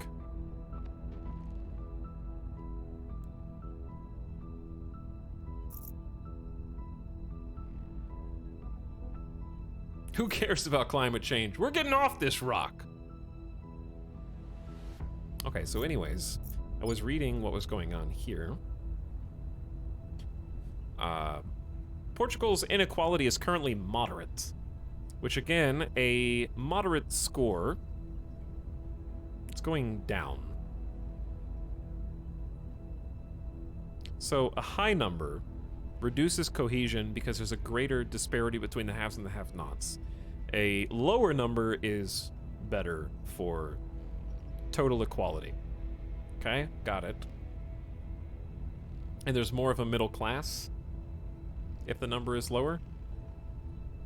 Inequality grows by a little as product of normal economic activity. Okay, so if you focus more on economic activity, the number grows. If you focus on spoils, it goes up way higher because spoils is the equivalent of taking money directly out of the economy. We're going to read these in detail once we have some control over somewhere. Unless I fail both rolls, in which case, do you just restart the game at that point? The per capita GDP of Portugal's 36,397. And these should be currently accurate with the state of the world, so we might actually learn something until time passes. Population's 10.1 million, changed by minus 2,000 in the last 30 days. It is considered a developing education based on the average years of schooling a citizen gets in this nation. Higher scores of education equal more research and resistant to propaganda. And their cohesion is integrated. 6.1. It went up by 1.1 because of the last events that just transpired. This is our whole level of unity. Higher values are better, preventing unrest. The lowest values are fragmented or even tribal. Alright, look back to 3 times speed. I'm just gonna trying to scope out the different menus and what we can expect. We may now recruit our faction's management team as we stand up Project Exodus operations. We are selecting our internal management team to help oversee affairs. While we are gathering personnel from a variety of disciplines, at your direction, we will emphasize a particular speciality. You got it. I want to read some more of these. We'll do that in a second. Lobbyists and influencers, scientists and engineers, officers and operators are financiers and investors. So we get special events. This is a special event, but it triggers different things. So lobbyists and influencers gives us monthly influence income up +3. Scientists and engineers increases our monthly research income by 15. We're currently getting a monthly income of 98 for comparison. Officers and operators is ops income that helps us perform different missions. And then the investors give us money, which we're currently losing.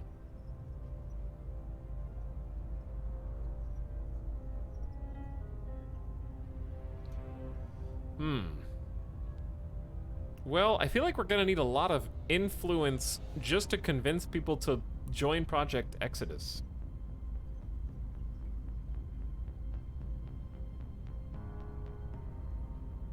But we are extremely science focused.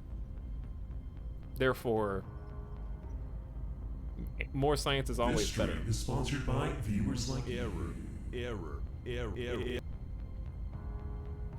Beefy Burst just gifted 10 community subs and was also timed out by the community for 100,000 channel points. Just some old guy has decided your money is not good here.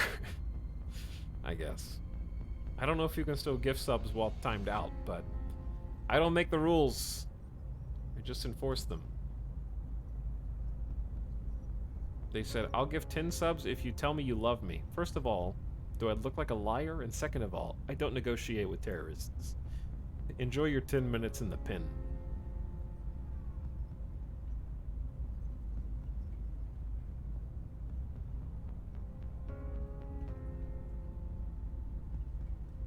Also, thanks for the gift subs, I guess. A lot of first monthers in there. Enjoy your first month sub if you got one. Appreciate the stream support. I'm thinking either influence, because we have a big hill to climb with regard to getting people into Project Exodus. Because we need influence. My liege, a new sub for your collection. While you still can. You know what, guys? Being a sub's not so bad. Get that guy. I'm gonna get lobbyists and influencers working on the management team, and our scientists will be behind closed doors. Let's do monthly influence for now.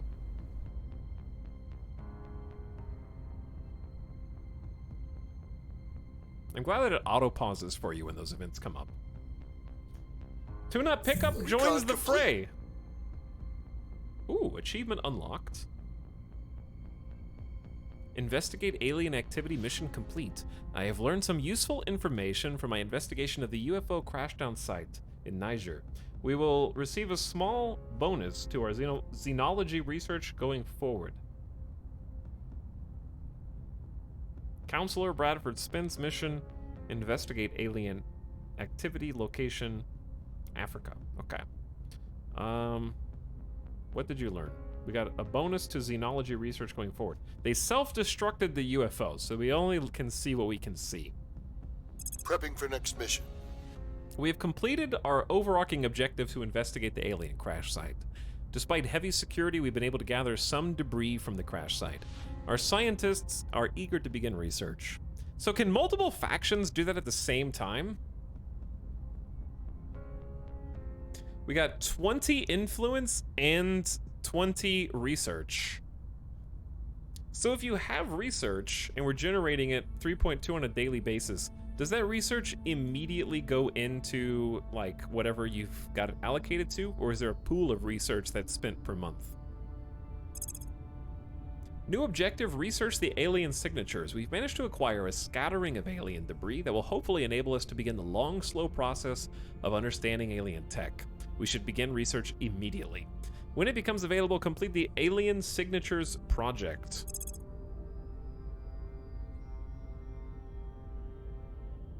Yes, you'll often see other factions on crashes, but like us completing it, does it keep it on the screen for other people if they haven't done it already? Is it this or that? Chat, yes, correct.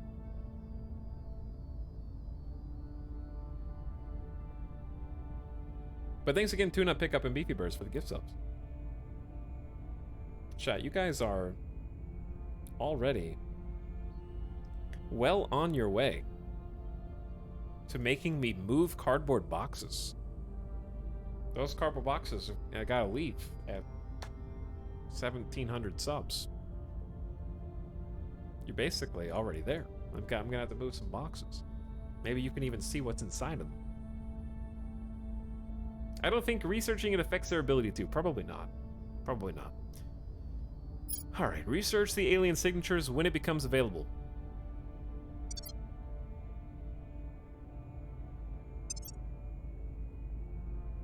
So we've already got 10% into audience research.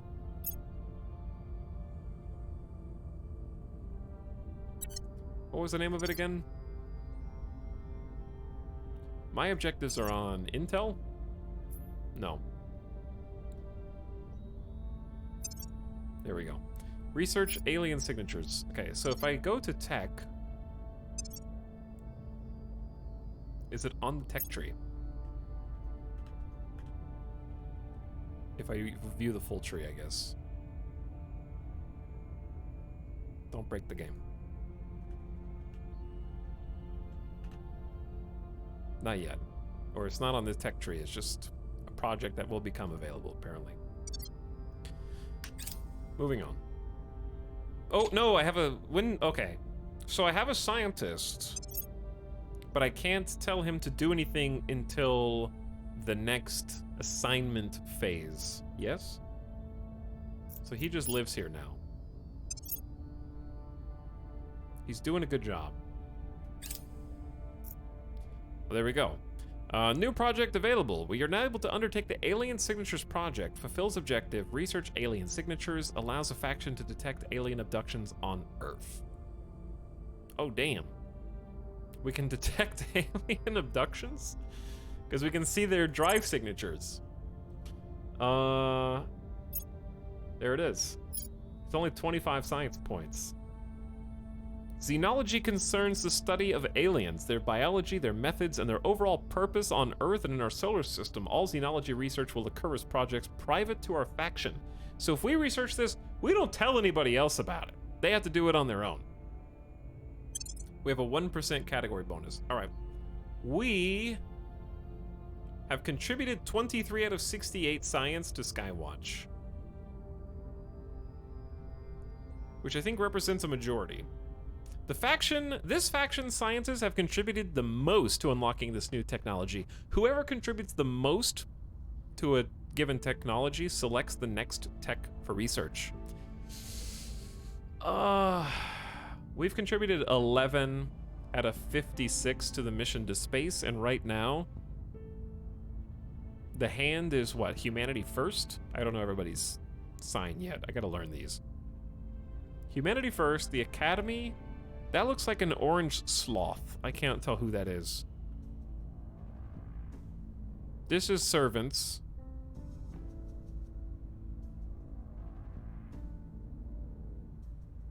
But yes, Bitehammer, did you just get here? Or are you just explaining the chat?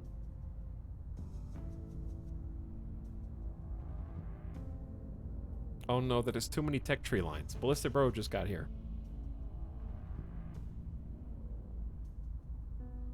I definitely want to stay #1 on the Skywatch.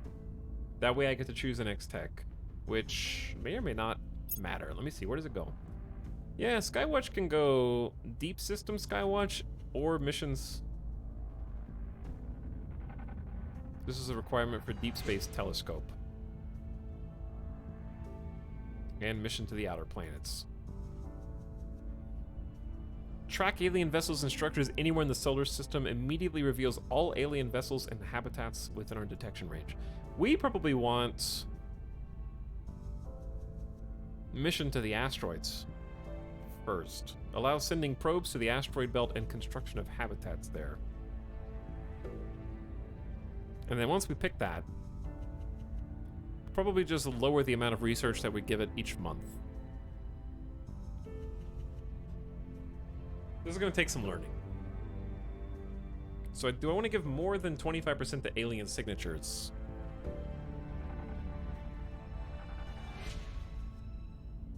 What if I stop contributing to mission to space? And then do 50% to alien signatures until it's done, and then we can go back and maybe catch up. I want to get alien signatures ASAP so I can detect any abductions. Okay. We believe we can join them as brothers and sisters if we only convince them we are worthy. We have encountered the Academy. Led by members of Earth's scientific community, this faction concluded that any species able to cross the stars must have moved beyond violence as a mechanism to resolve conflict. They assert that humanity must work to build a bridge to ensure the aliens treat us as equals. We believe we can join them as brothers and sisters, if only we can prove they are worthy. Enemy counselor detected. Damn right. Agents for Project Exodus have positively ID'd a counselor for the Academy in the Tokyo region of Japan. Our counselors may target this person with a number of missions. Future notifications like this will only appear in the notification queue on the left side of the screen. Okay, I gotta pay attention to that. So there is Sergio Vivero.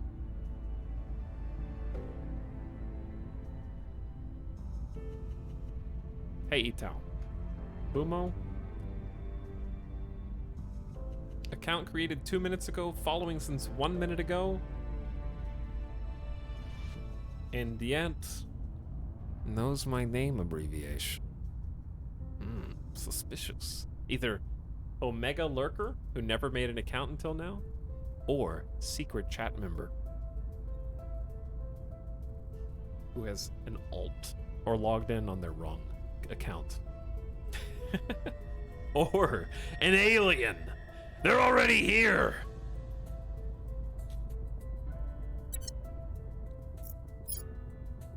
They are on an unknown mission.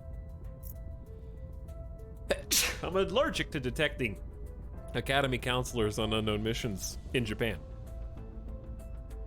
I need to take a look at this side screen.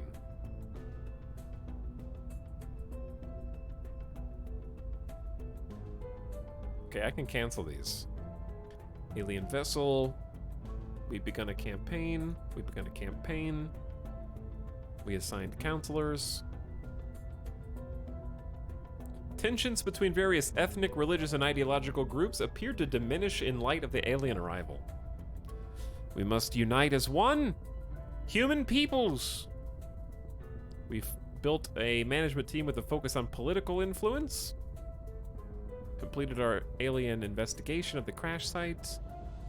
We can now research alien signatures. As a project, we've encountered the Academy, and we've spotted the other counselor in Japan. Good. We've got our people in place. Control nation mission success. Chat. We have gained a control point in North Korea. We now can influence North Korea. Executive power over the nation belongs to Project Exodus. Counselor Jian Yi, great success. That was an 80% success chance. They rolled a 34, which is a success. So I'm assuming if they roll a 1 through 80, that's a success. Wrapping up here. That's me.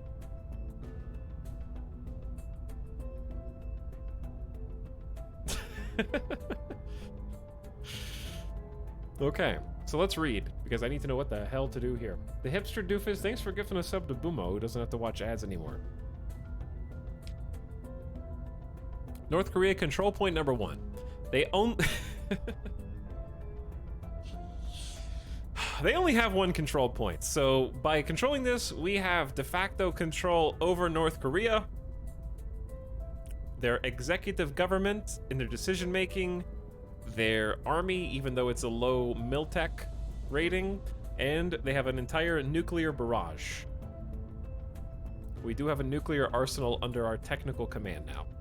Okay, so we have a lot of things to do and learn about at this point. Let's start by checking this out. We have the following benefits. We can now set their policy in the nation. We can command their 820th Armored Division. We get only 2.9 investment points per month. It's not a lot. A teensy bit of funding. They have 13.3 research per month. And the smallest amount of boost, 0.0008 boost.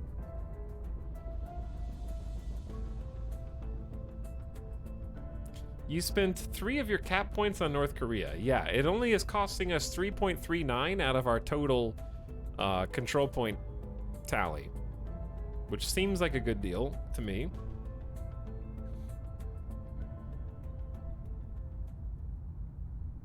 Save now. Now that you have nukes, the rest will follow. Project Exodus has not yet consolidated its authority in this nation, meaning certain policies are denied to its leaders. It will consolidate power in 180 days if it maintains continuous control over the executive control point. Nuke space, nuke Japan, nuke the moon, nuke aliens. Nuke everyone. Once a faction has accumulated a sufficient amount of control in multiple nations, additional control points cost influence per month to maintain. So, generating influence per month is how we maintain that control once we've established it. And crackdown and purge missions against the faction's control points will receive a bonus. The cost increases with the more control points a faction owns, and the size of the economy of each nation the faction owns control points in. So bigger economy equals more expensive crackdowns and purges. Control points that have sustained a crackdown do not cost any influence to maintain, so they become free. Control points represent key nodes of political and economic power in a nation. The number of control points is set by the size of the nation's economy. The faction that owns a control point has loyal followers in positions of authority. Control points grant their faction a portion of the nation's critical resources, control over the nation's armies, and the ability to direct the nation's economic priorities. I have control. Yeah, this game is big. Fox, what's the concept of this game? The concept of this game is aliens landed and we're a faction with an alien agenda and we're trying to convince world leaders and nations to take our side and thus do what is in our best interest against or for the aliens. It's a big, big game. And then eventually, once you've consolidated or destroyed Earth, or maybe before that, you have to figure out how to colonize the solar system. Good luck. There's only like 350 researchers or more.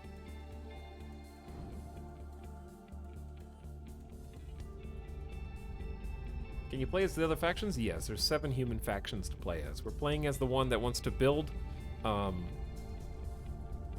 trans-solar system ship that can take us to another habitable world, because our opinion is that if aliens have found us, it's only a matter of time before they exterminate all life. And if they don't, if there's some aliens, maybe there's more aliens. Which is actually the premise. I don't know if I want to spoil the book, but I read a really interesting sci-fi fun book that the premise was like, because other aliens found us and were investigating us, they accidentally led more aggressive, violent aliens there. Long story short, we don't want to appear on aliens' Google Earth.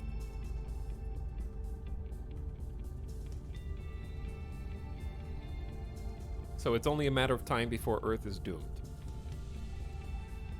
But their mere existence points to the fact that our time is up and it's better to be hidden than discovered.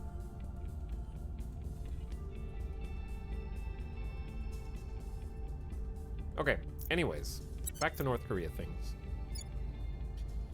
We're a totalitarian government, 1.08. The score measures the amount of democracy, representing things like civil liberties, popular selection of leaders, press freedoms, and rule of law via independent judiciary.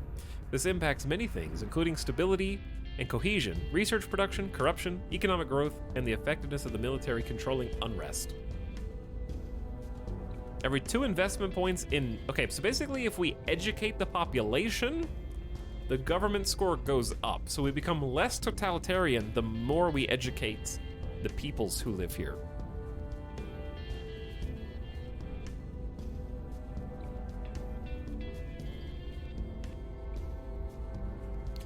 Right now we're considered developing at a score of 7 education. So I'm trying to kind of get an idea. Cohesion is a monolithic level 10. Is 10 the maximum? I can understand North Korea being absolutely cohesive in its ideals.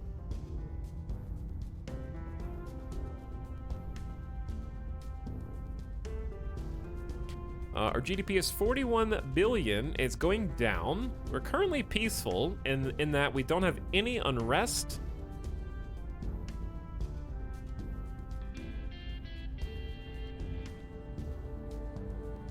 And the initiative has a 96% sway here. Project Exodus has 0%. So the initiative is all about exploiting the aliens' arrival for money, power, and greed. So if that were us, we would probably start setting the priorities to spoils, if possible, in order to siphon as much as we possibly could from the economy. So what we have is the ability to decide where to put, so am I understanding this correctly? Our monthly investment points is how many points we have to put into various pips. So like if I have 2.9 per month and we put 2 into everything into the economy, it doesn't matter if it's 1 or 3, then 2.9 points will go into the economy every month. Every time we reach 1 point in economy, we will do something. In this case, we increase the per capita GDP of the nation by $4.1, inequality by 0.0002, and increases the greenhouse gases in the atmosphere. So more economy equals more greenhouse gases.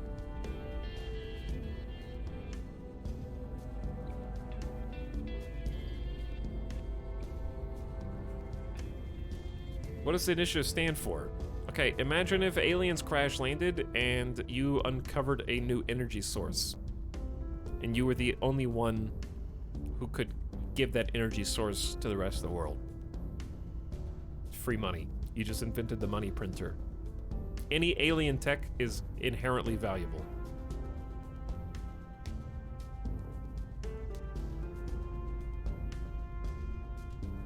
And also, aliens existing means you can prey on other people's panic, and inherent human conflict, fear, and whatnot can be manipulated. So that's what the initiative stands for. All that stuff combined. Okay, anywho, I don't know where to put my points, so I'm just gonna read some things, chat, because this is what we do, we read things. So, economy points, as we noted, increases per capita GDP of a nation, and increases inequality, which right now inequality is extreme. Extreme is 8.6. The haves and the have-nots, very high. This reduces cohesion and is countered by welfare. So if we wanted to try and reform North Korea, we could pump all of our points into welfare. Welfare priority represents the redistribution of wealth and repairing harm done to the environment. Completing the welfare priority decreases inequality and mitigates global environmental hazards by reducing greenhouse gases towards safe levels. This priority has a warning symbol when inequality is increasing. So we would put 2.9 points into that per month, basically, if we did it like this. Knowledge covers investments in education and the free flow of info. Completing the knowledge priority increases education subtly, government a little bit, and pulls cohesion towards the middle value. So again, extremely high cohesion is part of our totalitarian government and unified perspective. Going towards the middle value is becoming more democratic. So over time, you could, in theory, create democracies or totalitarian regimes in different nations. So does he only own North Korea? I don't own it. I'm just whispering in the ear of the leaders, and they're like, yes, yes, I believe you.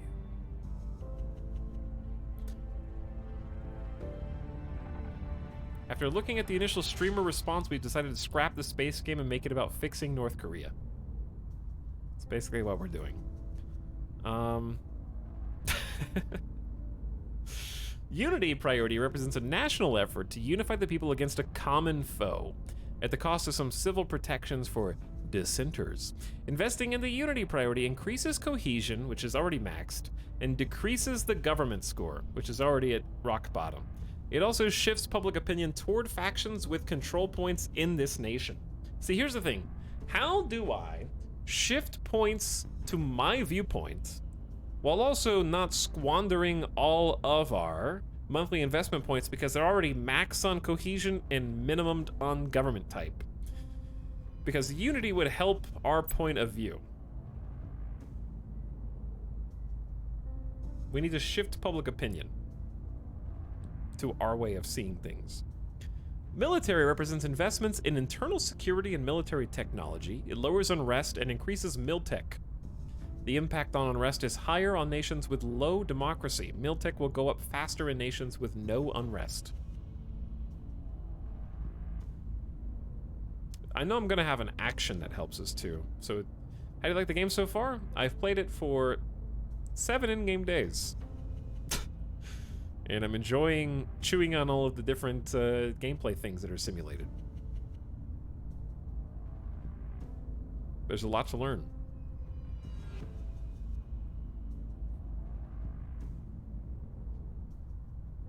Yeah, I imagine that there was an action that's faster than Unity for this, because it seems like the Unity points are going to be wasted because we're already totalitarian and very, very cohesive. But yeah, military can sort of raise Miltech a little bit at a time, only 0.003, because it's very difficult to raise Miltech. So just mathematically, chat, how many months would it take to get to 2.9, okay, if we were going up 0.00375 per month?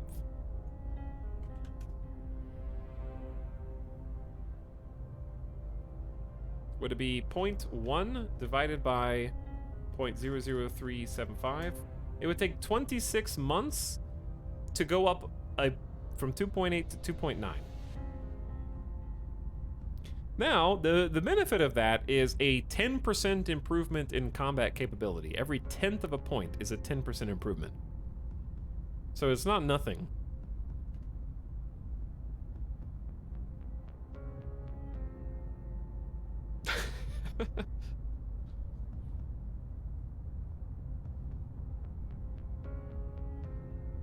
This is the perfect game for Etal. Yeah, it basically is. Our unrest is already fantastic, though. Okay, spoils is how we tap into the economy to fill our own pockets. The direct extraction of wealth from the economy, accomplished by avoiding the true cost of obtaining it. This covers behaviors like crime and corruption, regulatory capture and tax avoidance, economic rent, unmitigated pollution, exploitation of labor. Completing the spoils priority grants $89, which is representative, of course, of a larger sum, directly to the owner of each control point, except those suffering from a crackdown. Increases inequality, decreases democracy, and significantly increases global greenhouse gases in the atmosphere. If this priority has a warning symbol, the nation's elites are receiving insufficient spoils to fulfill their desires. Elites in this nation require at least 26% of investment points directed to them, a value that will decrease with investments in education and democracy or very high national cohesion. When the elites are dissatisfied, coups d'etats are more likely to occur.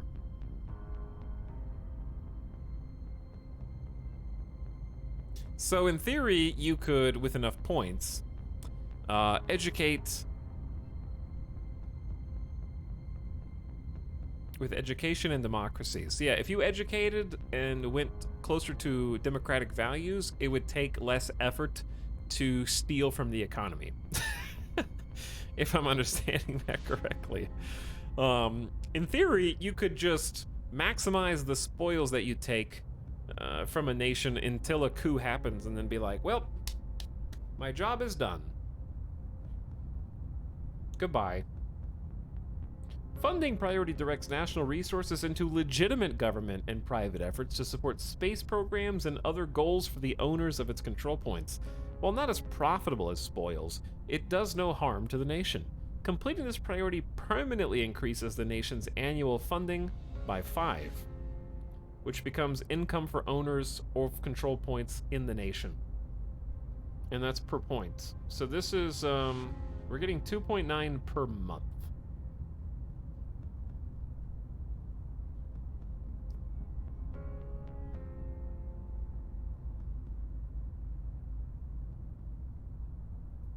Okay, so boost is how we get things into space, or organizations, low Earth orbit stations, and projects give us a 5% bonus to investments from our control points worldwide in the boost priority.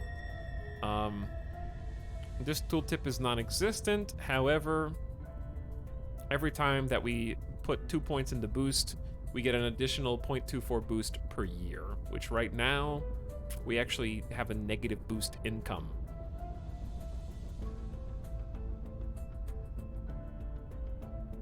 Mission control is 25 points, and we'll get an extra mission control for other HABs. That way we can launch more stations into space. And then nuclear weapons 10 out of 25, we get an extra nuclear barrage at 25 points. So you can invest in your own nuclear barrages, in nuclear arsenal. And then it gets even deeper than that, because once you have established complete control in 180 days, I think we can take direct control over a nation's policies. So I don't think we can even see the policies yet.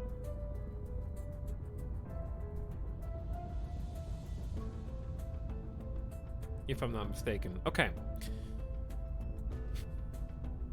Take out the ISS and put up your own. Well, since we started as the faction that we started as, we already actually have our own station. It's just kind of a piece of garbage that only 3 people can currently live on. So we have Tiangong Station, an orbital platform that is sort of awaiting us to build it. Flight controllers, about 15 seconds to CSM act. But they are expensive, and we have no natural resources. So these will cost things. We have no things. It's like a life science lab, costs a little bit of water, it costs some volatiles, it costs some construction base metals, it costs some nobles, and it doesn't cost any fissile materials. Raj, CSM act. So I'm not sure if we have to buy these from the market or what the best way to acquire them is, but we're going to want to upgrade them and send them into space with boost, which we have no boost. So we'll take 9.7 bucks and 1.5 boost in 30 days while on Earth to ship up there. Raj, CSM. Okay, anywho. There's actually 3 people on board Tiangong Station IRL right now. I know, right? It's pretty cool. It's so realistic. So at this stage, we don't do anything except decide where we want our monthly investment points to go. Our economic surplus. Armies that are safe in their home regions reduce the nation's investment points by 0.5 per army.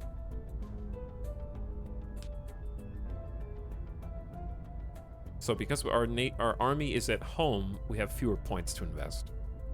So what do I want to put points in, chat? I'm open to suggestions on what you think I should distribute. However, I'm going to go ahead and say that I think it would be cool if we controlled this long term to put just not that many points. We like 2 in nuclear, and you can see the percentage on the right. We want space. Maybe just 1 in nuclear. 2 in mission control, because getting boost up, we need boost. Funding is national resources into legitimate government and private efforts.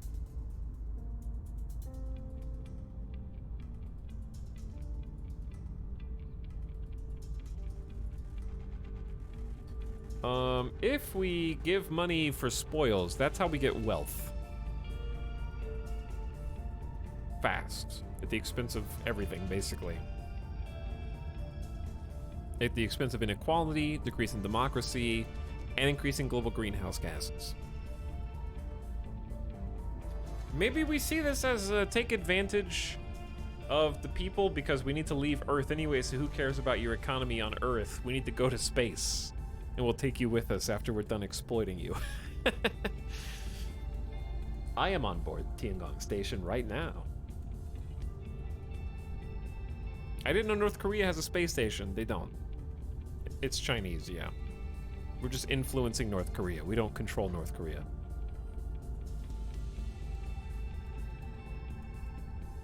Okay, I'm gonna say if we support the economy, we increase inequality even more, but increases our per capita GDP. Greenhouse gases also go up.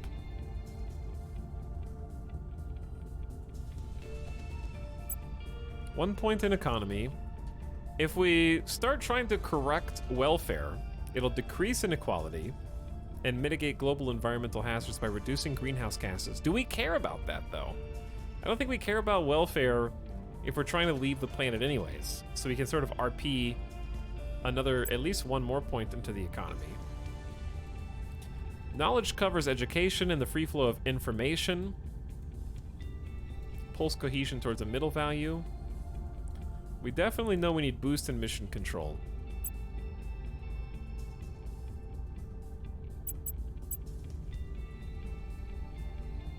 Funding is legitimate government and private efforts to support space programs and other goals for the owners of its control points.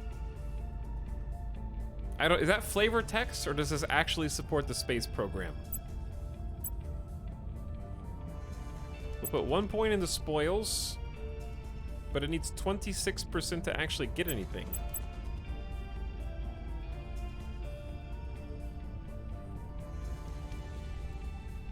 You barely have 3 points a month, 7% of that is nothing. I know.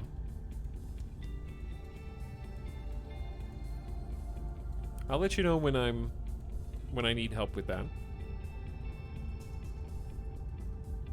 So explain this game's its mechanics and how to play in 3 sentences or less. I refuse. No.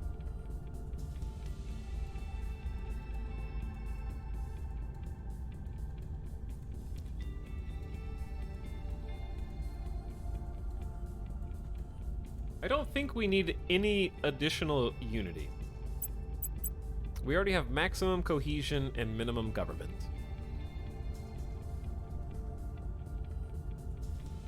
Military trying to tech up from the industrial age of 2.8 is going to take a very long time.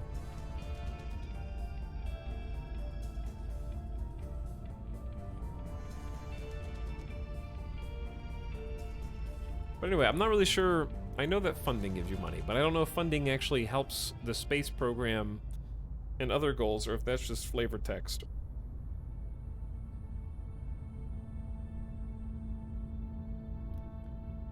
This becomes income for owners of control points in the nation.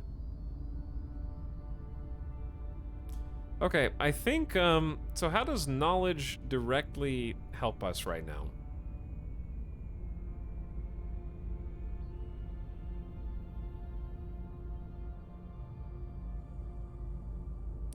Does knowledge help us? It just pulls cohesion towards the middle value, which I don't know if we want. It increases the government from totalitarian, which I don't know if we want. And education increases by 0.005 per month.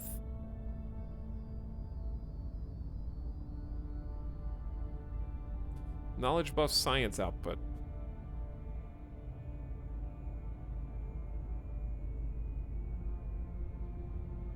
Their output is 0. You mean research? Oh, that's boost. Sorry, the research is 13.3. It's a product of its education level, economy, cohesion, democracy, and unrest.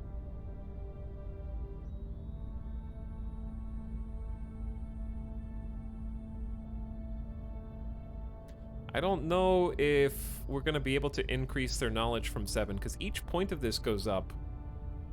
Education goes up by 0.005. Do you know how hard it's going to take to get from 7 to 8?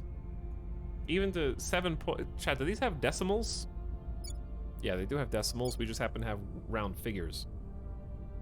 For some reason. Okay, so each 2 points is 0.005. So, 0.1 divided by 0.005 is 20 months before this even goes up 0.1.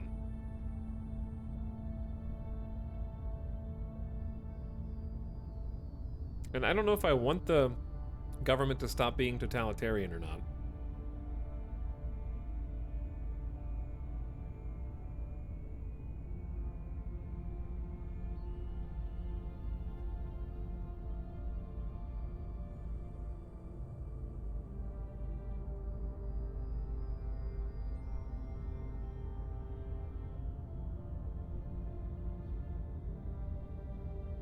But anyway, we're gonna get more than one place, chat. Obviously, we're gonna get more than one place. I think I'm just gonna focus on boost, mission control, funding for income, nuclear weapons, because you may as well, if you have a nuclear program, at least put points into it passively. And then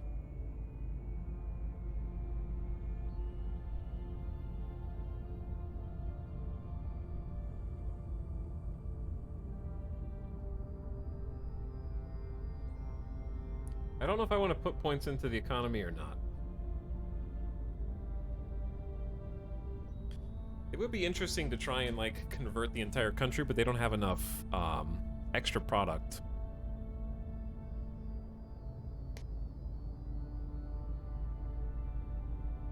Try, you guys have too many questions. Just a deluge of annoying fly swat questions.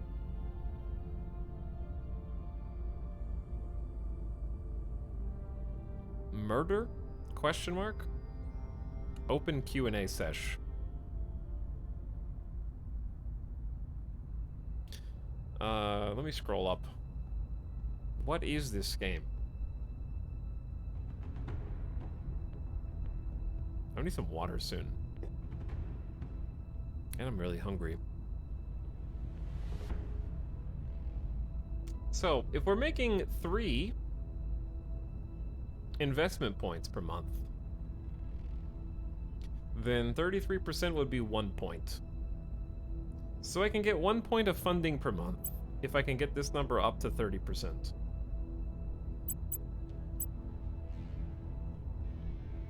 If we get boost up to, well, 33%, right? It'd be like 33%. Maybe I just won't put any points into the nuclear program right now, because it's going to take us ages to get a second nuclear barrage. So now I can get close to 1 funding. Dude, we're so close to 1 funding and 1 boost per month. It's a little sloppy. I guess I don't have to put any points in the economy, and then that'll work out better, but I guess I could just put some points. We don't have to get 1 point per month. It might just be nice too. We'll do a couple points of knowledge, because yeah, I do want to boost the actual research output of North Korea. Okay, so we'll do knowledge, funding, boost, and mission control for science.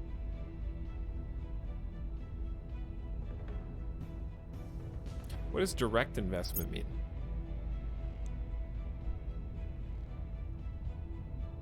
It means I can pump money directly in to try to effect change. Very cool. We're taking over.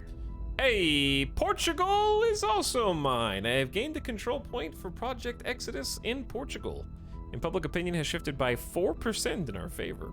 We have 1 of 2 control points there. That was an 80% success chance.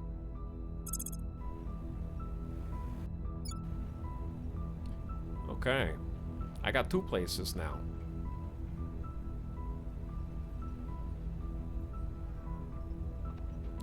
They are slightly more receptive to Project Exodus because they're mostly undecided. So they're like now 7% Project Exodus, which is going to be a little bit better for us. We have Miltech of 3.8, which is atomic. We also are whispering in the ear of a nation that is a member of the European Union, which is important.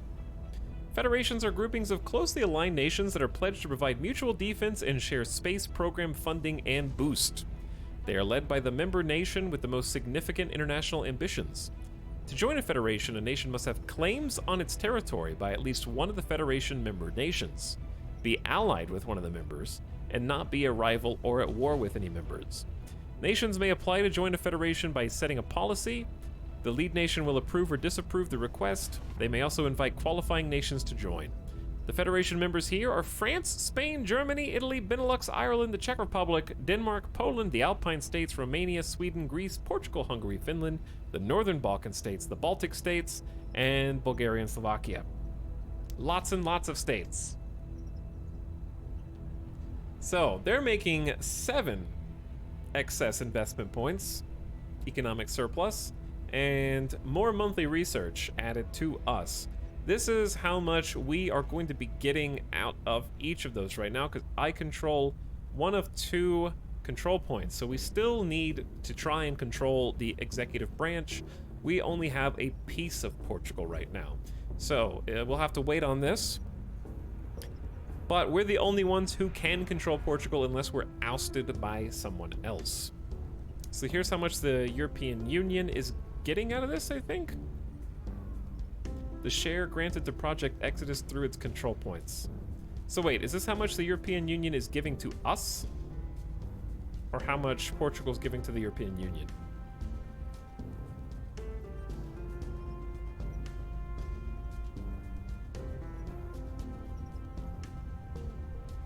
They have a spaceflight program. They do. The tooltip, though, isn't here. And it's going to take 50 points to get anything, but I'm assuming we get monthly boost of 0.1. So nuclear weapons is extremely difficult because they basically have to develop a program from the ground up. That's represented by the high mark of 80. Mission controls also, spaceflight and mission control are also very expensive.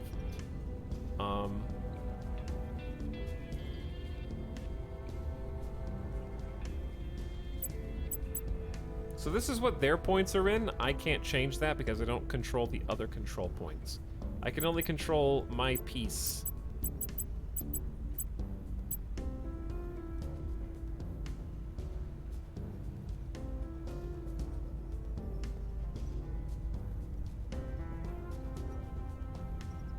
Yeah, 50 points to start a spaceflight program, I guess. So, how do we want to spin this? They don't have any extra income or money. Their GDP is 369 billion. They're also considered developing. Their cohesion is integrated. It's fairly high. They have 10 million people.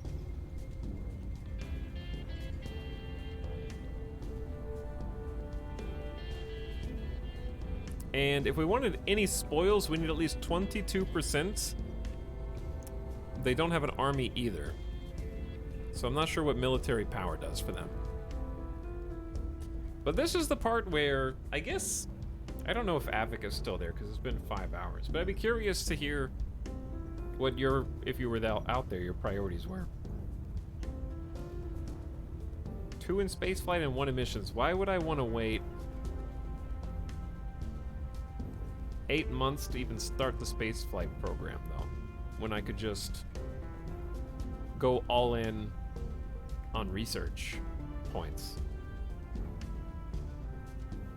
My objective is to basically go to other nations that already have more established spaceflight programs and boost. Like, North Korea, for example, already is getting some nice boost for us just from, or the potential for boost. They don't need that many points because we've already started the program. They already have one active, so that's convenient. And then so does Japan. They've already got boost too, so we're trying to get to Japan. Meanwhile, in Portugal, we're trying to get to France because France has a lot of boost already. You can't get boost without a space program. Yes, that is exactly what I am saying. I do not want to create a spaceflight program in Portugal. I want to use Portugal as a foothold to get to France. Okay, so I want to put my points not into creating something from scratch, which basically all these are, like building an army. I want to put things that they're already getting, like monthly research. So I'm going to put points into knowledge. Their research is also generated with education level, the economy, cohesion, democracy, and unrest. So let's go knowledge. Let's go economy. Take the point out of there. What was the other one? Cohesion, democracy, and unrest. So I believe unity boosts both cohesion and the government score, aka democracy. So I'm going to put my points into the economy, helping boost the other control points, knowledge, and a bit of unity. So we don't get all 7 points to spend. We get 3.5, but I'm going to go with that for now. Okay? Looks good to me.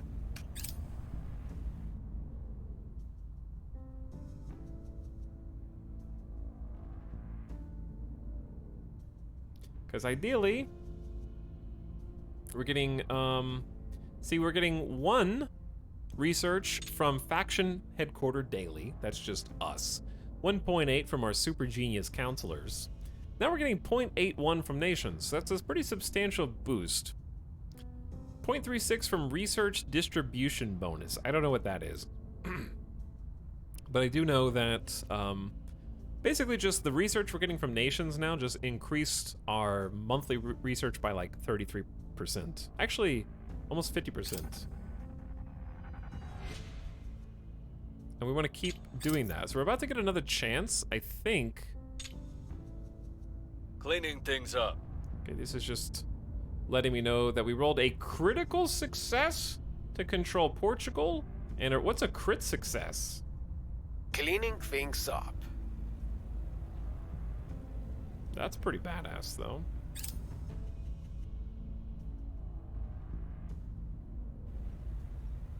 Army under Project Exodus control. The 820th Armored Division is now under the control of Project Exodus.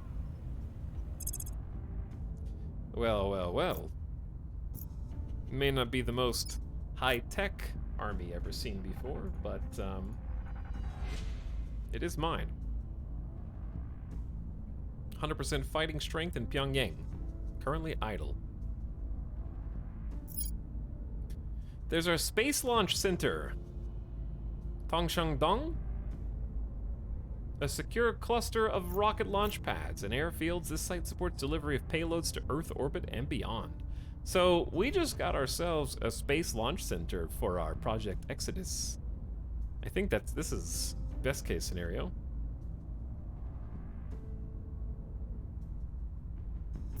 This is our astronaut who went to go talk to North Korea.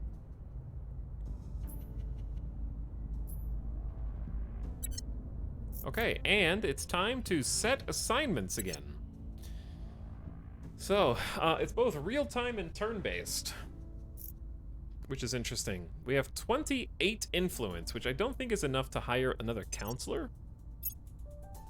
You need at least 30 to hire a counselor, but the more you hire, the more jobs you can do. So our scientist can help set national policy for a target nation, such as initiating war.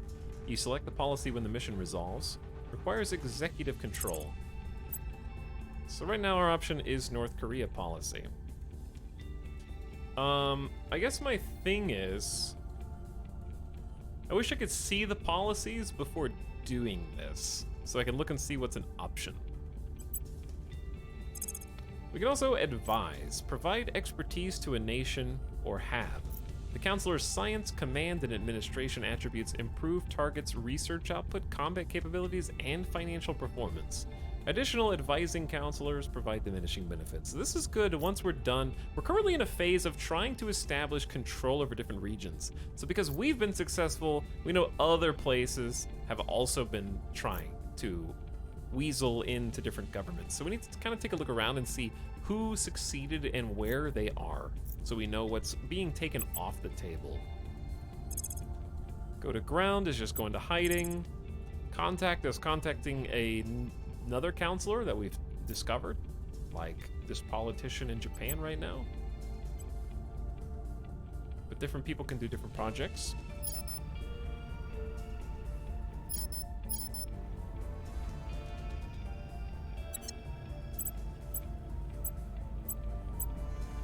For example, Your orders? Yeah, German can try for a coup d'etat. 0% success chance. Oh boy. Chat, it's easy. Just a coup in Yemen. Why do we want to do a coup in Yemen? I don't know. Why do I want to try and create a coup in Ethiopia? Because apparently we hate the Corn of Africa.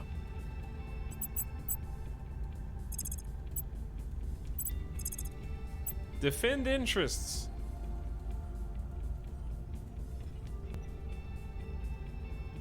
Fortify our control points in this nation against enemy crackdowns, purges, and coups. Cost 20 influence. I don't know what a crackdown or a purge is yet, other than bad. You can also stabilize a nation, reducing unrest, improving the economy, and reducing the chance that government is overthrown. So where the heck? I guess I could just click it, huh? How difficult is that in North Korea? I'm here. I guess you'd have to fly there first, huh? Ready for orders.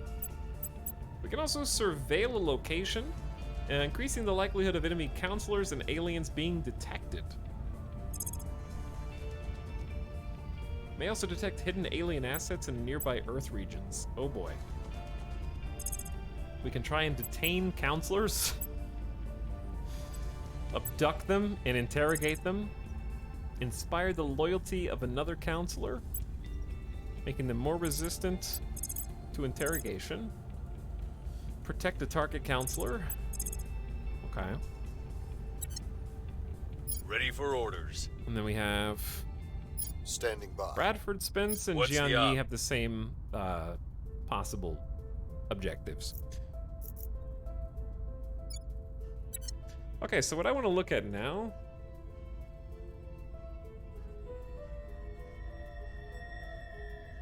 is maybe faction control. Wait a second. It may not be public knowledge. Would I be able to see... How do you see at a glance who has control points where? Or is it actually hidden until a certain point? Do you have to discover that a faction is influencing various control points?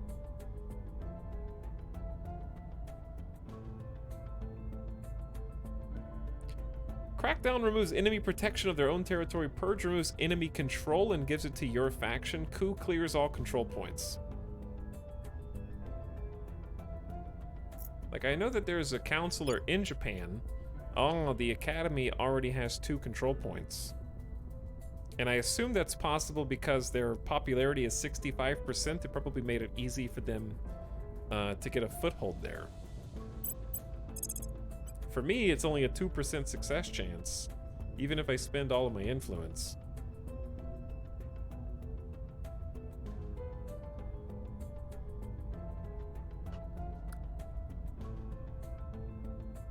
Cause World War III, then take advantage of the chaos, then leave Earth? Question marks, profit. You have solved it. You have figured it out already. Chat, I could spend 16 influence to try and get a spot in South Korea. I don't know if that's a good use of influence, but South Korea has a shit ton of monthly research and a lot of excess investment points. And they even make a little bit in natural funding. They also have a space program, so we could get boost from there as well.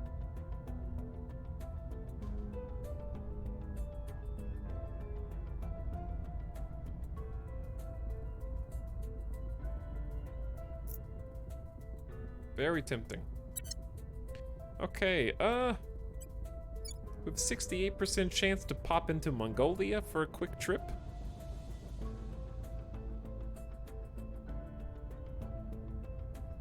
Seeing what some options are. Laos and Cambodia. The triangles on the map represent clusters of islands. So like there's Singapore. It's just so that you know that you can click them, basically. There's the Pacific states. Whew. And then France. Okay. Well, the United States is not on the table. We have a 0% chance. We have a 9% chance in Canada, up to a 33. We did have access, though, to El Salvador, which is basically free. That's no influence. So if I wanted to just grab El Salvador, that's just free research per month. And I don't have to spend any influence to do it. I basically have a guaranteed success chance. Then we have an 83% in Belize. Belize is actually pumping out some research.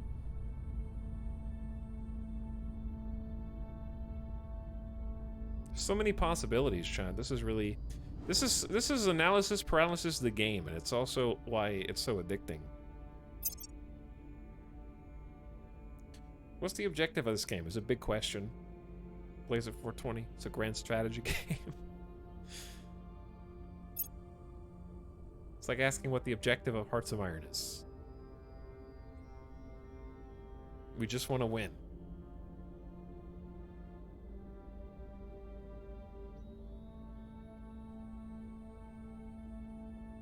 Our objective is to leave this solar system behind. But that's just because of the faction I'm playing. So Kazakhstan would be excellent. Oops. Oh no, come back. They have so much boost.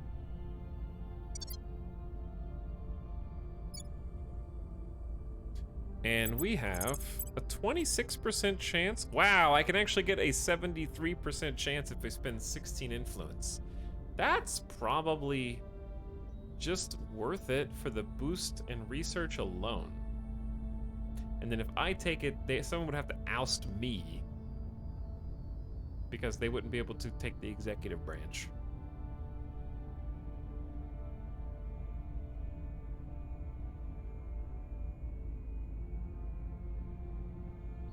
So Kazakhstan is in the Eurasian Union.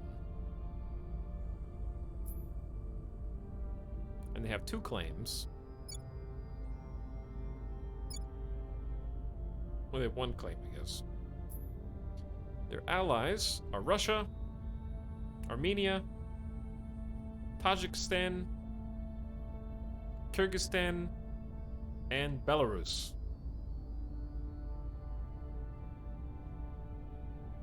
Kazakhstan has the most possible monthly research, but I feel like I'm spreading myself in many different directions. Is it better to try to consolidate your initial, like for example, I don't technically fully control the executive of Portugal, but I have a 41% chance. I can boost that to 83, but that's very expensive. Maybe you only spend 4 influence and try for a 71% success chance. I think we should try and lock down Portugal early.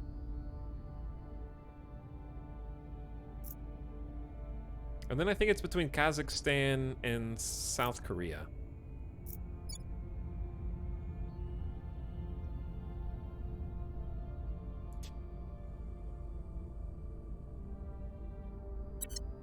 All right, let's send... German and Zora's already here. So German and Zora, try and control this nation. How much? We're using only 10 out of 140 control points. So I say...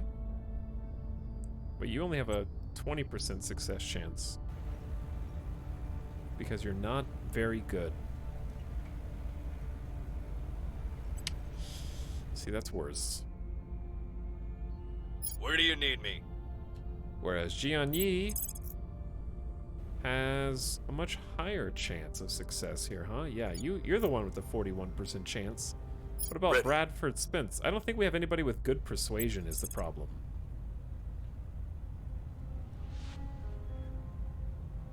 Ready to go.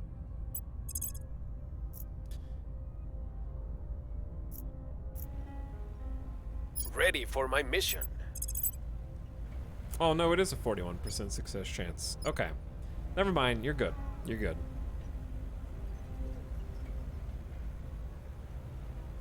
Alright, I'm spending 4 influence to try and take the other control point, and then we have control over the executive branch after 180 days. Bringing them on board. Lock that one down. Where to? Then we're gonna take Jianyi, and I only have 24 left. We can just roll the dice, maybe. Chad, how do you feel about 66%? 66% of the time, every time.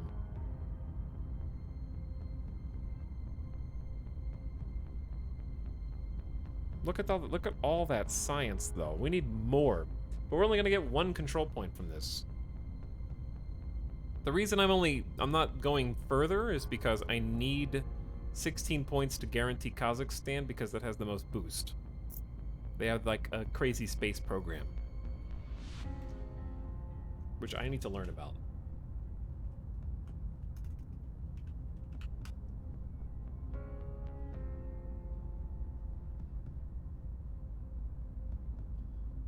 The Kazakhstan space program originated from the dissolution of the Soviet Union in 1991 when Kazakhstan declared independence. The Kazakh space program consists of cosmonaut and satellite missions.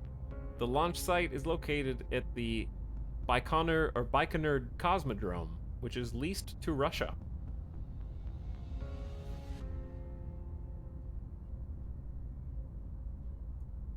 There you go. So yeah, having influence over that is kind of a big deal. That's Mongolia. Chat, this is why I don't like this faction control. Where's nations? There we go. There's Kazakhstan.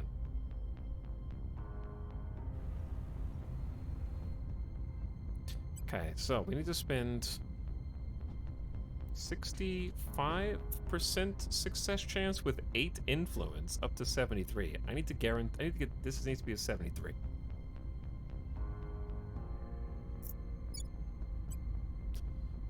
Okay, here we go. Good luck. Taking control. Try South Korea, and then my final Bradford Spence super scientists is going to go to Kazakhstan and try to make the case. Wait, you suck. Why do you only have a 65% chance with 16? The other guy had a much higher chance. I don't like this. What if we fail and we don't get our influence back? Only 4 persuasion. I know, my characters suck. I'm doing the best I can. We just got a gamba. Establishing our presence. And if we lose it all, we lose it all. How's research? We're 2 out of 25 on alien signatures, 71 out of 250 on Skywatch. Alright, off we go. The UN Security Council meets to discuss the alien arrival. Unfortunately, the hoped-for show of international unity did not materialize, with China, Russia, and the United States accusing each other of hiding knowledge about the alien crash and preventing full access to the site. We have an opportunity to shape events to our advantage, even make our case directly to the nations of the world. However, with the eyes of the world on these meetings, our counselor's risk of exposure to our enemies is extremely high. Remain in the shadows, quietly steer support to Project Exodus, or deliver our manifesto to the world. Remain in the shadows and nothing happens. Quietly steer support. We get 25 influence. Trigger a following effect: a small public opinion boost for Project Exodus around the world. Information about Project Exodus will be exposed to our enemies. I don't know what that means. Deliver our manifesto as 50 influence. Grant a public opinion boost for Project Exodus around the world. A great deal of information about us will be exposed. Chat, define information is exposed.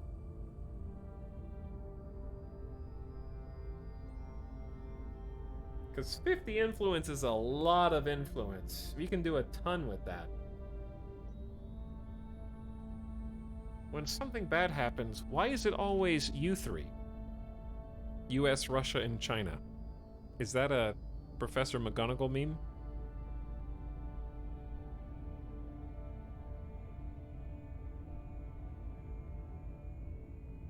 Maybe it lets them know where we are nation-wise. They learn about your goals, your people's locations, stats, etc.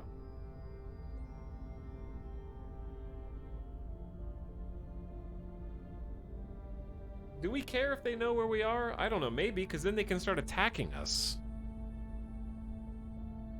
Others will see your agents, but you can go into hiding and wipe that away. But that's going to take an entire week to go into hiding. So if we have to go into hiding afterward, there's no point in getting the influence.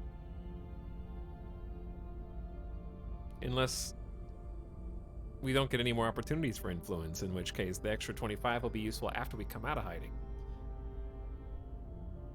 Chat, what would Project Exodus do?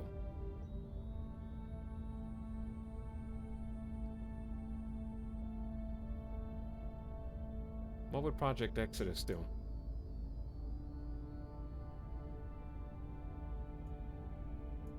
Here you go.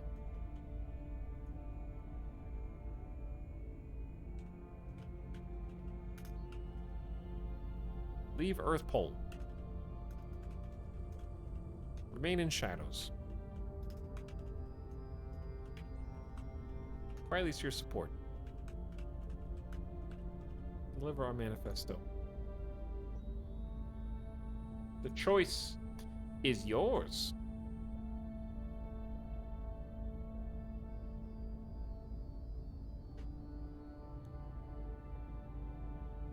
Democracy at work.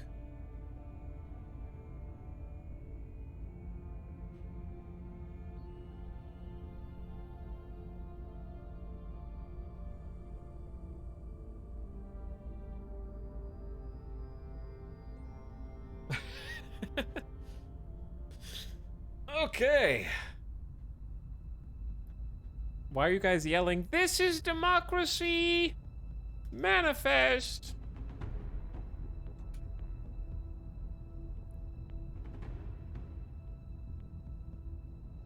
It's an ancient meme. Get your hands softly. Ancient meme. Quietly steer support to Project Exodus it is. Alright, we'll get 25 influence, small boost of public opinion, and information will be exposed to our enemies. Every circumstance is an opportunity. Our test is to recognize and seize it. What is Ashton Kutcher doing here? We have encountered the initiative.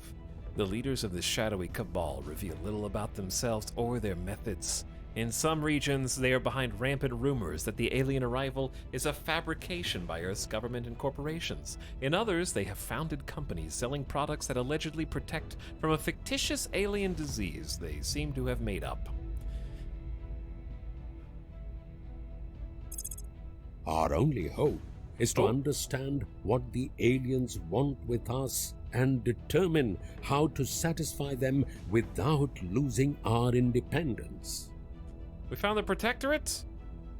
The leaders of this organization are an alliance of officials who believe the clandestine nature of the aliens' arrival marks them as a threat, but they have concluded that any species that can cross interstellar distances is nothing that humanity is capable of opposing. They want to appease the aliens to protect mankind.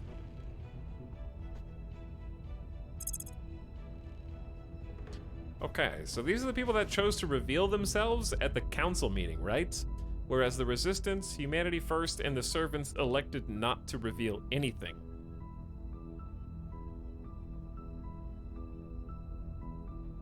So we know that the Initiative plans to exploit alien arrival to gain power. We know their leader.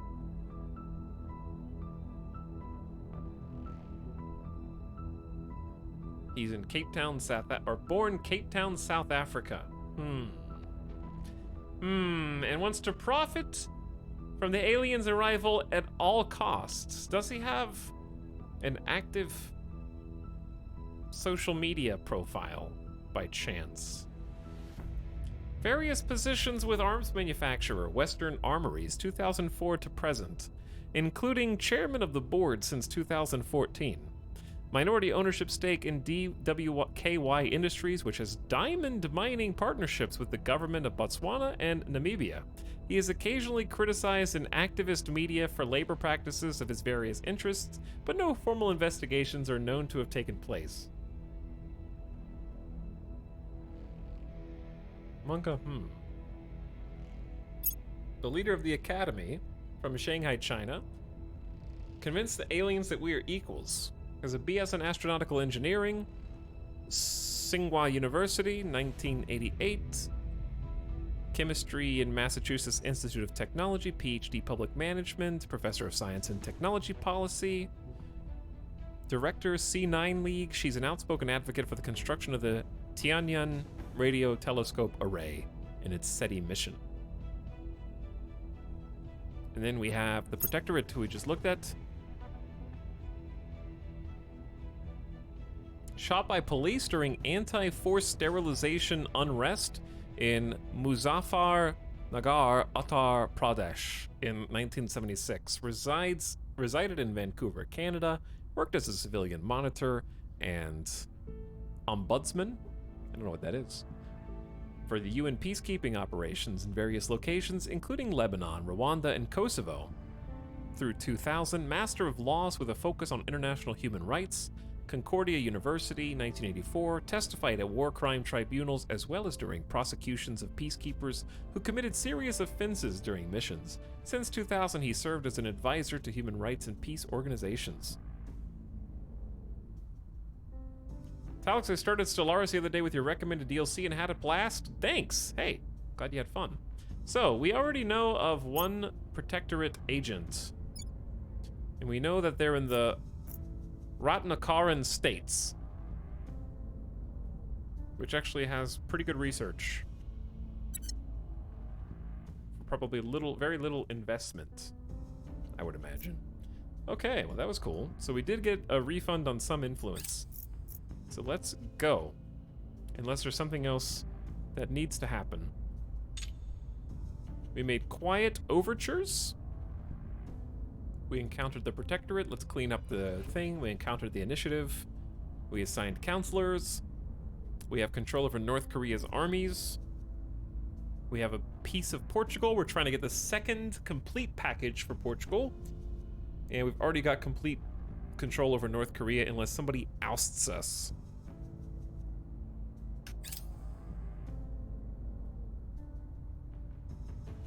An ombudsman is an official appointed to investigate individuals' complaints against maladministration, especially that of public authorities. Googlers in chat. Mousetrap, thanks for the 10 months of sub. What up, Mousetrap? How you doing? Welcome to stream. Prosecuting war crimes seems pretty based. Hello, Zaya. It's been a while. Thanks for the 12 months of sub. And welcome back to stream. So if we can actually save some influence instead of spending it all, we can actually get some other counselors. But I don't know if other counselors are honestly available yet, because I didn't like any of the other ones. I want someone with really high persuasion, so I don't want any of these nerds. We have to wait until they refresh, possibly not until next month.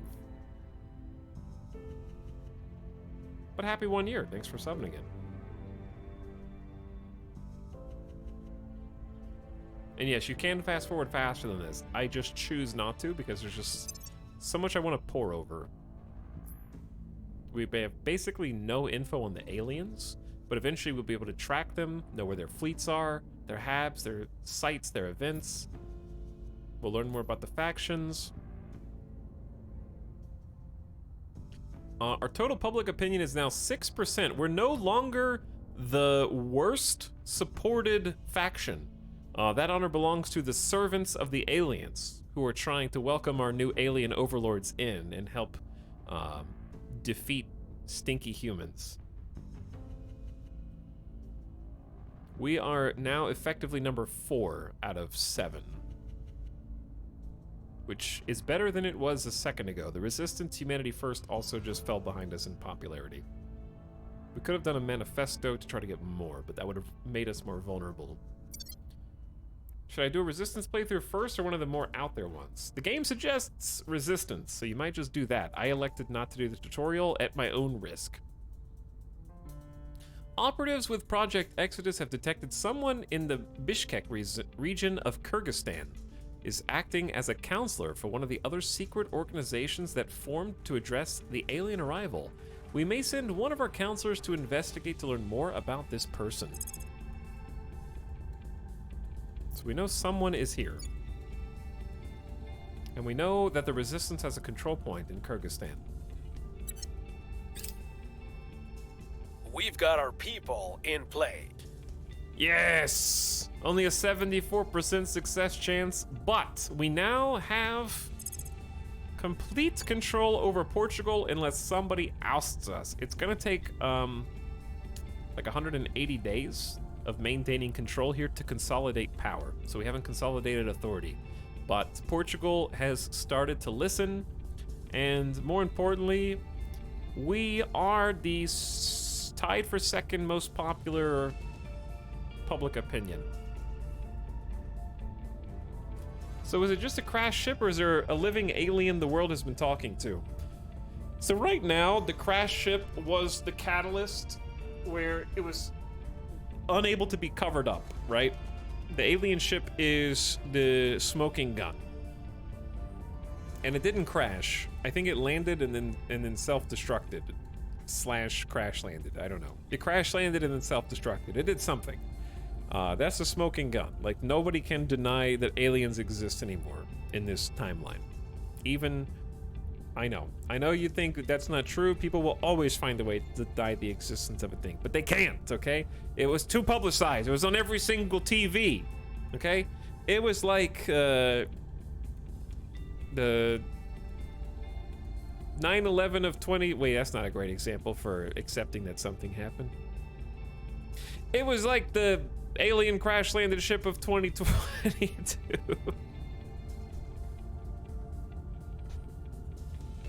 My point was that it was on every single TV and everybody was watching it. In my mind, anyways. The Earth landing was faked.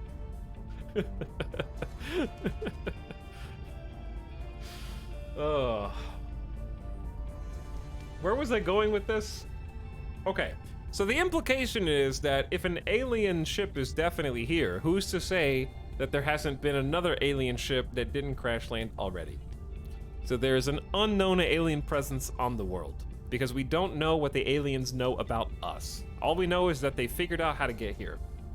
So the implication is that they can get here once, they can get here again, because look at what happened to the Americas, all right?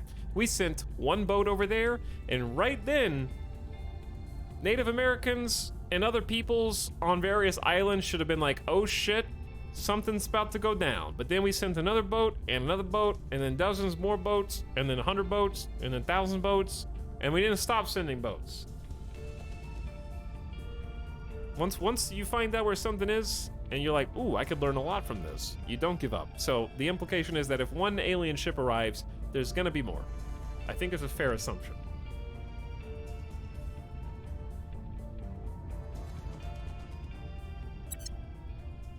And there might have already been more that we don't know about, right? That's the implication. Okay, so anyway, good job with Portugal. So now we control both control points, and that's taking up, we still have a ton of possible control point spots left. But now that we have access to both of these, consolidating power is going to help us a lot, I think. I don't actually know what that does, but it sounds cool. All right, where do we look at that? Once we consolidate our authority, we can set more policies. Once a faction has accumulated a sufficient amount of control in multiple nations, additional control points cost influence per month to maintain. So right now we're making net positive influence per month, right? But if we, at a certain point, we'll be paying influence per month to keep maintaining control over these areas. So it's like, I am not Portugal, I am advisors in Portugal, and the Portuguese are gonna be like, hey, what should we do? We wanna do what you say because you're the experts. We are a faction representing interests in humans leaving our solar system and abandoning ship.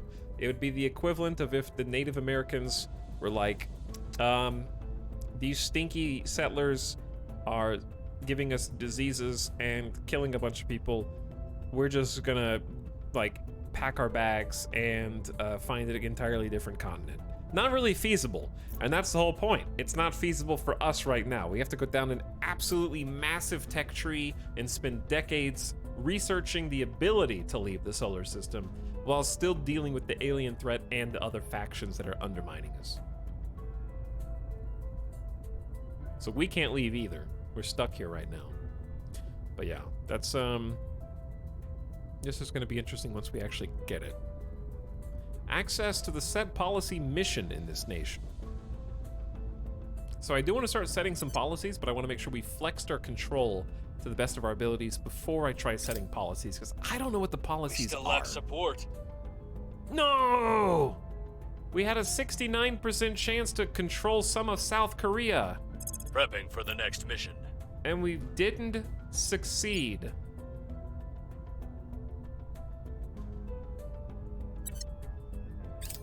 It's very sad. Our supporters are in place. However, we did get Kazakhstan with a 69%. You can't win them all, chat. You can't win them all. Cleaning things up. So we have 1 out of 2 control points in Kazakhstan. And as a result, we are now getting some of the best monthly boost that you can get. But some of it is going to go to the Eurasian Union, because again, they're leasing this to Russia. But we're going to need to be getting more than 0.15. However, 0.15 is more than 0. 0.15 a month is really good when you had 0 before. So we need to also get the last control point here. But because we have 1 control point, you have to have a control point before you can take over the executive branch. So we basically blocked everybody else from taking this point except for us. They would have to use an action to try to remove us.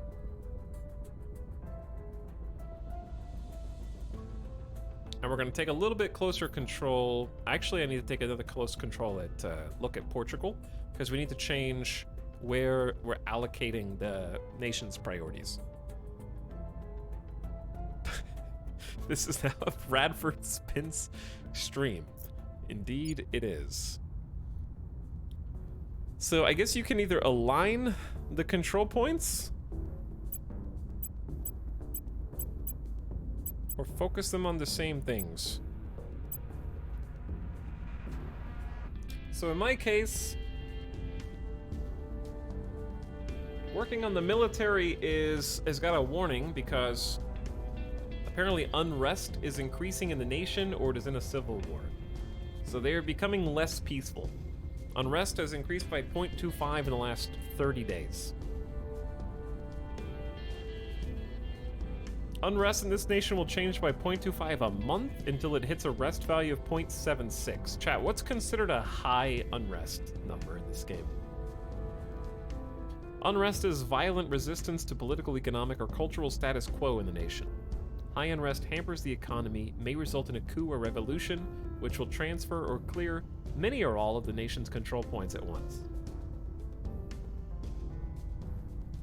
So is 0.75 like that bad? Should I be concerned? Hello, Gamer Deathbot. How are you back already?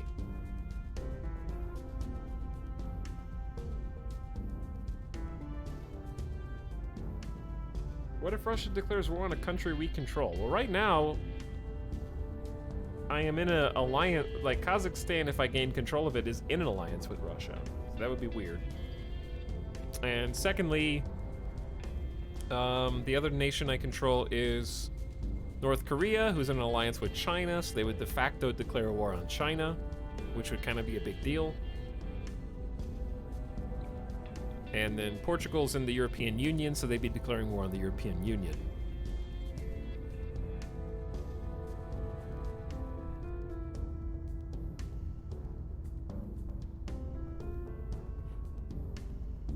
Anywho, the backseaters who actually know how to play this game have gone to sleep. That means the Europeans are in bed, only the Americans are left right now. That's why you guys don't know anything. It's totally a European game. So, if I wanted to put points into something that helps the nation's unrest, unity increases cohesion, decreases the government score.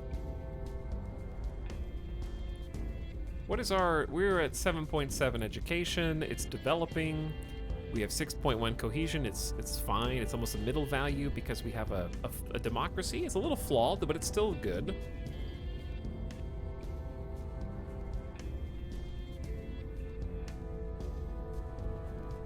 So putting points in the military lowers unrest by 0.02.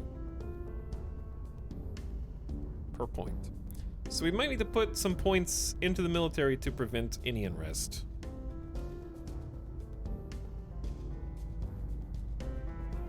But I don't know. What? Missed it. What do you need? I'm wondering what's a scary level of unrest? When should I grow concerned? European non-sleeper agents have infiltrated chats.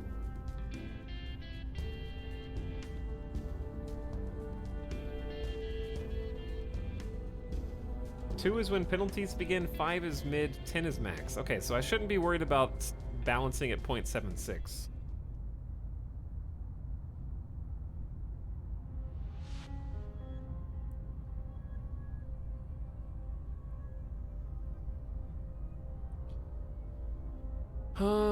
I guess, like, this is the part I feel like I'm struggling with the most in the game right now. It's just figuring where to put points, so what we're doing to explain is we can increase and allocate the division of our monthly investment points. Monthly investment points represent excess economic surplus. Our economic surplus can go towards either the betterment of a nation or exploiting the nation for resources.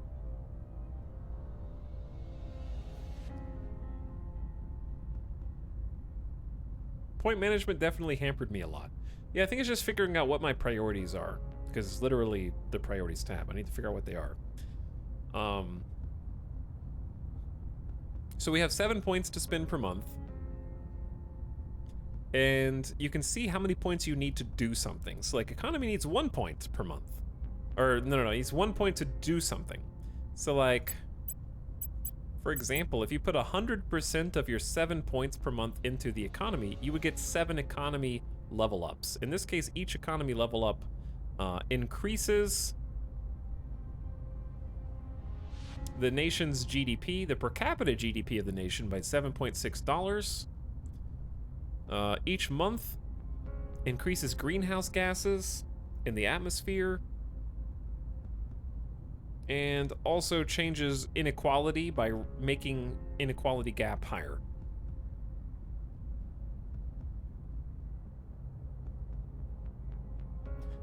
It seems like our GDP per capita is falling, yes. It went down by $51 in the last 30 days. So we might need to just prop up the economy a bit. Let's put 3 points in the economy. But we also want to get certain things out of this, such as monthly research, which has also gone down by 2.2 in the last 30 days. And research is a combination of economy, education level, cohesion, democracy, and unrest.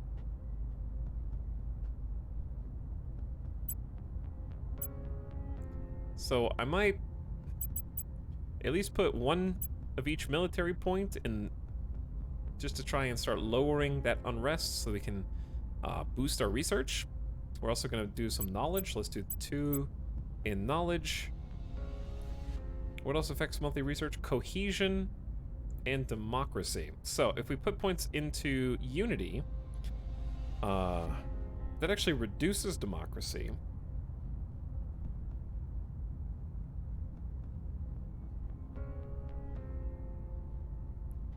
And points us towards a common foe, but it does increase cohesion.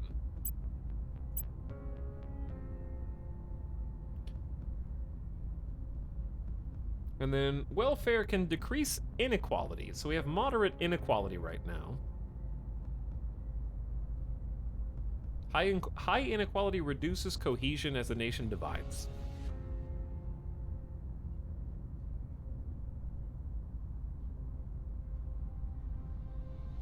Okay, I think I'm gonna go with this, and then if I did do some funding, permanently increases the nation's annual funding by 6. So right now they're making $0. I don't know if this is a good thing to put points in, but this is what we're gonna do. We're gonna try to prop up the economy with 43% of our budget, 29% back into educating the populace, 14% into military to prevent unrest, and unity. I don't know. That's what I'm gonna go with. Okay, and then we have to do the same thing in Kazakhstan, but I only control the left side in Kazakhstan. So we don't want to create mission control because it's 25 points. It's going to take way too much. But we are here for boost. So we're here for their spaceflight program. So they're making a bunch of boosts already, but we can make that even more. Each 2 points in this will increase their boost by 0.22 per year. Which isn't a lot, but it'll add up over time. Funding will help them make more money. It seems like that's what they're interested in, but I am going to stop doing that. We'll find money from other means. Spoils is needing 48%. I don't want to put any points into that. They're in very high strife. 4.25 unrest. That's a little spooky high. So we do need to put points maybe into the military and lower the amount of boost.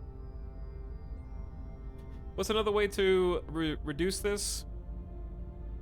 It just goes down per 3 points in the military priorities. So we just need to like pump military. And maybe forego knowledge for a bit. But their economy, their GDP is okay. Per capita GDP has gone up by 0.71 cents.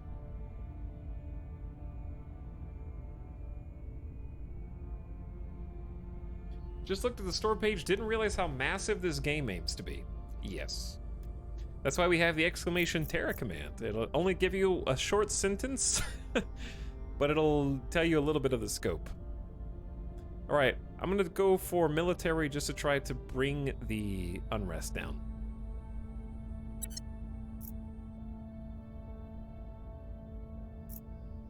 All right, away we go. So we're gaining control of more areas. Slowly. And we'll be able to appoint our counselors to more tasks soon.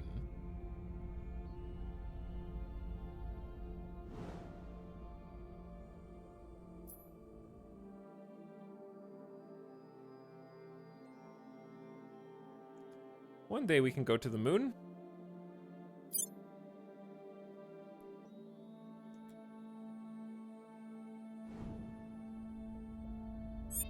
And beyond. Director, the org marketplace is updated with some potential targets for acquisition. Ooh. We are losing money. Bradford says, Director, it appears we have some supporters in El Salvador, making it a good target for us to control. Indeed, that is the case. Thank you. Okay, so we get to assign new tasks. It looks like the servants are taking control of France. That's not good. We've got Portugal. Project Exodus popularity has been on the rise. Nobody's in the UK. I guess you can just look for their icons, but I haven't gotten good at looking for their icons yet.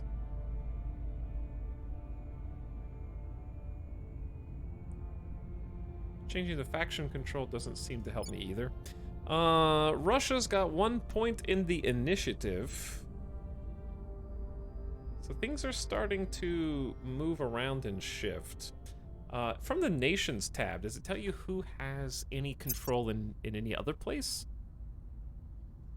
I guess it does. You can sort by control points.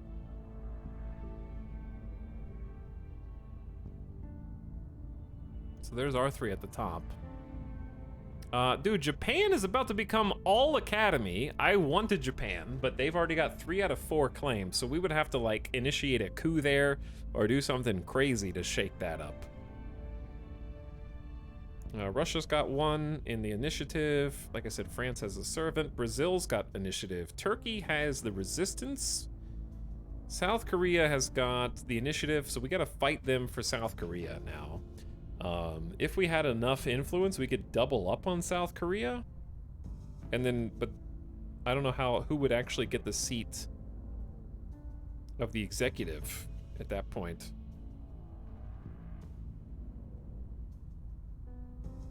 Canada is also going towards the resistance. And that, ooh, there's some weenies down here. There's Kyrgyzstan. Is resistance. Botswana is initiative. Madagascar is humanity first. Is that the only humanity first stronghold? That's pretty funny. So, some places that are still open, the reason they're open is because they're unassailable. So yeah, like PB for you say America's open. That's true. But if you try and establish control, the basically more both advanced, economically rich, and powerful in the case of strategic nuclear barrages a nation is, the more control points they will take in order to control, and also the more difficult they will be to exert control, especially here, because Project Exodus is in a minority popularity. They don't really like us that much. So anywhere in America, I have a 0% chance of success. I cannot take it. So generally what you do is you try and go to a neighbor state. So if I could gain control of places in Mexico, you do get bonuses when you have influence in a neighboring region. So you would start outside and then work your way in. And then there's also some more sort of missions that you can do to influence or destabilize different areas.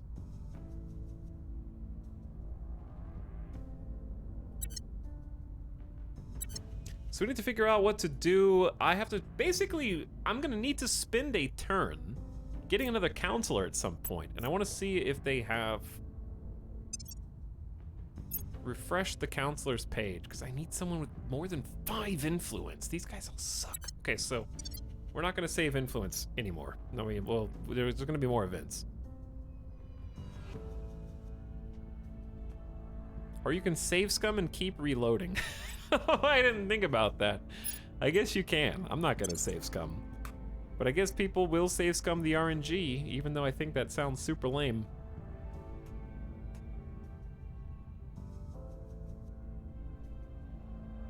Play how you want, I guess. Play how you want. Alright, chat, I need to take a quick gamer death break, if that's okay with you.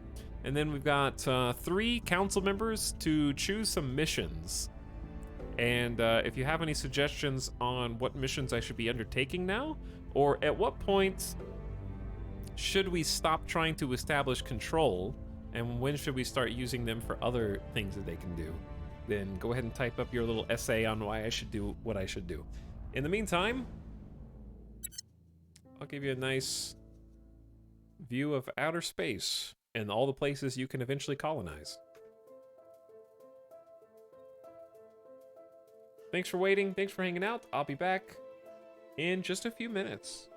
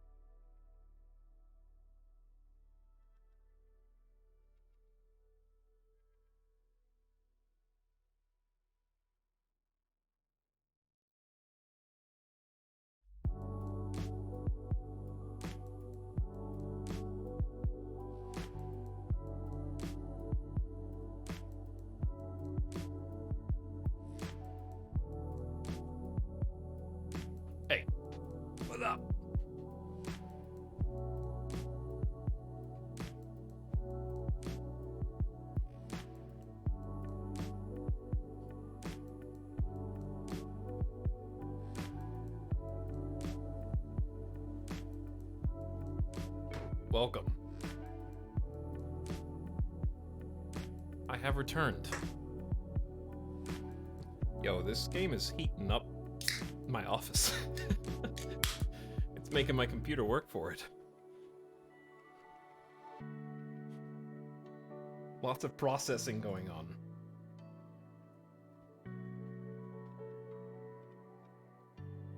Whew, anyway, thanks for waiting. We're back.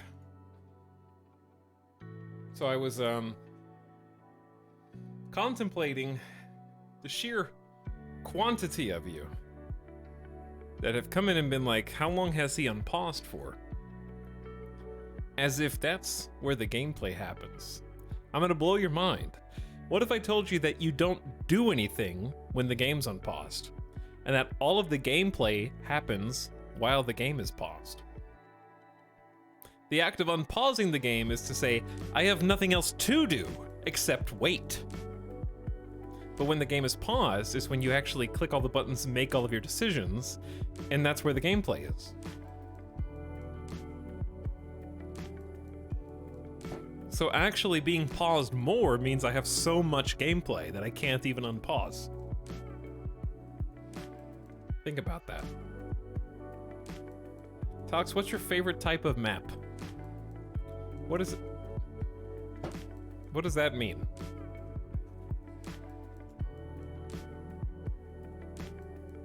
My favorite type of map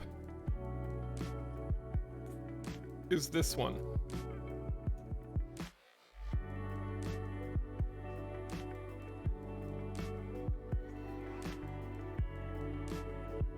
Like, I refuse to believe that the #1 product in Nevada is a thing that I don't even know what it is. And secondly, the Hooters being Florida's #1 makes a lot of sense. And I didn't know there were that many Dr. Pepper lovers in Texas.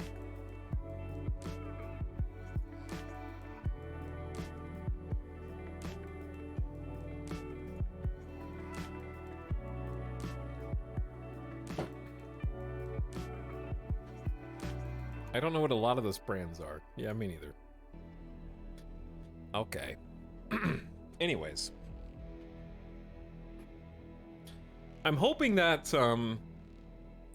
like, obviously just by playing, I'm gonna get a better grasp of the couple things that I'm confused by. I kind of just need to see how they develop over time to really get a feel. Because I haven't gone to the point in any strategy or grand strategy game where I can look past the noise and see the things that I need to see. Like right now it's not too bad because we just fast forward until the assignments phase comes up and then we do our assignments. We're kind of in the intro part of the game.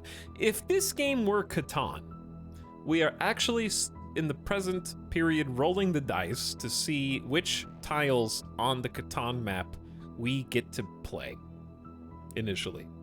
Except the difference between this and Stinky Catan is that they're not permanent until the end of the game. We can use subterfuge and manipulation to upset the board and move our pieces onto their spots.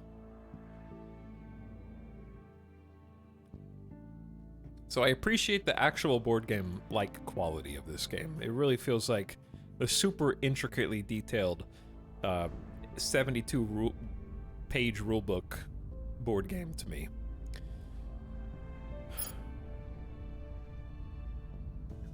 I have 33 influence, which isn't that much. We've established, like, the #1 goal right now is to hire another council member, but I'm waiting until new candidates become available. We need the final spot in Kazakhstan so that we can go ahead and have full executive control, and therefore access to all of their resources and priorities. But to do that, we only have a 22% chance of success, which I can boost up to a 76, but I have to use every ounce of influence. So, gambling and RNG is part of the game. And I'm not gonna save scum. I think 8 influence is a reasonable amount for a 60% success chance. Like, 4 is 48. we get an extra 12% for just 4 more influence, but then 8 more influence only gives me 9 more percent, but 69%. But yeah, I'd say let's just take the 60% and just hope for the slightly more favorable coin flip. Before we commit to any of these, I need to look at the rest of our objectives, or the rest of our missions. Because I definitely want to try setting a national policy. And I should be able to do that because... Standing by for orders. We have established control over Portugal. So, should I try establishing Portugal, or should I try establishing policy in North Korea? I don't know what the policies that we can establish are, is kind of the thing. Ready for my mission. But I think we should establish policies before we start advising. We don't need to go into hiding that I know of yet, and we don't need... I don't know what happens when we contact other counselors for diplomatic reasons. We'll have to find out.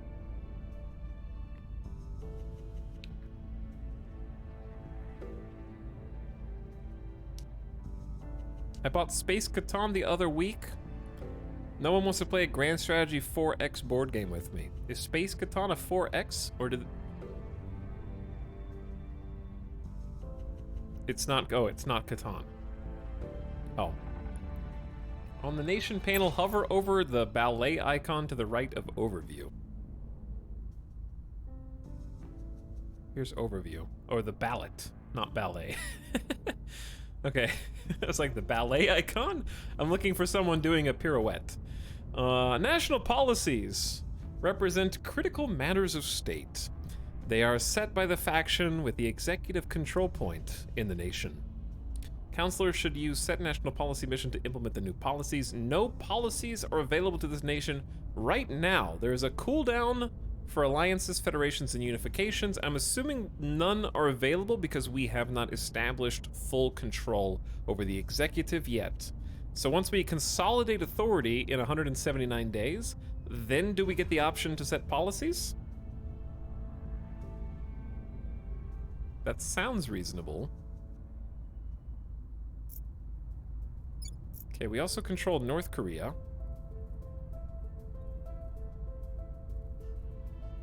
We can currently declare war. Candidate South Korea. That would be a huge mistake. We can disband our army. We can do nuclear disarmament. Those are the 3 options. Okay, that's handy to know.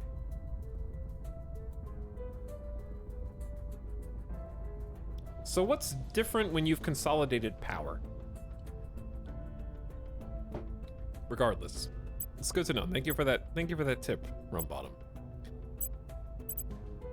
Reporting in. So we have one counselor who's an officer and has a host of other abilities that our first 2 do not.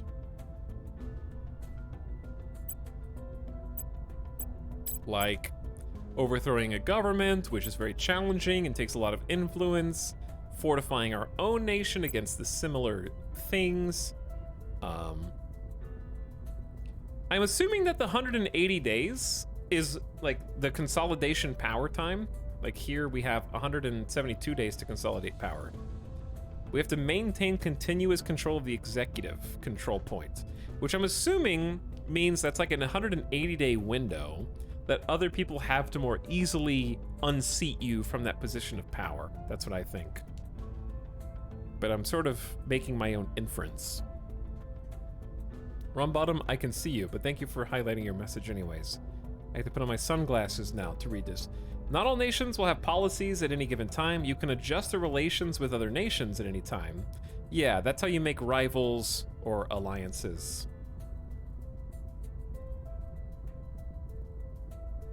Okay, but it's helpful if you choose set national policy but don't have any options, you can refund the influence cost. Fair enough.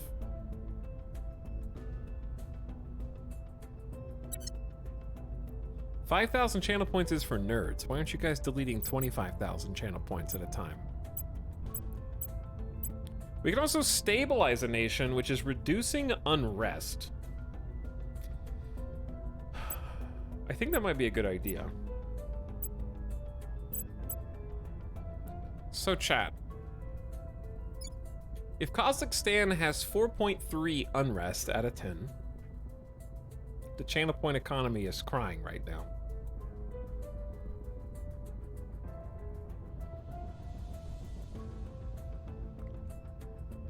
You guys have way too many channel points.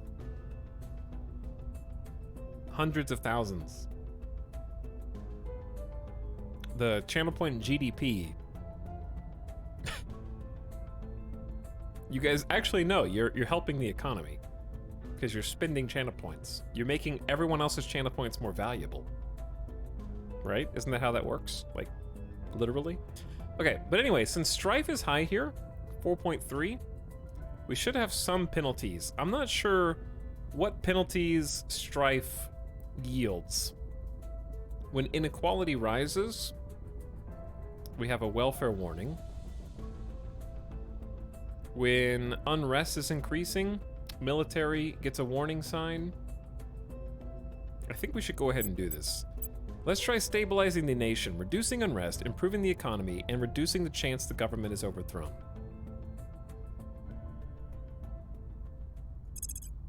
We have a 94% success chance. His command level is 7. He has we have some popular support, and national cohesion's 4.1. Good luck. I don't know if this is actually a good idea. We'll restore peace to this nation. Ready. Okay, so they flew in. The other counselor just flew in. Acknowledged. He's doing his thing. Standing by for orders. Bradford Spence, you still need to finish exerting control over this nation because we don't have the ability to whisper in the ear of the executive. So I'm gonna throw down another 16 influence to try and get a 69%, 2 out of 3. Lock this down. Taking control. Okay. Your And then, orders? I think I need to fight for South Korea because we're currently competing against the initiative right now. We can't let them have full control because the whole reason we took North Korea was to spread into South Korea and then eventually Japan. But Japan is basically spoken for right now. The Academy just has 3 out of 4 control points, so we're kind of stuck here at this stage. So I'm gonna try and issue control order over you as well. We have 17 points to play with. Chat, what do you think? Gamba on the 69s? Or spend an additional full 8 influence, double the influence for just another 7% success chance? I say we just gamba on the 69, and if we don't get it, it wasn't meant to be.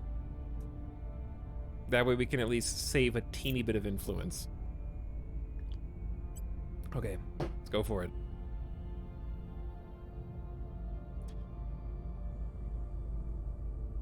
We're losing some success chance because our rivals have control points.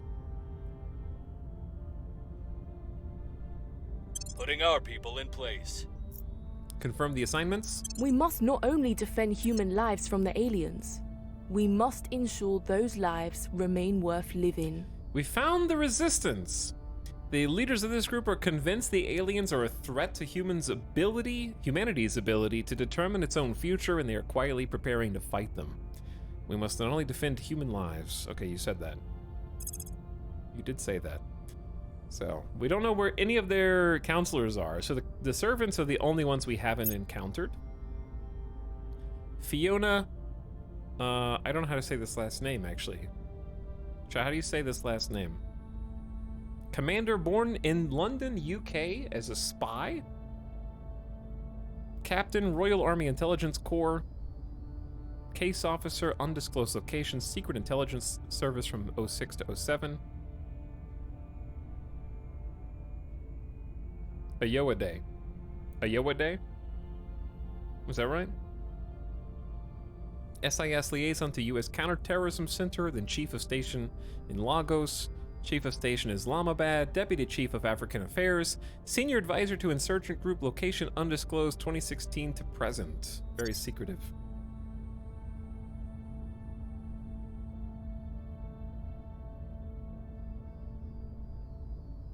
Ayowade.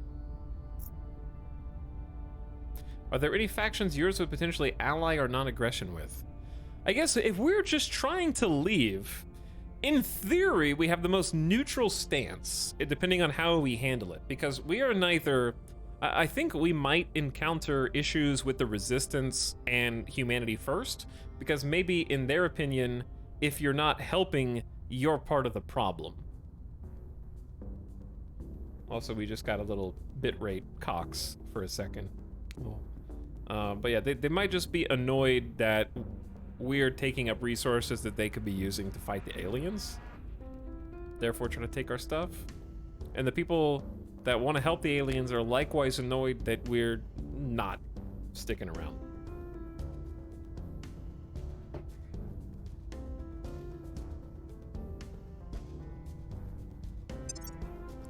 So right now we're at going on 50% of the way towards researching Skywatch, and we're getting close to finishing our alien signatures research. We're spending 50% of our research there. And research and development, we've gone up to 4.7. We're getting a bunch from nations now. Well, not a bunch, but a bunch to me. All right, is the internet back? It's good enough. I'll unpause. But yeah, we'll definitely make some diplomatic communications and make some allies, because we want to have someone to help us in case things go bad. Because our interests align with the Academy somewhat. They're trying to go hypertech to prove to the aliens that we're equal. We're trying to go hypertech up to leave. So we both could like hypertech up and then part ways at the crossroads when they go show the aliens how cool we are. We just peace out and go to another star system.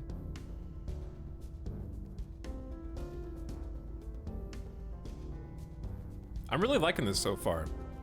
I'm also glad I got to the point where I sort of understand what's going on, but it feels like there's a lot more under the hood that's just happening. And I'm hoping that there's some good notifications to let me know. And I know we can fast forward faster than this. But also, I'm just contemplating. What is the best way early game to get like volatiles, base metals, noble metals for building space station parts? How do you do that?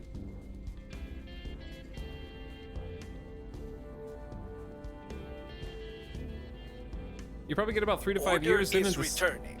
You probably get 3 to 5 years in and decide to restart. Have you seen my streams before, Rum Bottom? Sometimes I start in the first month. When was the last time you were here? We're gonna find out. March 2021. It's been a while. Audit, Monka S. You've missed so many campaign restarts in that time. In fact, we just got done playing Hearts of Iron 4, where I reset the Ethiopia campaign 8 to 12 times. We have succeeded helping reduce unrest in Kazakhstan by 0.25, which is substantial. And I will explain why, even though we're still at 4.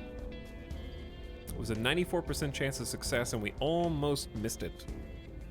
We'll be ready for new orders soon. The reason why that's successful is because the other best way to reduce unrest is via points in the military. And we're gonna need, we only get 6 total monthly investment points to allocate. And of that, we're allocating 42% of 6.1. I wish that just had a number next to it. Like, I get the percentage, but there should be another number right here. And then it should tell you how much is being allocated per month. Because this just tells you your progress towards the level up. I don't want to have to solve 42% of 6.1 to get an idea. But you know what I'm saying, I don't want to solve that every single time. This should just be another tab with the actual number. Anywho, you have to get 3 points, so we need a roughly 50%, not 42%, going into this each month, and each month it will reduce resistance by 0.069%. So we just reduced it by a flat 0.25 in a single go. Which totals...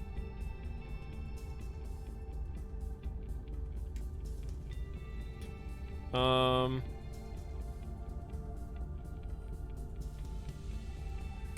3.5 months of military level ups. Actually, more than that. Be like 5 months. We just did 5 months of work in like a day. trying to calm the nation down. But even though they're done with their mission, we can't tell them to do another mission yet. We have to wait until the beginning of the next week. We have completed the Alien Signatures project. There is no doubt. Extraterrestrial life touched down on Earth. The many questions we have regarding its origin, its species, and its intent will have to wait. All that matters now is finding it. By cross-referencing reports of unusual events in the vicinity of the landing site with similar data from our global intelligence network, we have developed a tracking system able to reliably identify disappearances most likely resulting from alien activity. We have fulfilled the objective research alien signatures so we can detect alien abductions on Earth. Unfortunately, the samples we acquired were too small and limited to give us any real understanding of the alien spacecraft, though it left us with tantalizing clues. In other news, an alien survived the crash. Okay, that seems important. And has moved into nearby wilderness territory. Oddly, we are receiving reports of disappearances in nearby communities. As of yet, we have no explanation as to why. There's an alien, by the way. Why wouldn't you lead with that news? Yes, sir, we're sorry. We couldn't salvage anything from the spacecraft. However, there was a live specimen. The first known alien is somewhere nearby.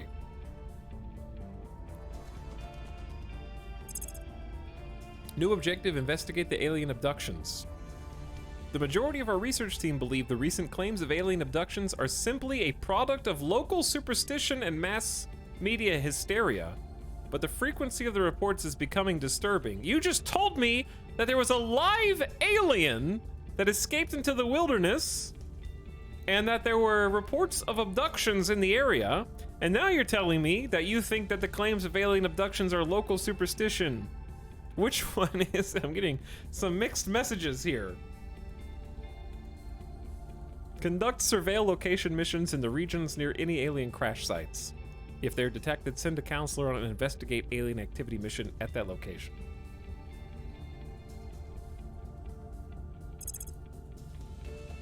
Our analysis of the alien debris, though limited, has produced fascinating results. While a minority of the debris is unidentifiable and may well have come from extrasolar sources, the majority of the material is comprised of elements that appear to have been extracted from distant bodies within our own solar system. Evidence suggests the ship was assembled within Sol's orbit. We should make it a priority to investigate further. Research the Skywatch and Deet System Skywatch Global Tech, and then the Alien Origin Project when available. Whatever path we choose, we need a better understanding of the alien technology. Unfortunately, it does not appear as though the aliens will willingly hand over a working sample. It appears our only option is to take one by force. Successfully engage one of the following alien assets: a facility, a landed UFO, orbital habitat, warship, or army. Then research, alien army. Then research the alien technology project. That's a lot of new objectives. Spoilers. Okay, so investigate the abductions. Research Skywatch. We're already on that. We're making sure that's happening right now. Salvage the alien tech if possible. Control the nations of Earth. Let's read this one. Amid uncertainty about the arrival of aliens, we have an opportunity to establish ourselves as an important power on the global stage, connecting with like-minded officials in government and industry, and begin to quietly marshal Earth's resources to address whatever plans the aliens may have. We must become the power behind the throne in many of Earth's nations to build an international alliance that will advance our objectives. To that end, our first priority should be to send counselors to gain control points in nations with strong economies, militaries, and research and space programs, and initiating public campaigns where necessary to sway the public to our cause. Much of Earth's economy is wasted on spoils, people enriching themselves at others' expense. With sufficient control, we can reorient the nations to serve productive ends. We are aware of other transnational groups like ours forming, and it may become necessary to oppose them directly if they turn too many nations to their own ideology. If necessary, employ armies to invade enemy nations and impose regimes allied to our cause. Set the priorities of those nations to develop space and research programs, improve stability, and economic output, and to field defenses against our rivals. A lot of stuff. We also need to industrialize space. The alien arrival via small spacecraft, along with additional sightings of suspected alien craft in our solar system, tell us that the coming conflicts will depend on space power, of which the Earth has almost none. Using what national and private resources we can align to our cause, we should develop an industrial base away from Earth, stations, and eventually bases that can contribute to the construction of a war fleet. Stockpile boost and mission control resources and use them to construct and manage industrial and research hubs in locations our tech allows. And then finally, build our council, the backbone of our efforts on Earth. We must recruit a diverse, influential, and loyal group of supporters to accomplish missions around the world. Counselors with high persuasion and the Control Nation mission will be particularly useful early in the campaign. We have none of that.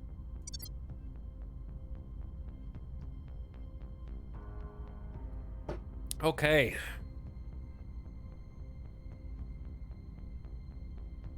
We have a new objective. Lots of new research objectives.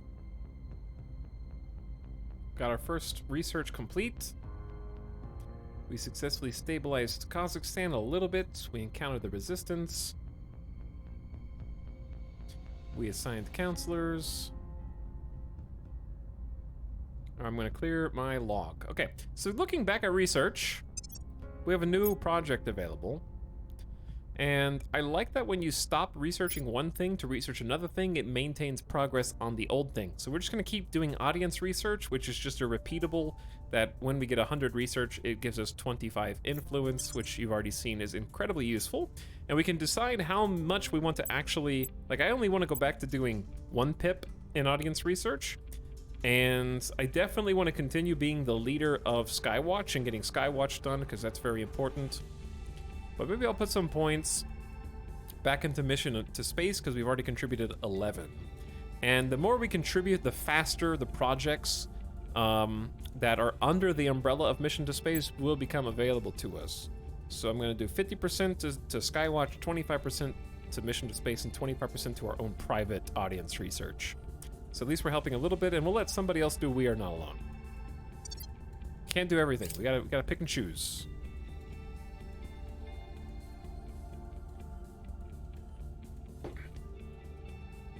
I feel like things are going a little bit better and faster now. I still don't understand much. But this game has a certain allure to it.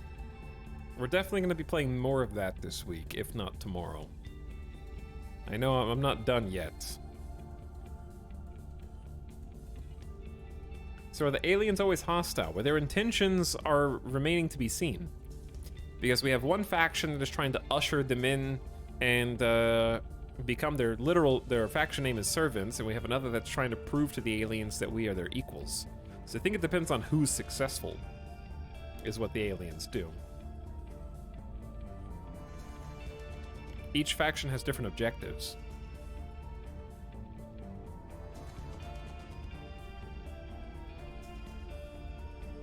The initiative fails the purge mission.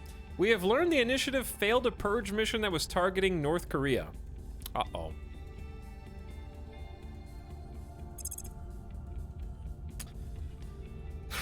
Chat. What the hell is a purge mission? Is that gonna make it so that they take it over? Like, or it removes me?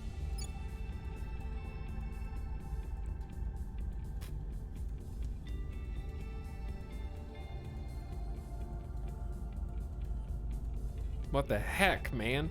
How do you see how resistant you are to a purge? Let's see.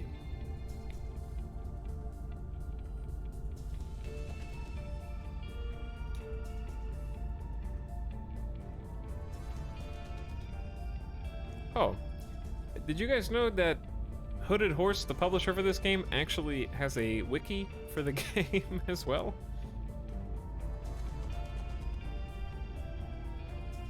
So I know that it needs good espionage. Control points can become more vulnerable to purges by the Crackdown mission. This is governed by the investigation attribute. Crackdowns will remove the benefits provided by a control point to an enemy faction. So I think it's just an agent and how much influence they spend to try to purge us. But there are ways to protect it against purges, which I will need to look failed into. to take control. We failed the South Korea control mission twice. We had a 69% chance again and failed it. We'll be ready for new orders soon. We failed to take control. Come on! This is 2 out of 3! 69! Wrapping up here. We've been let down by 69 twice! What a huge, colossal waste of influence!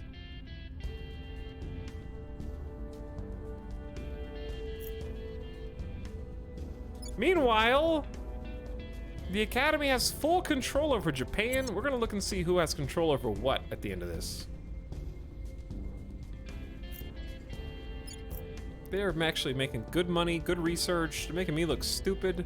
They got boosts. They got mission control. Unrest is high in Kazakhstan. I have been stabilizing it. I'm working on it. This truly was made by XCOM modders. Uh-huh.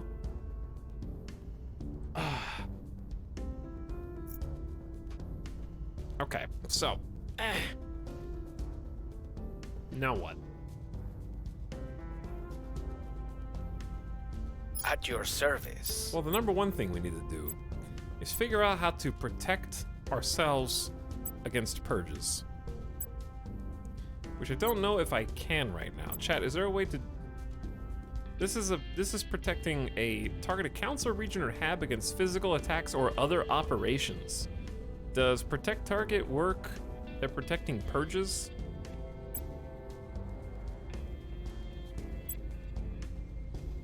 Who are we? What does it mean to be a human, Blue Tongue Ferret? We are Project Exodus.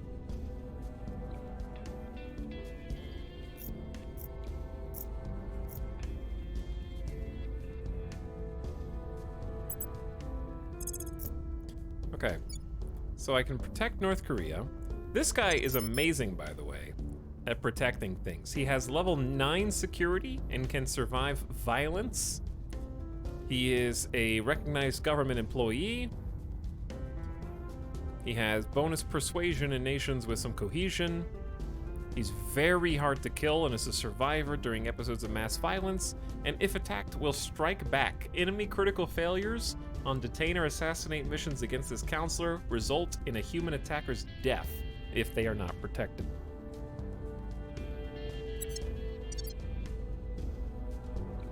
Okay, so protect my interests in Pyongyang. Wait. Protect is for physical attacks and sabotage. Defend is for political protection from purges and crackdowns. What?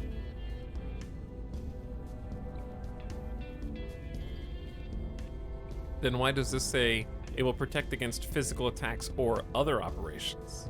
Other operations could be anything, even purges and crackdowns.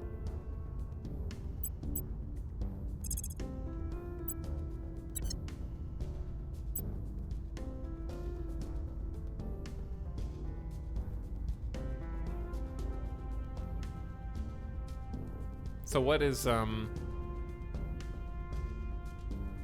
who has a defend mission? I don't think I have anybody with a defend mission. So I think we're just subject to the whims. Unless I just overlooked it. Ready. Oh, it's this one. Why can't I do this? Oh, it costs 20 influence. Yeah, screw that. Okay, we can't do that. Never mind.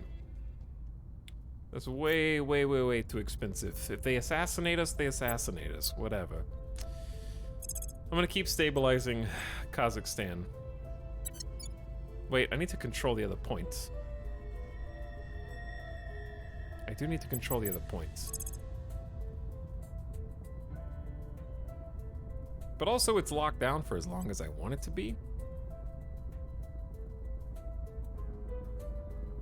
Ready for my mission.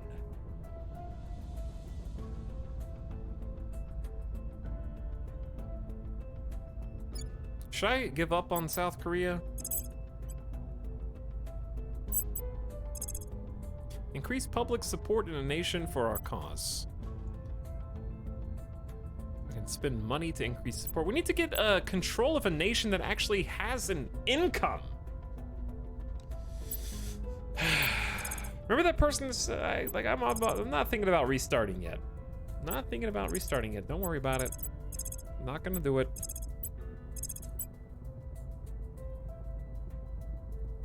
Can I fail another 69%? We gotta take some South Korea. Establishing our presence. Ready to go. Where to? Oh, we did have somebody here trying to take Kazakhstan. Let's take a look at the nations list and see who makes the most money. There's possibly someone that we could actually take control over.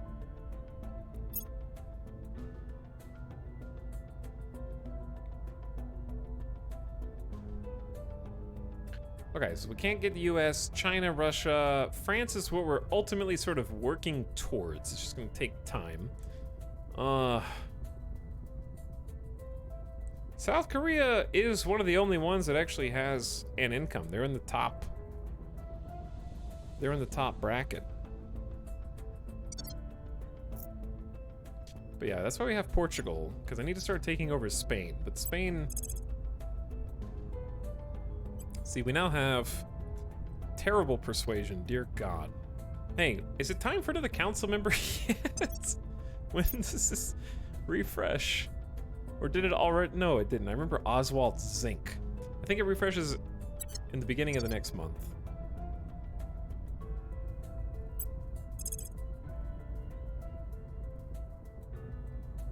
%39 is awful. All right, we're just gonna leave that alone.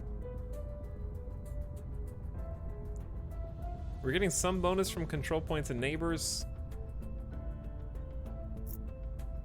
I think we should just stick with our guns. Let's just try and finish taking control of Kazakhstan. It's only a 60%. Just Bringing go for it. them to our side. I'm here. I'm also gonna try stabilizing the nation again to avoid any kind of internal catastrophes. Same thing. Restoring order. Easy assignments.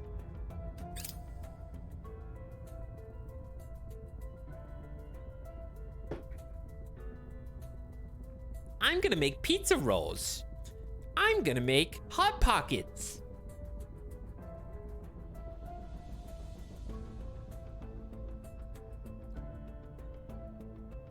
I don't know when the last time I made pizza rolls was. The number of times I've made pizza rolls is directly proportional to my access to a toaster oven or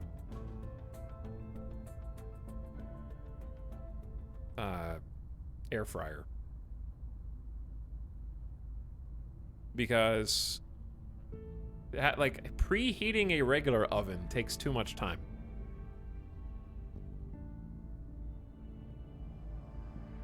And it's not worth it. Holy shit, just got back and he's already fast forwarding. Hell yeah, I am. I mean, I can fast forward even faster than this if I want. Watch this. Violence is abating.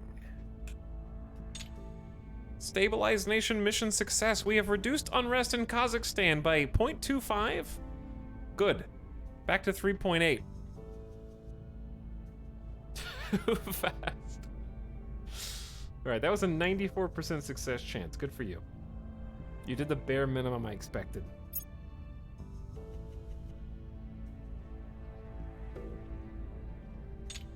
The 20th Guards Army is now in control of... Oh, so people have started... Didn't I say we were going to look at who controls what? The Initiative and Humanity First are now controlling Russia. Humanity First just got control of an army in Russia.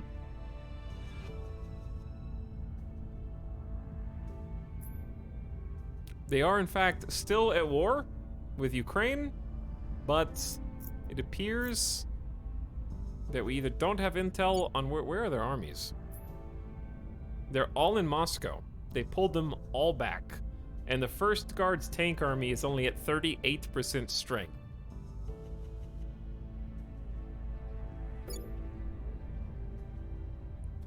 So, I did watch a tutorial video on this. And I heard a reference to the fact that nations can defend themselves without armies, but I'm not really sure how that works. Maybe Twitch chat is not the best place to explain how that works.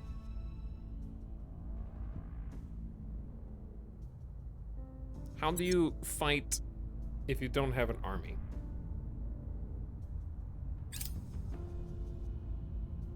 Oh, I wanted to look at the nations list.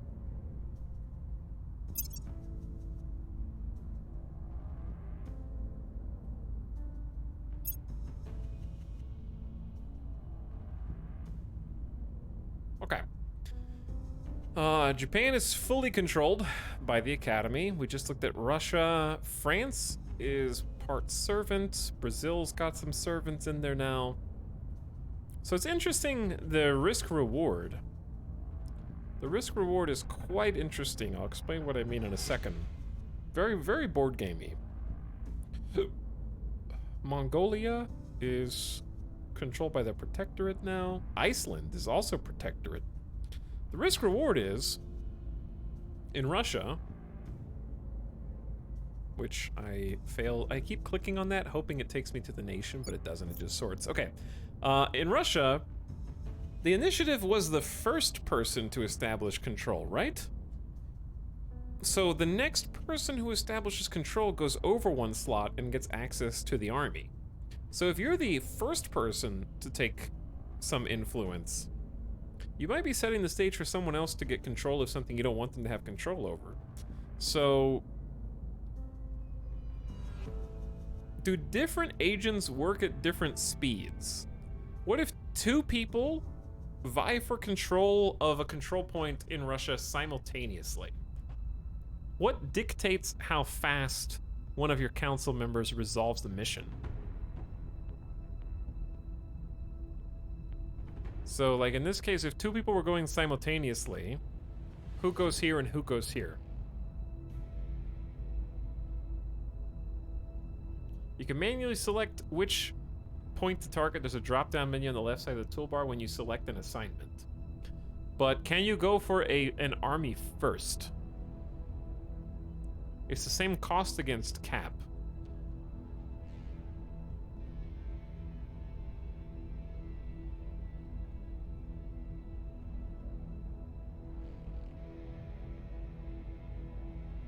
But anyways, yes, when armies move into a territory, they'll just take automatic damage based on your military tech level. Okay, that makes sense. Or your relative military tech level. But what happens if two people are rolling for control of the same tile?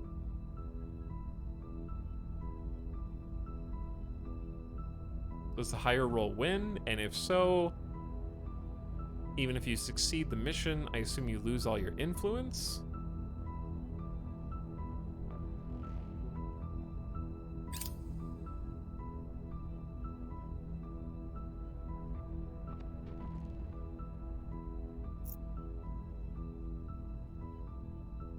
To stabilize nation was a very quick mission.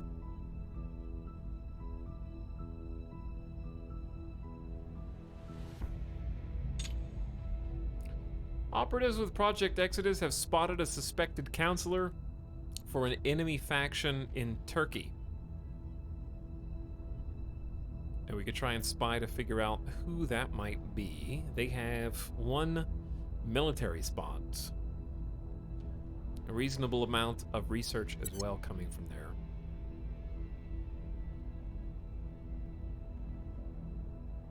A large typhoon has struck the Davao region in the Philippines. Oh damn, we got natural disasters simulated in this game too?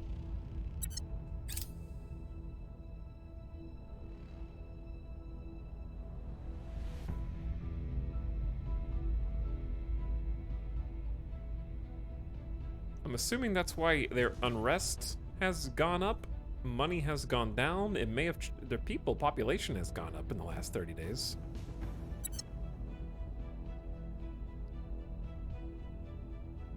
All right, Chad, I got a question for you. How many people in this chat have obtained the game, bought the game since I started streaming and have just been quietly chipping away at figuring out how the hell to do anything this whole time?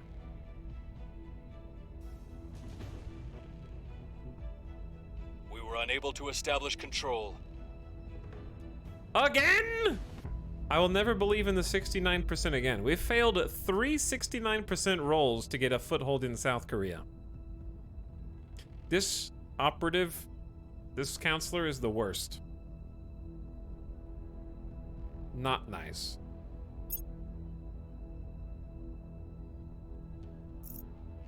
Not nice at all. Our presence is growing. Okay. At least we finished getting Kazakhstan on a 60% roll. We have 2 of 2 control points there. We'll be ready for new orders soon. Project Exodus Counselor Bradford Spence was detected by another nation in the Nur-Sultan region of Kazakhstan. Detected counselors are targets for enemy investigation or attacks. This counselor may consider using go-to-ground mission to shake any pursuit. Or we could use him as bait. Do you think anybody's going to attack him? I could use my security guard to defend him and then try and kill their counselors for attacking me.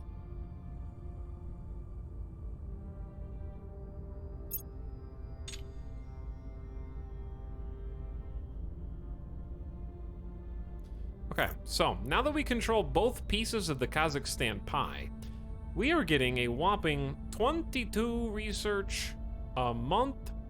We're also getting 1.7 funding in our pocket, which is, again, better than 0.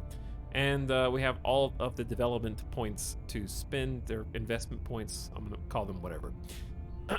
And we're getting some boost. We now have positive boost because we have full control, aside from the piece that's being leased to Russia via the Eurasian Union, of the boost going to the Alliance. We're getting more boost. Why? Okay, here's my question. If they produce 2.5 boost a month, why are we each sharing 0.31? Why are we only getting 0.62 of 2.5? There's still a substantial amount. 0.31 doesn't sound like much, but when you look at the nations list and sort by who has the most boost, even 0.31 is better than all but 1, 2, 3, 4, 5 nations in the entire world. It's like it's the #1 nation in the world for boost. Boost is how we actually get things into orbit. That is how we start going to space. Boost is a measurement of the amount of mass that we can move from our planetary Earth surface into some kind of orbit or just spaceborne trajectory. It's 10 metric tons of material per point of boost via rocket launches and other conveyance. It's an aggregate measurement of how easy it is for us to send things up into space.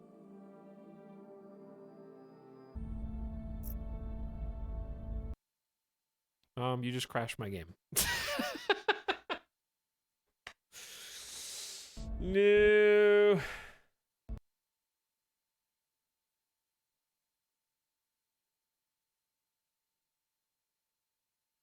Wrecked. Got him. The aliens win.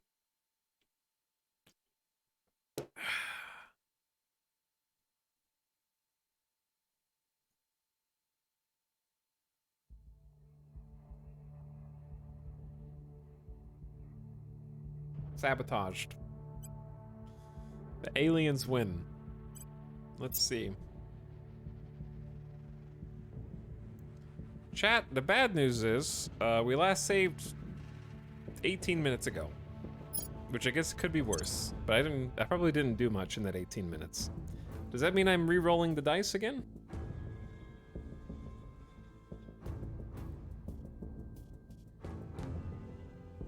I'm gonna lose Kazakhstan, aren't I?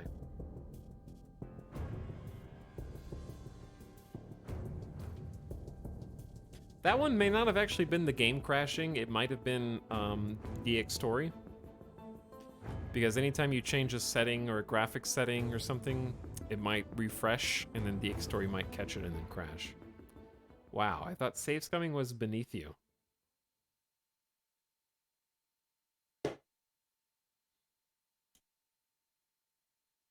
We're gonna have to start saving more often.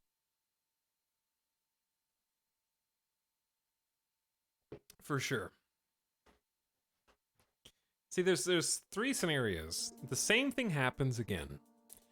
The perfect scenario of changing our luck happens again, which is what I don't want. Or equally bad, we fail both scenarios.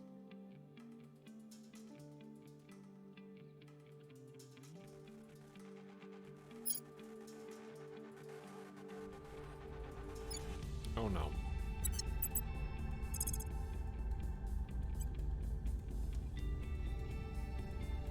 How much do we spend on this before? Standing by for orders. We'll restore peace to this nation. I know for sure. Standing by. You were stabilizing. You were trying to control. Bringing them to our side.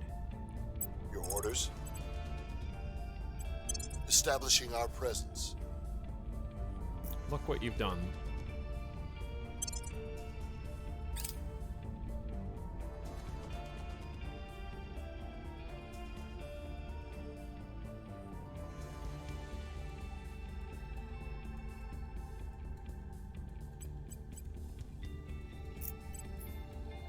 It did switch to show monthly income.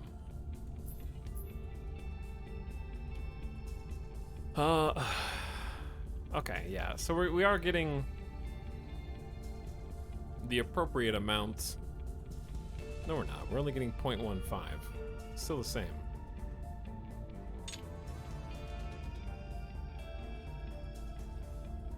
At least it's the same amount of boost.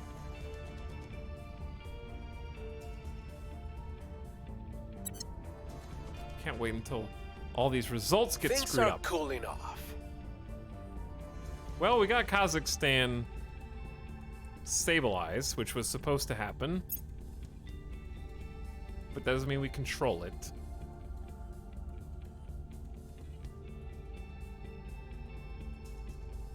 I don't know if we did anything else. We failed to take control.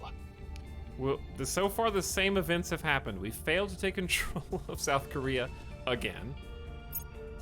We were unable to establish control. You ripped Kazakhstan away from me!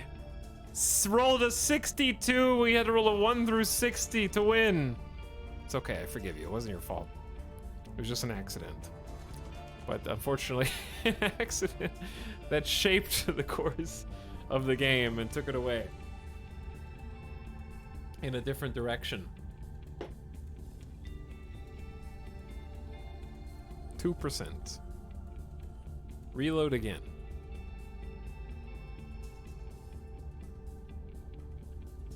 But thanks for the 5-month sub. Welcome back. And Kelro26 also for 2 months. Thanks, Kelro. I played this game for like 8 hours today and I don't think I did anything. That's how it goes, Smoth, dude. That is how it goes.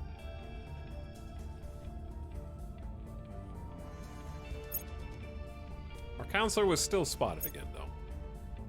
So that's the same.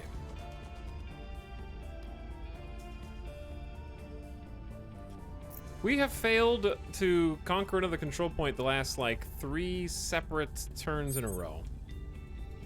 Russia has an open control point with good boost income. Let's target it to support our space program. I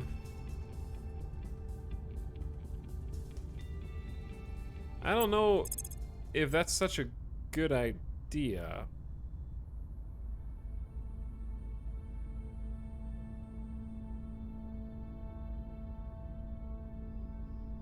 I think I enjoy this game in theory.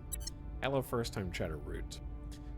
Okay, well, we just switched to the timeline in which we failed everything, which I actually prefer to the timeline in which we win everything, weirdly. At least if I'm gonna cheat, I'm gonna cheat to make the game harder instead of easier. Okay, well we only have 11 influence. There's really, I think we should just spend a turn doing nothing that takes influence. Okay? I think it's a good idea. We're gonna continue to try and stabilize.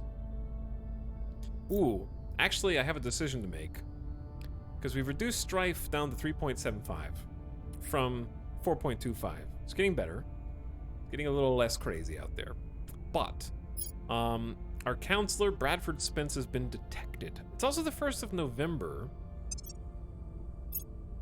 And there are still no new hires available yet.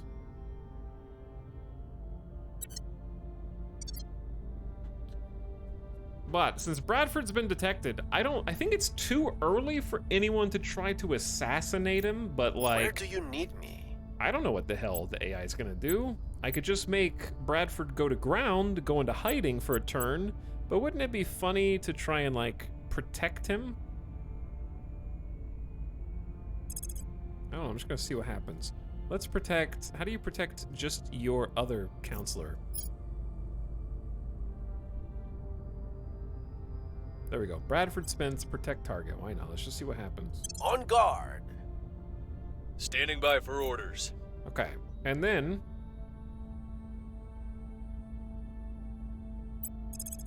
we got some easy places to establish control over here that we can do without spending any influence. So we can just save influence and try and persuade El Salvador. They think Project Exodus is badass. So absolutely 90% chance to control this nation. Open control points.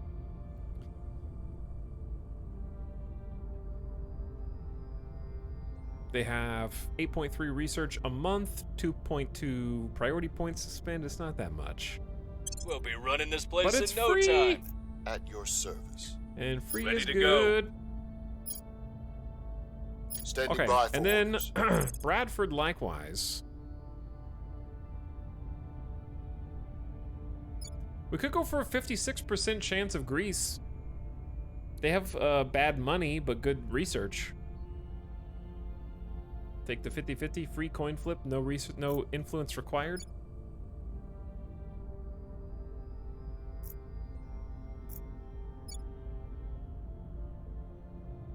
Or you could just go crazy and take like a 1 in 4 and just gamble that they'll listen to you. What else do we have in this area? We could just go all in on like Central America. Because we got a 72% chance in Nicaragua. 69 in Honduras. 85 in Belize. Belize has pretty good just free science to play with and only 1 point. Maybe we'll stay with that. Costa Rica has 18.6. It's a little bit more. All right, let's go with Costa Rica. But they have 2 points, so it's a little harder to lock them down. But they do get more priority points as a result. Free science is free science. A lot of telescopes in Central America. That's a good point. Putting our people. Okay, so the security guy will go follow him over there. Let's confirm those assignments, lock it in, and away we go. Defending the VIP. I am now protecting Bradford Spence from enemy operations. Oh, I thought we actually, like, activated it. What did they say at the top right just now? I don't know, I didn't see. Hi, hello, Spill. What's up?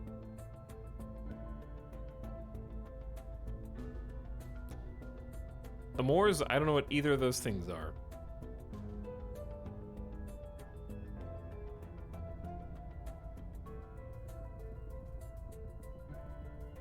German is strapped? German is strapped.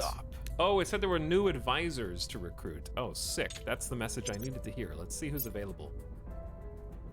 Joey Salambides. We have a level 10 investigator, Jessam Kaskeli, who's also a chief of espionage, but that's 60.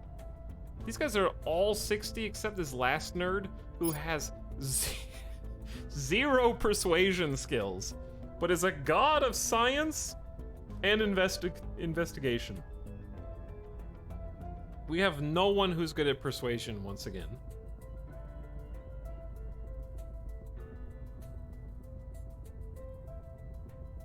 Zero persuasion is real bad for what we're doing right now.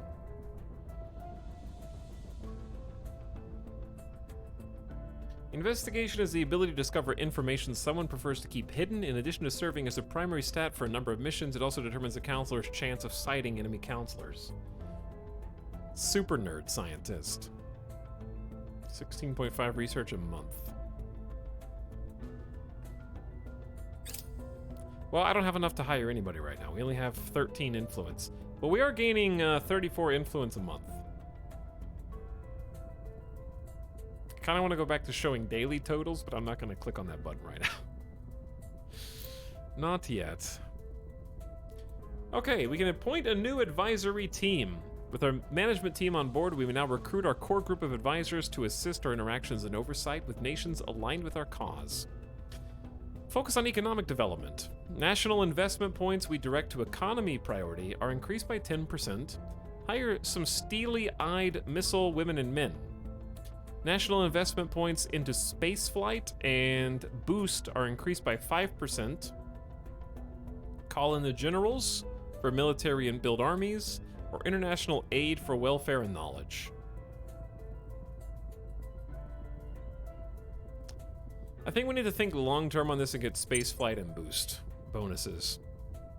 Because we're definitely going to want a ton of boost. We do have some boost available right now, which is good.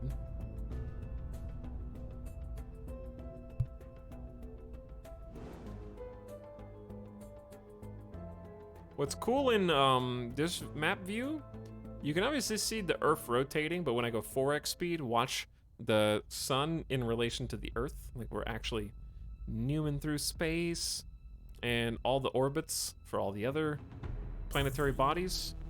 Alien fleet detected, excuse me? Surveillance telescopes have detected a new alien fleet transferring to low Earth orbit. The trick is not to look directly at what you are trying to see. Offset your focal point somewhere to the side of where you think you notice the movement. At night, the center of your vision doesn't work as well as during the day. I won't try to explain the science to you. What matters is you'll see whatever is out there before they see you. Colonel Hans Castillo, advising conscripts in Colombia. Scientists around the world have gained a full understanding of Skywatch. Hey, we researched that. Project Exodus contributed the most research to the effort and now can select a new direction for global research to take. The span of time humanity has spent in space is dwarfed by the span of time humanity has been interested in it. Earliest records of the telescope date to the turn of the 17th century, with regular advancement made every century thereafter. It therefore follows that on the shoulders of projects such as SETI, we consolidate our resources into a unified observation and surveillance program to maintain active, constant surveillance on the nearer parts of the solar system. Allows all factions to track alien vessels and structures that are inside the orbit of Saturn. Immediately reveals all alien vessels and habitats within our detection range. We may now research Deep System Skywatch. Okay, now we get to choose. We'll come back to that.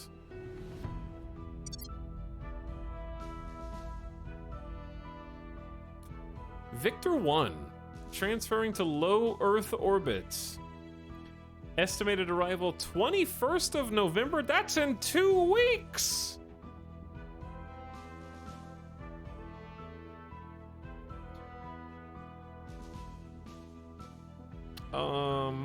Oh.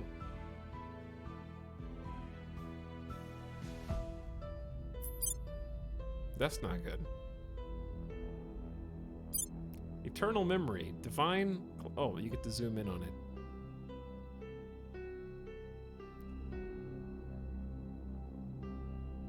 See, these look like either space whiskers or like humans are not the only sentient beings that have experienced mice and rats. Maybe they had more cables and then they got chewed through, you know? It's like a cyber fishing lure. And we're taking the bait. We're taking the bait.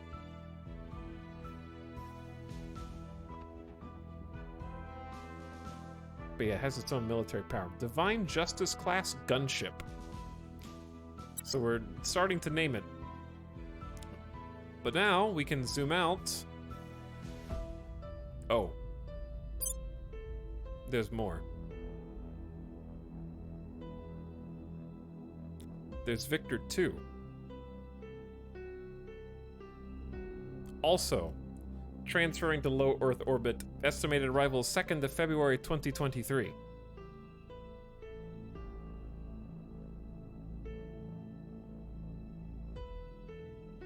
One of them is extremely close, and that's just the people inside of Saturn's orbit.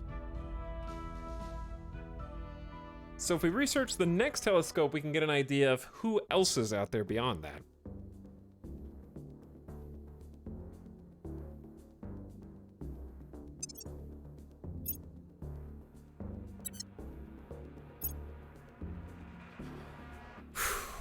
Okay, well, the benefit of what we just did by leading the charge, we have a clear idea of where the aliens are now. Honestly, the Exodus is looking really cool right now. We're the only ones that get to solely decide what next technology to focus humanity's efforts on. So we can do advanced carbon manipulation, a requirement for atomic manipulation, carbon nanotubes, and clean energy. And for the following faction projects. So global techs help everybody. So like every single faction can now see where the aliens are because we led the charge in creating the super telescope.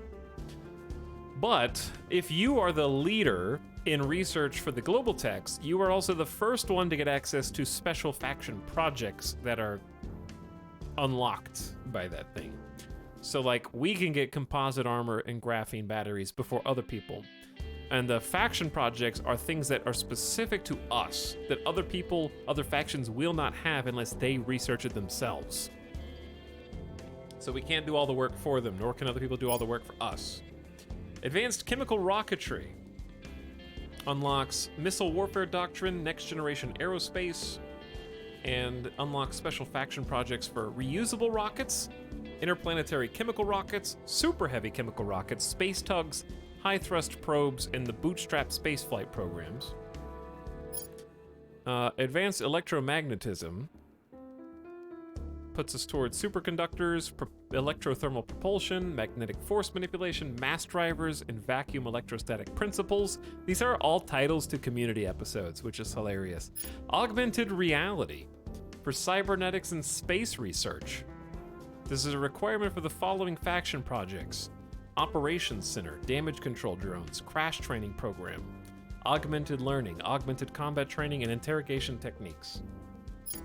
Biotech for arrival psychology, predictive genetics, space agriculture, space medicine. Or we can just do deep system skywatch. I want to know where the rest of the aliens are. Show me all aliens from here to the outer planets. And then we can make our own deep space telescope faction project, which one has to assume will yield high amounts of science and research.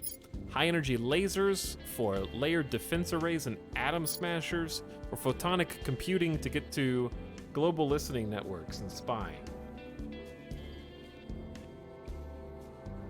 I don't like our chances to get away cleanly if the aliens are already orbiting Earth.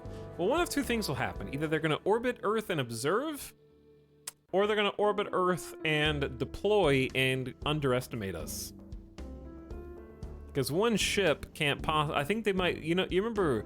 Here, listen, we did a Lord of the Rings reference. Here's a Dragon Ball one, okay? Listen. Maybe the aliens are just Raditz. They sent some sand to Earth and they're like, I can conquer this. In fact, it was supposed to be conquered a long time ago. We should be superior to these humans. And then they get there and we're like, yo, what up? I've been expecting you. And then we punch them and beat them up. And then the rest of the forces show up later. Then Nappa and Vegeta come, you know? And like, I guess I gotta do this myself. Cracks knuckles. In my opinion, we should do the objective.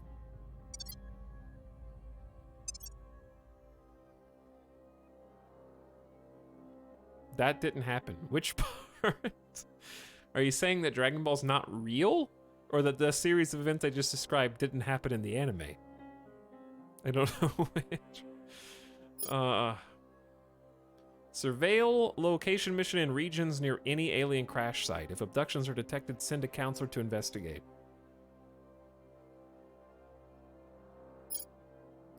Research alien origin. Yeah, we need both Skywatch and Deep System Skywatch global techs. So why don't we just do that right now? If we have the ability to steer tech, let's find out where all the rest of the aliens are, and then get Deep Space Telescope. Deep System Skywatch. Sick. All right, that's super cool. Take me back to Earth.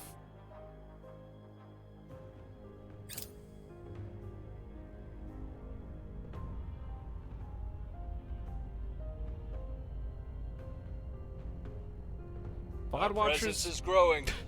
VOD watchers skip 30 hours to get to Namek Arc. Okay, we have a control point in El Salvador. In fact, that's the control point. We'll be ready for new orders soon. El Salvador is like, yo, Project Exodus, I love you! And I understand why. I get it. So they have all their points in funding right now in the space flight program. I feel like that's gonna take way too long to get to space flight, so forget about that. If we want any spoils from their economy, we need at least 44% of the wealth. They only get 2 points. Their GDP is going down. Their per capita GDP is going down.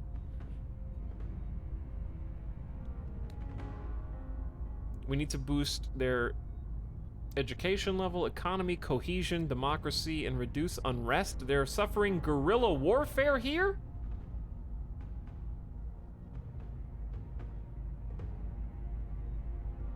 So spending on the military will help reduce unrest. But it's every 3 points, and we only make 2.2 points.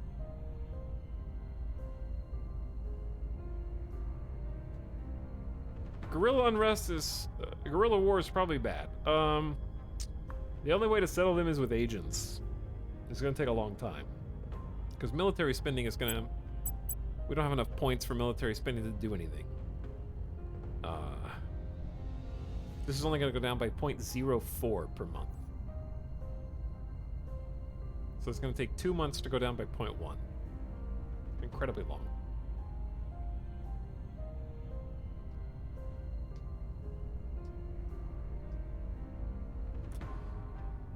I don't know what to do with nations that are suffering this much unrest.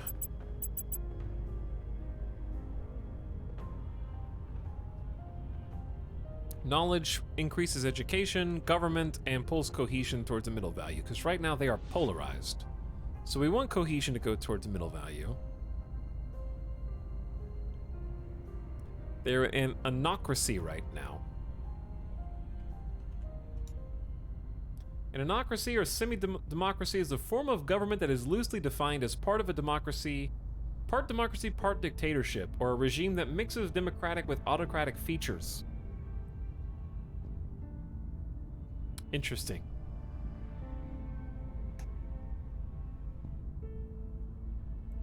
Okay, so they only get 2.2 points. There's really only so much we can do. I think I have to put at least a little bit into the military each month. And I'm gonna put some in knowledge.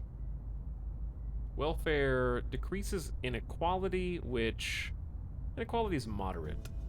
So yeah, we're gonna put 50% into military to reduce unrest, 25% in knowledge, 24% in the economy. Okay, and you know what? Put a little bit in funding too. We don't have that many points. We're splitting it probably over too much, but that's okay. It's gonna take a while. It's gonna take a while for anything significant to happen there. We're taking over. All right, 83% chance. Cleaning things up. We have 1 out of 2 seats in Costa Rica. Costa Rica is a little bit better in terms of how much science research they have. Their general economy is doing a bit better. They have a diverse amount of cohesion. They're developing full democracy. They're at the atomic age. Not too much unrest. So we want to keep it that way. We're going to spend some points on military to help with the unrest.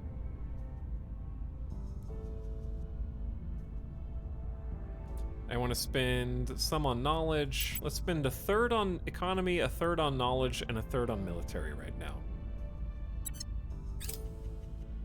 And they get like 4.8 points per month, so they have a lot more to go around. But we're also sharing those points with the other control point. We don't have exclusive access yet.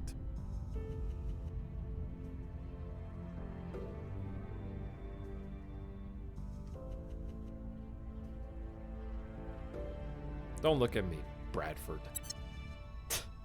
All right, we need to save up. We're getting 34 influence a month. Maybe we'll get some events. Are the triangles artificial land? No, the triangles represent groups of islands or tiny places that, you know in Hearts of Iron, when you forgot that islands existed? This is like the, hey, there's islands here. This is... Chat, what islands does the Benelux control here? This is San Juan, Puerto Rico. We got Georgetown.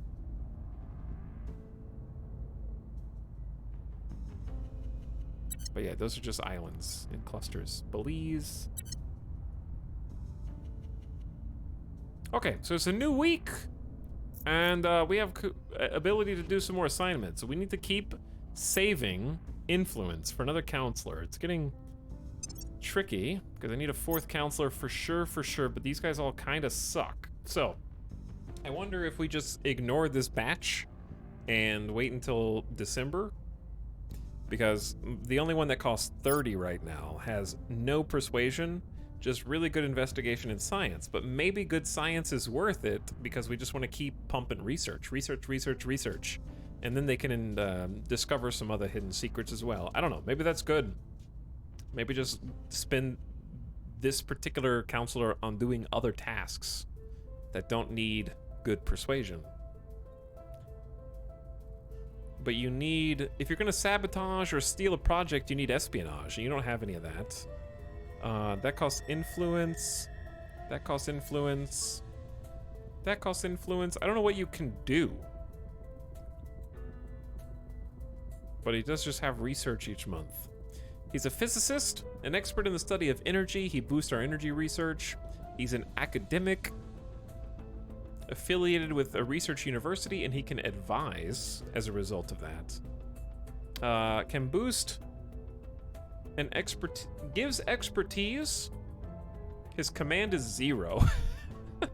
His command and administration is what affects the advise role, so he's bad at it. He's transparent, always means exactly what he or she says. Loyal forever. Oh no, that's just the like we see their actual loyalty.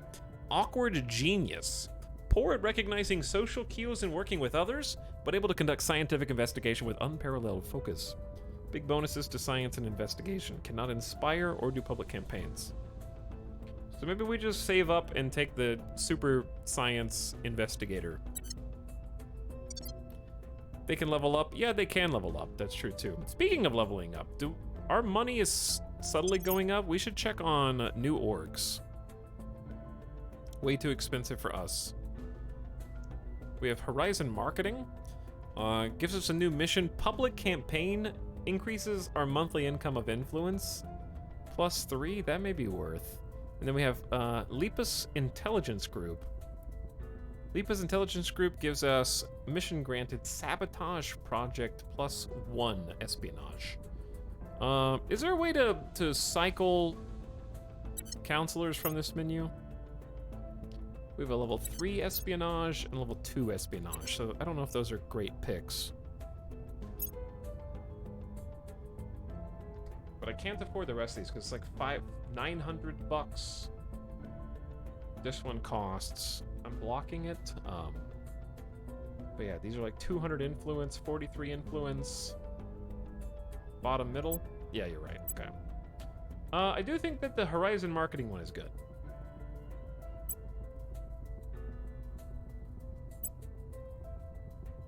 Like, I might just give that to our astronauts.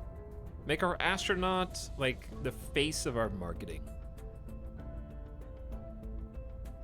When it says +3% unity, does that mean to places that he is? Or does that mean to places that we control across the world?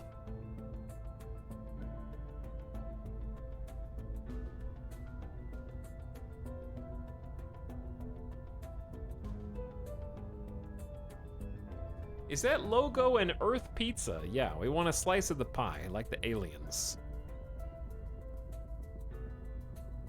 But yes, counselors do level up. They have XP.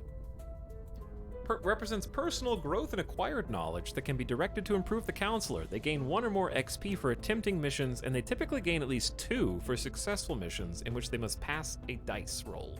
XP may be spent on improving attributes, adding beneficial traits, or removing negative traits. Let's look at some RPG mechanics here. I'm gonna buy this because chat doesn't know. Because I like the extra monthly influence. We're gonna need stack influence. We need a lot. So to augment them, we need at least 20 XP to give them a boost. 40 for a trait. And I don't think there's really any other orgs that we want right now.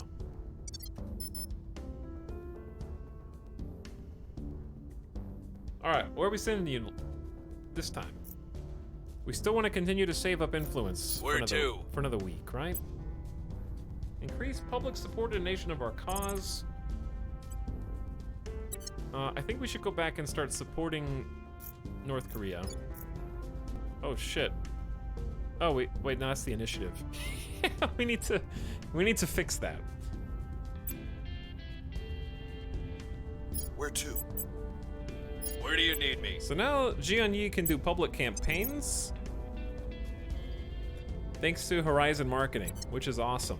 So, if you look over in our 2 locations, Kazakhstan has a lot of undecided opinion, but because North Korea really identifies with the initiative and they're trying to go profit and power, the initiative is probably going to try and take this out from under us, and I think they already have. So we need to do like public campaigns and maybe spend a little bit of money to make this more successful. I'm gonna spend $10. I'll go for 72% chance. I will try to sway the public. It's more than 10 bucks, obviously, but there you go. Okay, then we've got... I'm just gonna have Bradford go to ground and escape enemy detection for a turn in San Jose. Initiating deep cover. Standing by. Because someone knows where they are and identified them, so I'm just gonna waste a turn doing that. Now I would like to try to control either another South or Central American nation and just kind of establish control over Central America, or find somewhere else we don't need to spend any influence to have a good chance of success.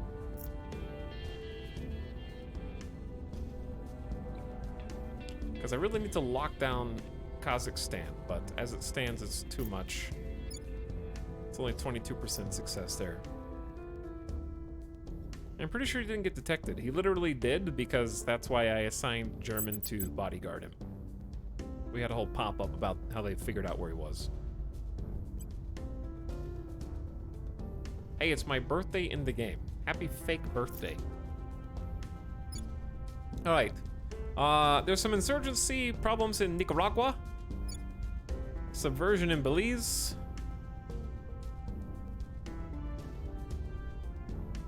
You loaded the game after he wasn't detected the second time? I think he was, though. I think he was detected both times. Belize is probably easier because of the low subversion. In the drop-down next to Control Nation, you can sort by percentage of success. Fair enough. Oh yeah, we do need to establish full control over Costa Rica. That's right. We only have 1 spot in Costa Rica, so let's get both. We'll be running this place in no time. Indeed, we will. That sounds like one of the developers' voices. I bet it is. Chat, I want to be a VA. I want to be one of the voice actors for this game. I'll do some lines.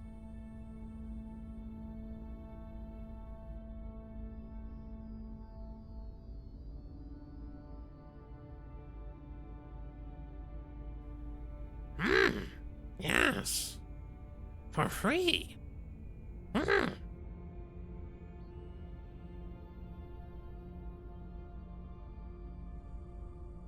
Counselor March.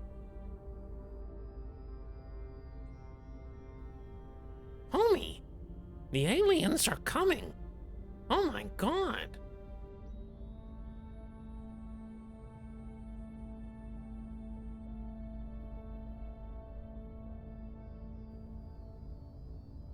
So we could just do a voice pack like that.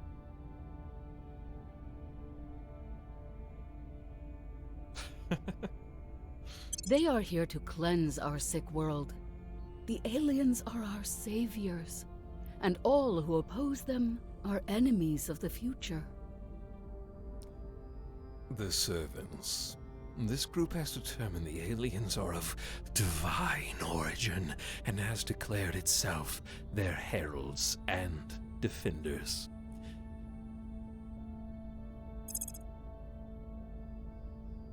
The servants, led by Judith Howell, support the aliens by any means necessary. Attended Southwestern Baptist Theological Seminary in Fort Worth, Texas. Departed in 2012 without a degree from Hattiesburg, Mississippi as an evangelist. Charged with incitement and transporting controlled substances related to the mass suicide of members of the Eternal Source cult in Arizona in 2014. Charges were later dropped. Worked as a content manager for a collection of California-based New Age websites predicting alien arrivals in the coming decades, 2015 to present, during which time she became a popular public speaker and self-help guru. Okay, but if you predicted the aliens were coming in the coming decades and then a UFO crashes, I'm just saying. It's hard to discredit that at that point. Like, if you're a doomsayer and your prediction comes true within a decade, that's pretty good timing as far as the historical accuracy of doomsayers goes.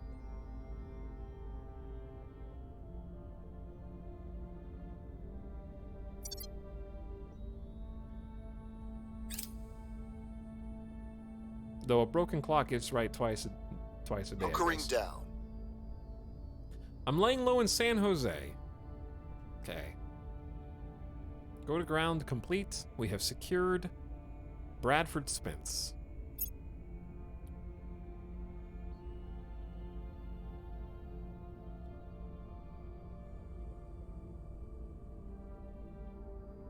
Where are the alien ships? Aren't they incoming soon-ish? We just learned how to detect them. There's Victor 1. Victor 1 is on the way, chat.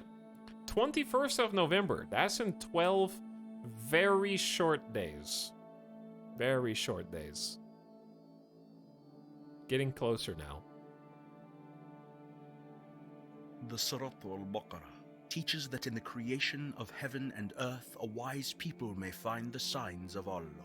Let us heed those words and join together as we take our search into the stars. Director Khalid al-Ashgar, from his khutbah at the first conclave of Muslim astrophysicists. Hey.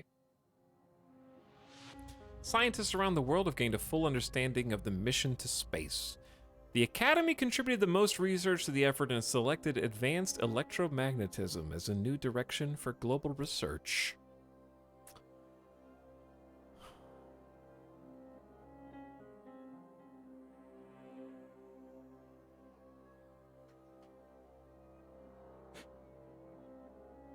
I've noticed that Exodus seems to be the favorite faction played by most people. Have you done a poll, Michael Dark? Because the only people that I've seen playing this game are playing other factions. In my opinion, the other factions are evil.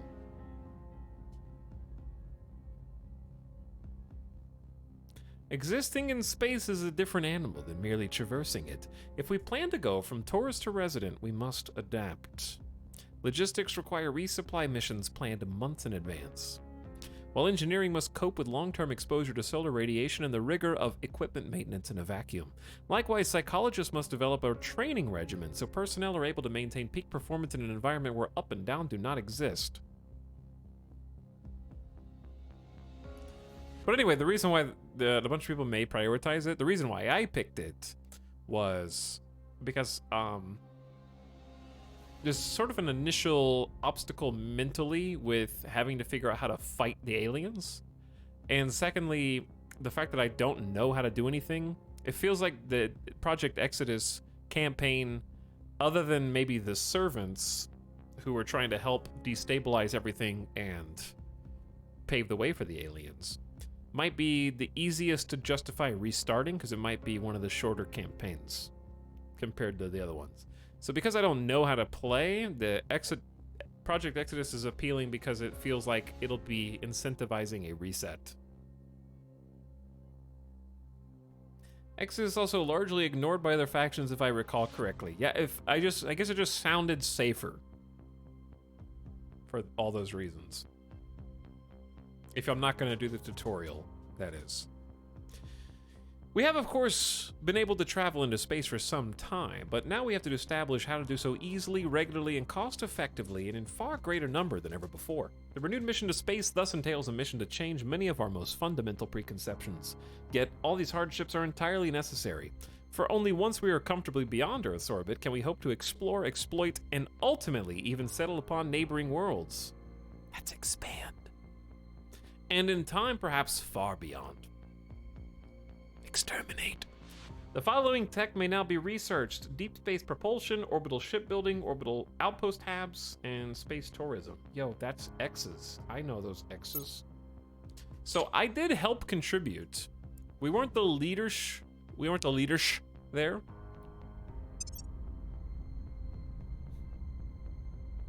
Ooh, wait a second. There was some micromanagement strategy. Look at this pie. That's going to take a long time. That's 1,000 points. These are only 500. So actually, if we wanted to...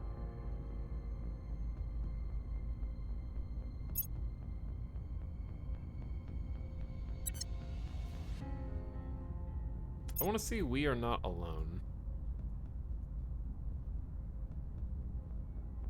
Publicize the alien threat or clandestine cells. We might actually just... We know that the scientists here have contributed 23%. Mathematically, it's probably not possible for us to beat that at this point.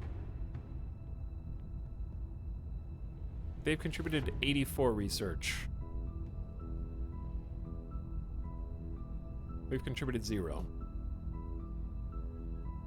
Because what I was thinking was, like, once you establish a majority somewhere, just to become the tech micromanaging gamer god, like, if we put 5 per day in there,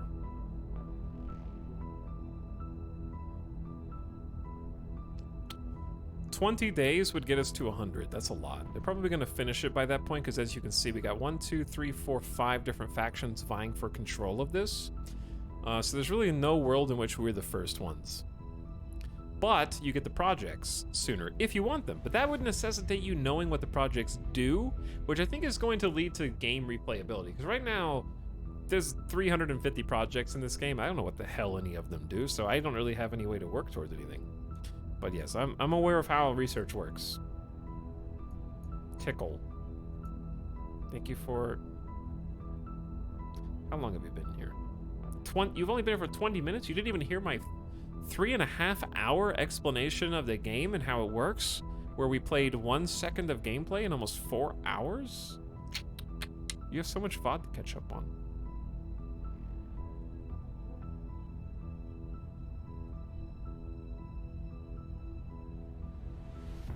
I love how no one wants to fight the aliens. Well, humanity first definitely does. And the resistance definitely does. But yeah, I was contemplating a world in which you might be able to... Like, this is our primary objective, so we should definitely be putting some science into this. Let's see what advanced electromagnetism does. This is a requirement for the following global techs: superconductors, electrothermal propulsion, magnetic force. Let's see what it leads to. Don't be intimidated, chat. Okay. That leads to a whole bunch of things. Don't worry about this if you haven't been here in a while, okay? Don't worry about this. This is only part of the tech tree. Our ultimate goal is mission to outer planets and eventually leaving said outer planets. Sending probes to the Kuiper belts will be nice too, but all the things, you can right click and you get a page that distills the things that you need. So we know we need We Are Not Alone, which leads to arrival psychology. My hope is that in the future, while the game's in early access, at least a little bit of flavor text, just like a sentence or two for each one of these would be so helpful. Or even a tooltip system or some way to select an inspection of what the projects do. And to some extent, knowing what the projects do ahead of time is sort of a spoiler, but arguably you'll just replay the game and you can't erase foreknowledge of what projects are in the game. So it only punishes, not knowing what a project does only punishes you the first time through the game. What is a flavor text? Like what the outcome would be? Like in this one. Arrival psychology. Does that mean arrival of the aliens to our planet? Does that mean how we react to aliens arriving to our planet? Does that mean how the aliens will react to us existing on the planet? Because it unlocks things that I don't know what they are. So flavor text would sort of be mentally preparing me for what texts and what projects it unlocks. Like I see it has psyops and interrogation techniques, but I don't know what those do. So without me being able to either click on them to find out or have a small sentence or two that sort of sets my expectations as to why I would want to research that thing, to sort of direct me as a player. And I do love flavor text. But as it stands, you kind of have to research everything, and they'd be like, oh shit, I was supposed to be researching these other things. And you'll just learn what everything does over time.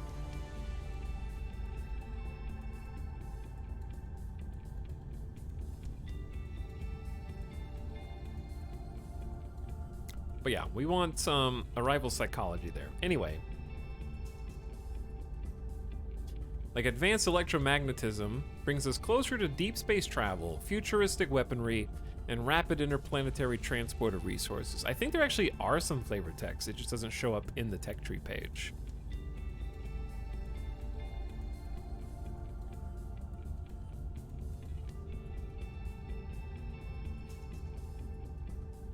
Hi, Etalyx. I went on YouTube the other day to watch a few videos to reminisce about the feeling of comfort you gave me while watching videos all those years ago. I followed you on Twitch a while ago, but never caught you live.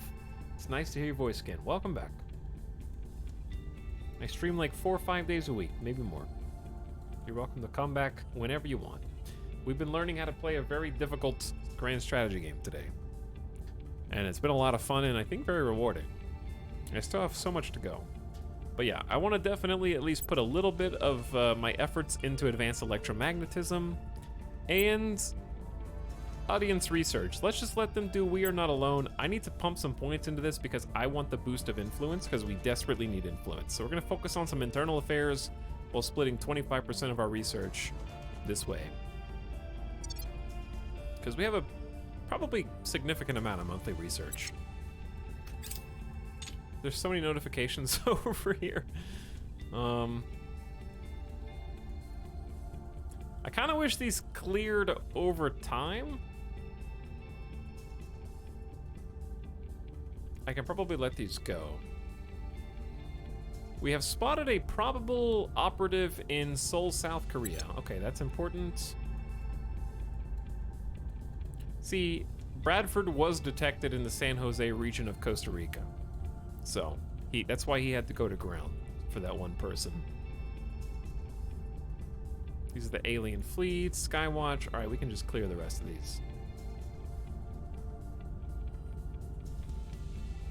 The people will come to our side. Uh-oh.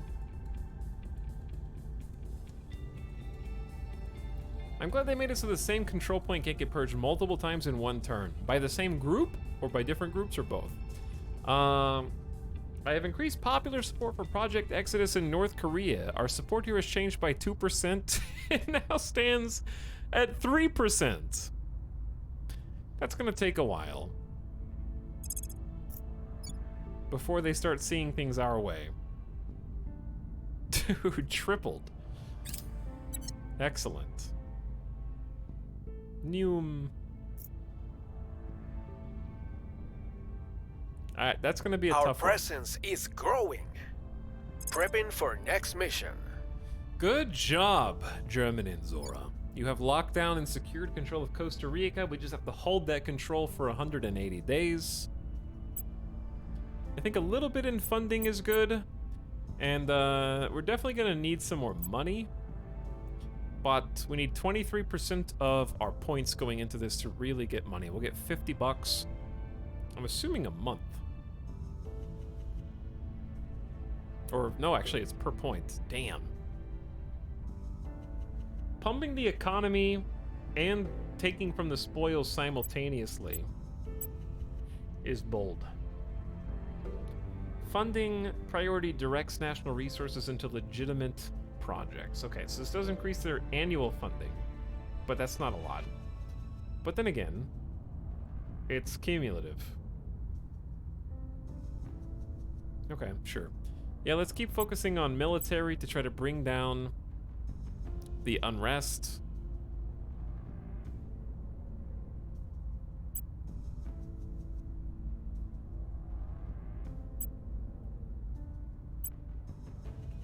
Okay, that's fine. I think this is okay. 21% there. We got knowledge and the economy. I don't think I can explain that super well because I'm still trying to understand what all the buttons do there myself. And it's time to set even more new assignments. What have we found? Operatives with Project Exodus spot a suspected counselor for an enemy faction in Moscow.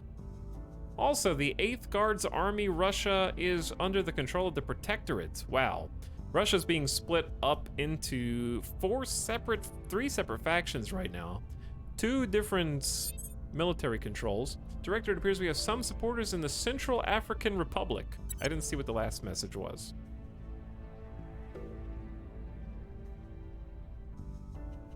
What do the buttons do? That's a good question. Lead a combat unit against... I know there's no valid targets. That's okay. Investigate alien assets and assault alien assets. German Anzor is kind of a badass, I think. Okay, don't we have an overarching objective to survey... Here's my question, I guess, to chat. We have an objective to... investigate alien abductions by conducting surveil location missions in regions near any alien crash sites.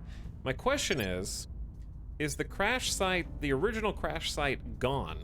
Like, am I supposed to be surveilling regions around where the initial craft landed, or are we supposed to wait until possibly more crashes happen?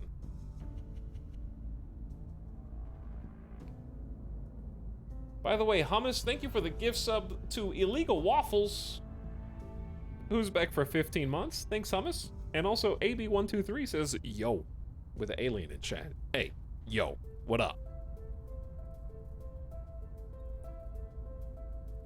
I think everyone who knows the answer to that is currently asleep. Significantly increase the likelihood enemy counselors and aliens will be detected in the counselor's region and adjacent regions, or in a Haber fleet. May also detect hidden alien assets in nearby Earth regions. I'm gonna give this a try. Because it says adjacent regions. There's a lot of adjacent regions here since this is landlocked. Eyes up. So I'm gonna send at your service. Our best security expert over there. Meanwhile, we still don't have enough influence to hire another council member, so we're just gonna continue to save that. I believe... Wrong button. I believe we're waiting until December. No, we were gonna get the scientist for 30. Okay, yeah, let's just continue to save.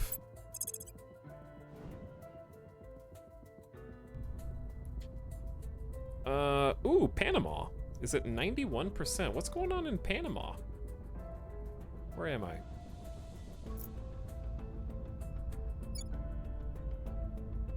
What's going on in Panama, dude? Why are they suddenly on our side? 5 persuasion, popular support. Oh, it's neighboring control points. It's because Costa Rica is under our control. You can investigate the original crash site. That is exactly where I sent them. Investigate aliens as an agent mission as opposed to surveillance. Yeah, but we're looking for abductions. And it specifically says surveil locations. That's what we're supposed to do.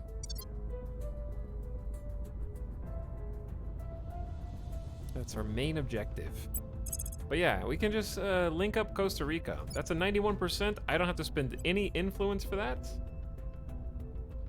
They have a decent amount of monthly investment points, some more research. Their unrest is going down. Seems pretty solid. Good economy. Bringing them on board. Okay, we're gonna launch you over there.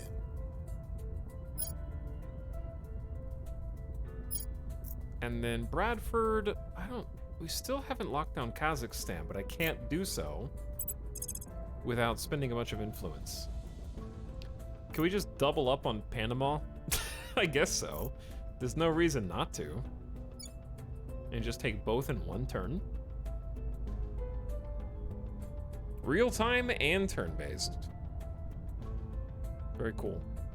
I think I'm just gonna lock it down. I don't know. I may not be doing this right, but bringing them on board. Send them both in. Initiating surveillance. Xenoforms detected. We already found them. We've detected what appear to be alien microbes and plants in the Niamey region of Niger. They are thriving and threaten to displace the native biota, which strangely does not seem to be resisting their advances to the degree we'd expect. A direct application of force, either via a counselor mission or an army operation, should be able to reduce or even eliminate its spread. We will begin preparation for a research project to better understand this phenomenon. Future notifications like this will only appear in the queue. Alien life forms detected. A collection of alien flora and fauna is growing here. Well, that's not what I expected to find. That's so cool, though, that there can just be these things happening in different regions unbeknownst to us, unless we specifically go look for it. We'll be ready for new orders soon. Okay, so that is alien life forms. New project available. Okay, so I can stop getting the influence research. Oh my god, 300. Studying the non-sapient life forms that were collected from several sites. Chat, what do you think? Should I divert research to this really expensive, important seeming one? Or should I continue, just complete the influence boosts, because I need a ton of influence? I don't know what's better right now. Oh no. And the Academy is going to beat us to the punch here.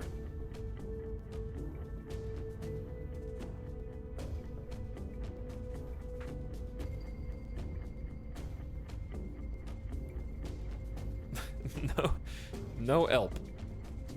Oh, they're going to beat us to the punch on Deep System Skywatch too. I need to change all of these things. But I need to do something else.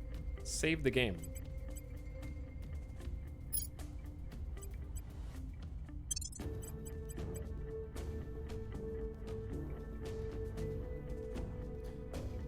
Birdie B, thanks for the 3-month advance sub. What up? Welcome for 90 days. Enjoy your stay. For now, chat, though, I gotta go eat. We've been streaming for over 8 hours. My brain hurt, and I'd like to stream again tomorrow, when it's not as late. New game tomorrow, reset. I'd like to continue the same one, because the only reason I would want to reset is because the game crashed and we lost Kazakhstan, which makes me slightly bitter, but I actually prefer that to reloading and accidentally cheating my way into getting South Korea. So I would like to probably just continue the same one. We're just playing on hard mode where we made it harder on ourselves. I don't know if I need to reset yet.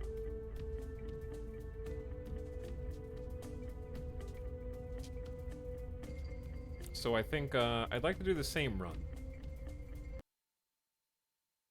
But thanks so much for watching today, chat. A lot of you people were very helpful in wrapping my brain around some of the concepts, which I'm really glad that I prepped a little bit for, because I kind of knew the direction that we were going. Midas is on food patrol. He is hungry too. He's walking around. To be fair, the game's in really early development. It's actually in really late development. They expect this to only be in early access for some months. Most of the game is there. They're just going to patch a bunch of AI, bug fixes, crashes to desktop, smoothing things out, add some more events, and it's a very big game, very huge game. And if you didn't get to see, if it didn't look like a huge game, then you just got to go back earlier in the VOD. But we'll do a recap when we play this again. Hopefully tomorrow, there might be, like, I'll definitely be playing it again this week. Probably, possibly tomorrow, but we might slip in. I was wanting to play Astronauts recently, and I had an itch to change up the maps.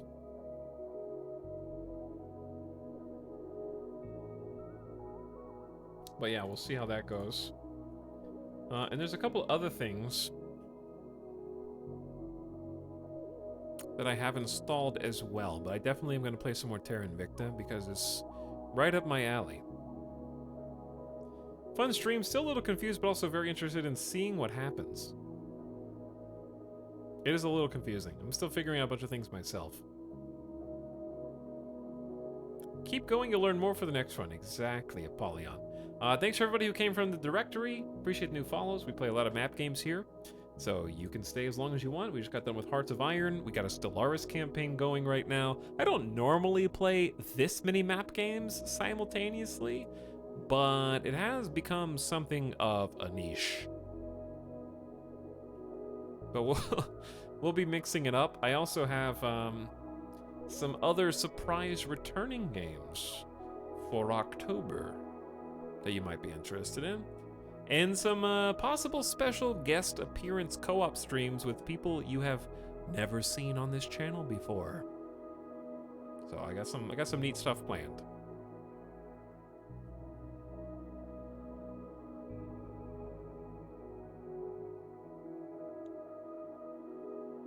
Thanks, Etalyx. I really want to see this game, and now I really want it. Enjoy Psycho Merlin if you get it. I've been having a lot of fun with it so far.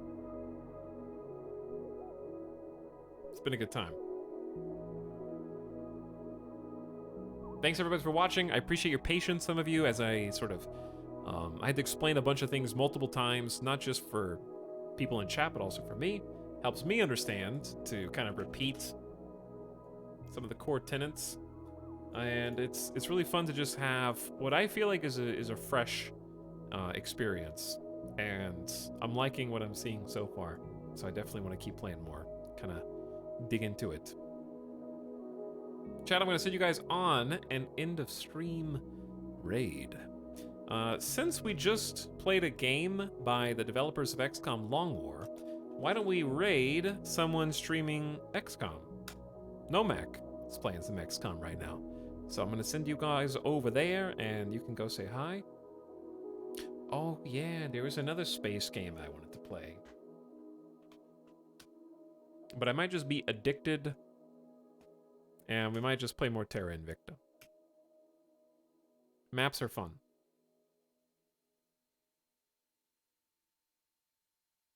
Thanks for the stream. Thanks for hanging out. Thanks for watching. Thanks for being here, chat.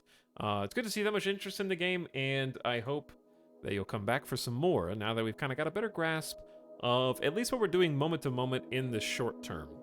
See, like, I know how to click the buttons now. Now I need to find out what all the buttons do, what all the technologies do, and I need to figure out how to actually manipulate things. Because like in Crusader Kings, right? Sometimes you wait event to event, but sometimes you can figure out how to establish diplomatic channels with your neighbors, form alliances, sabotage, subterfuge, and all of those options sort of uncork over time, but I have to get to the point where I feel comfortable interacting with all those systems. Right now, I'm just kind of like dealing with getting control of the territories that we're trying to get control over, not including apparently Kazakhstan. Good night for now. See you over there on Nomek's channel. Good night.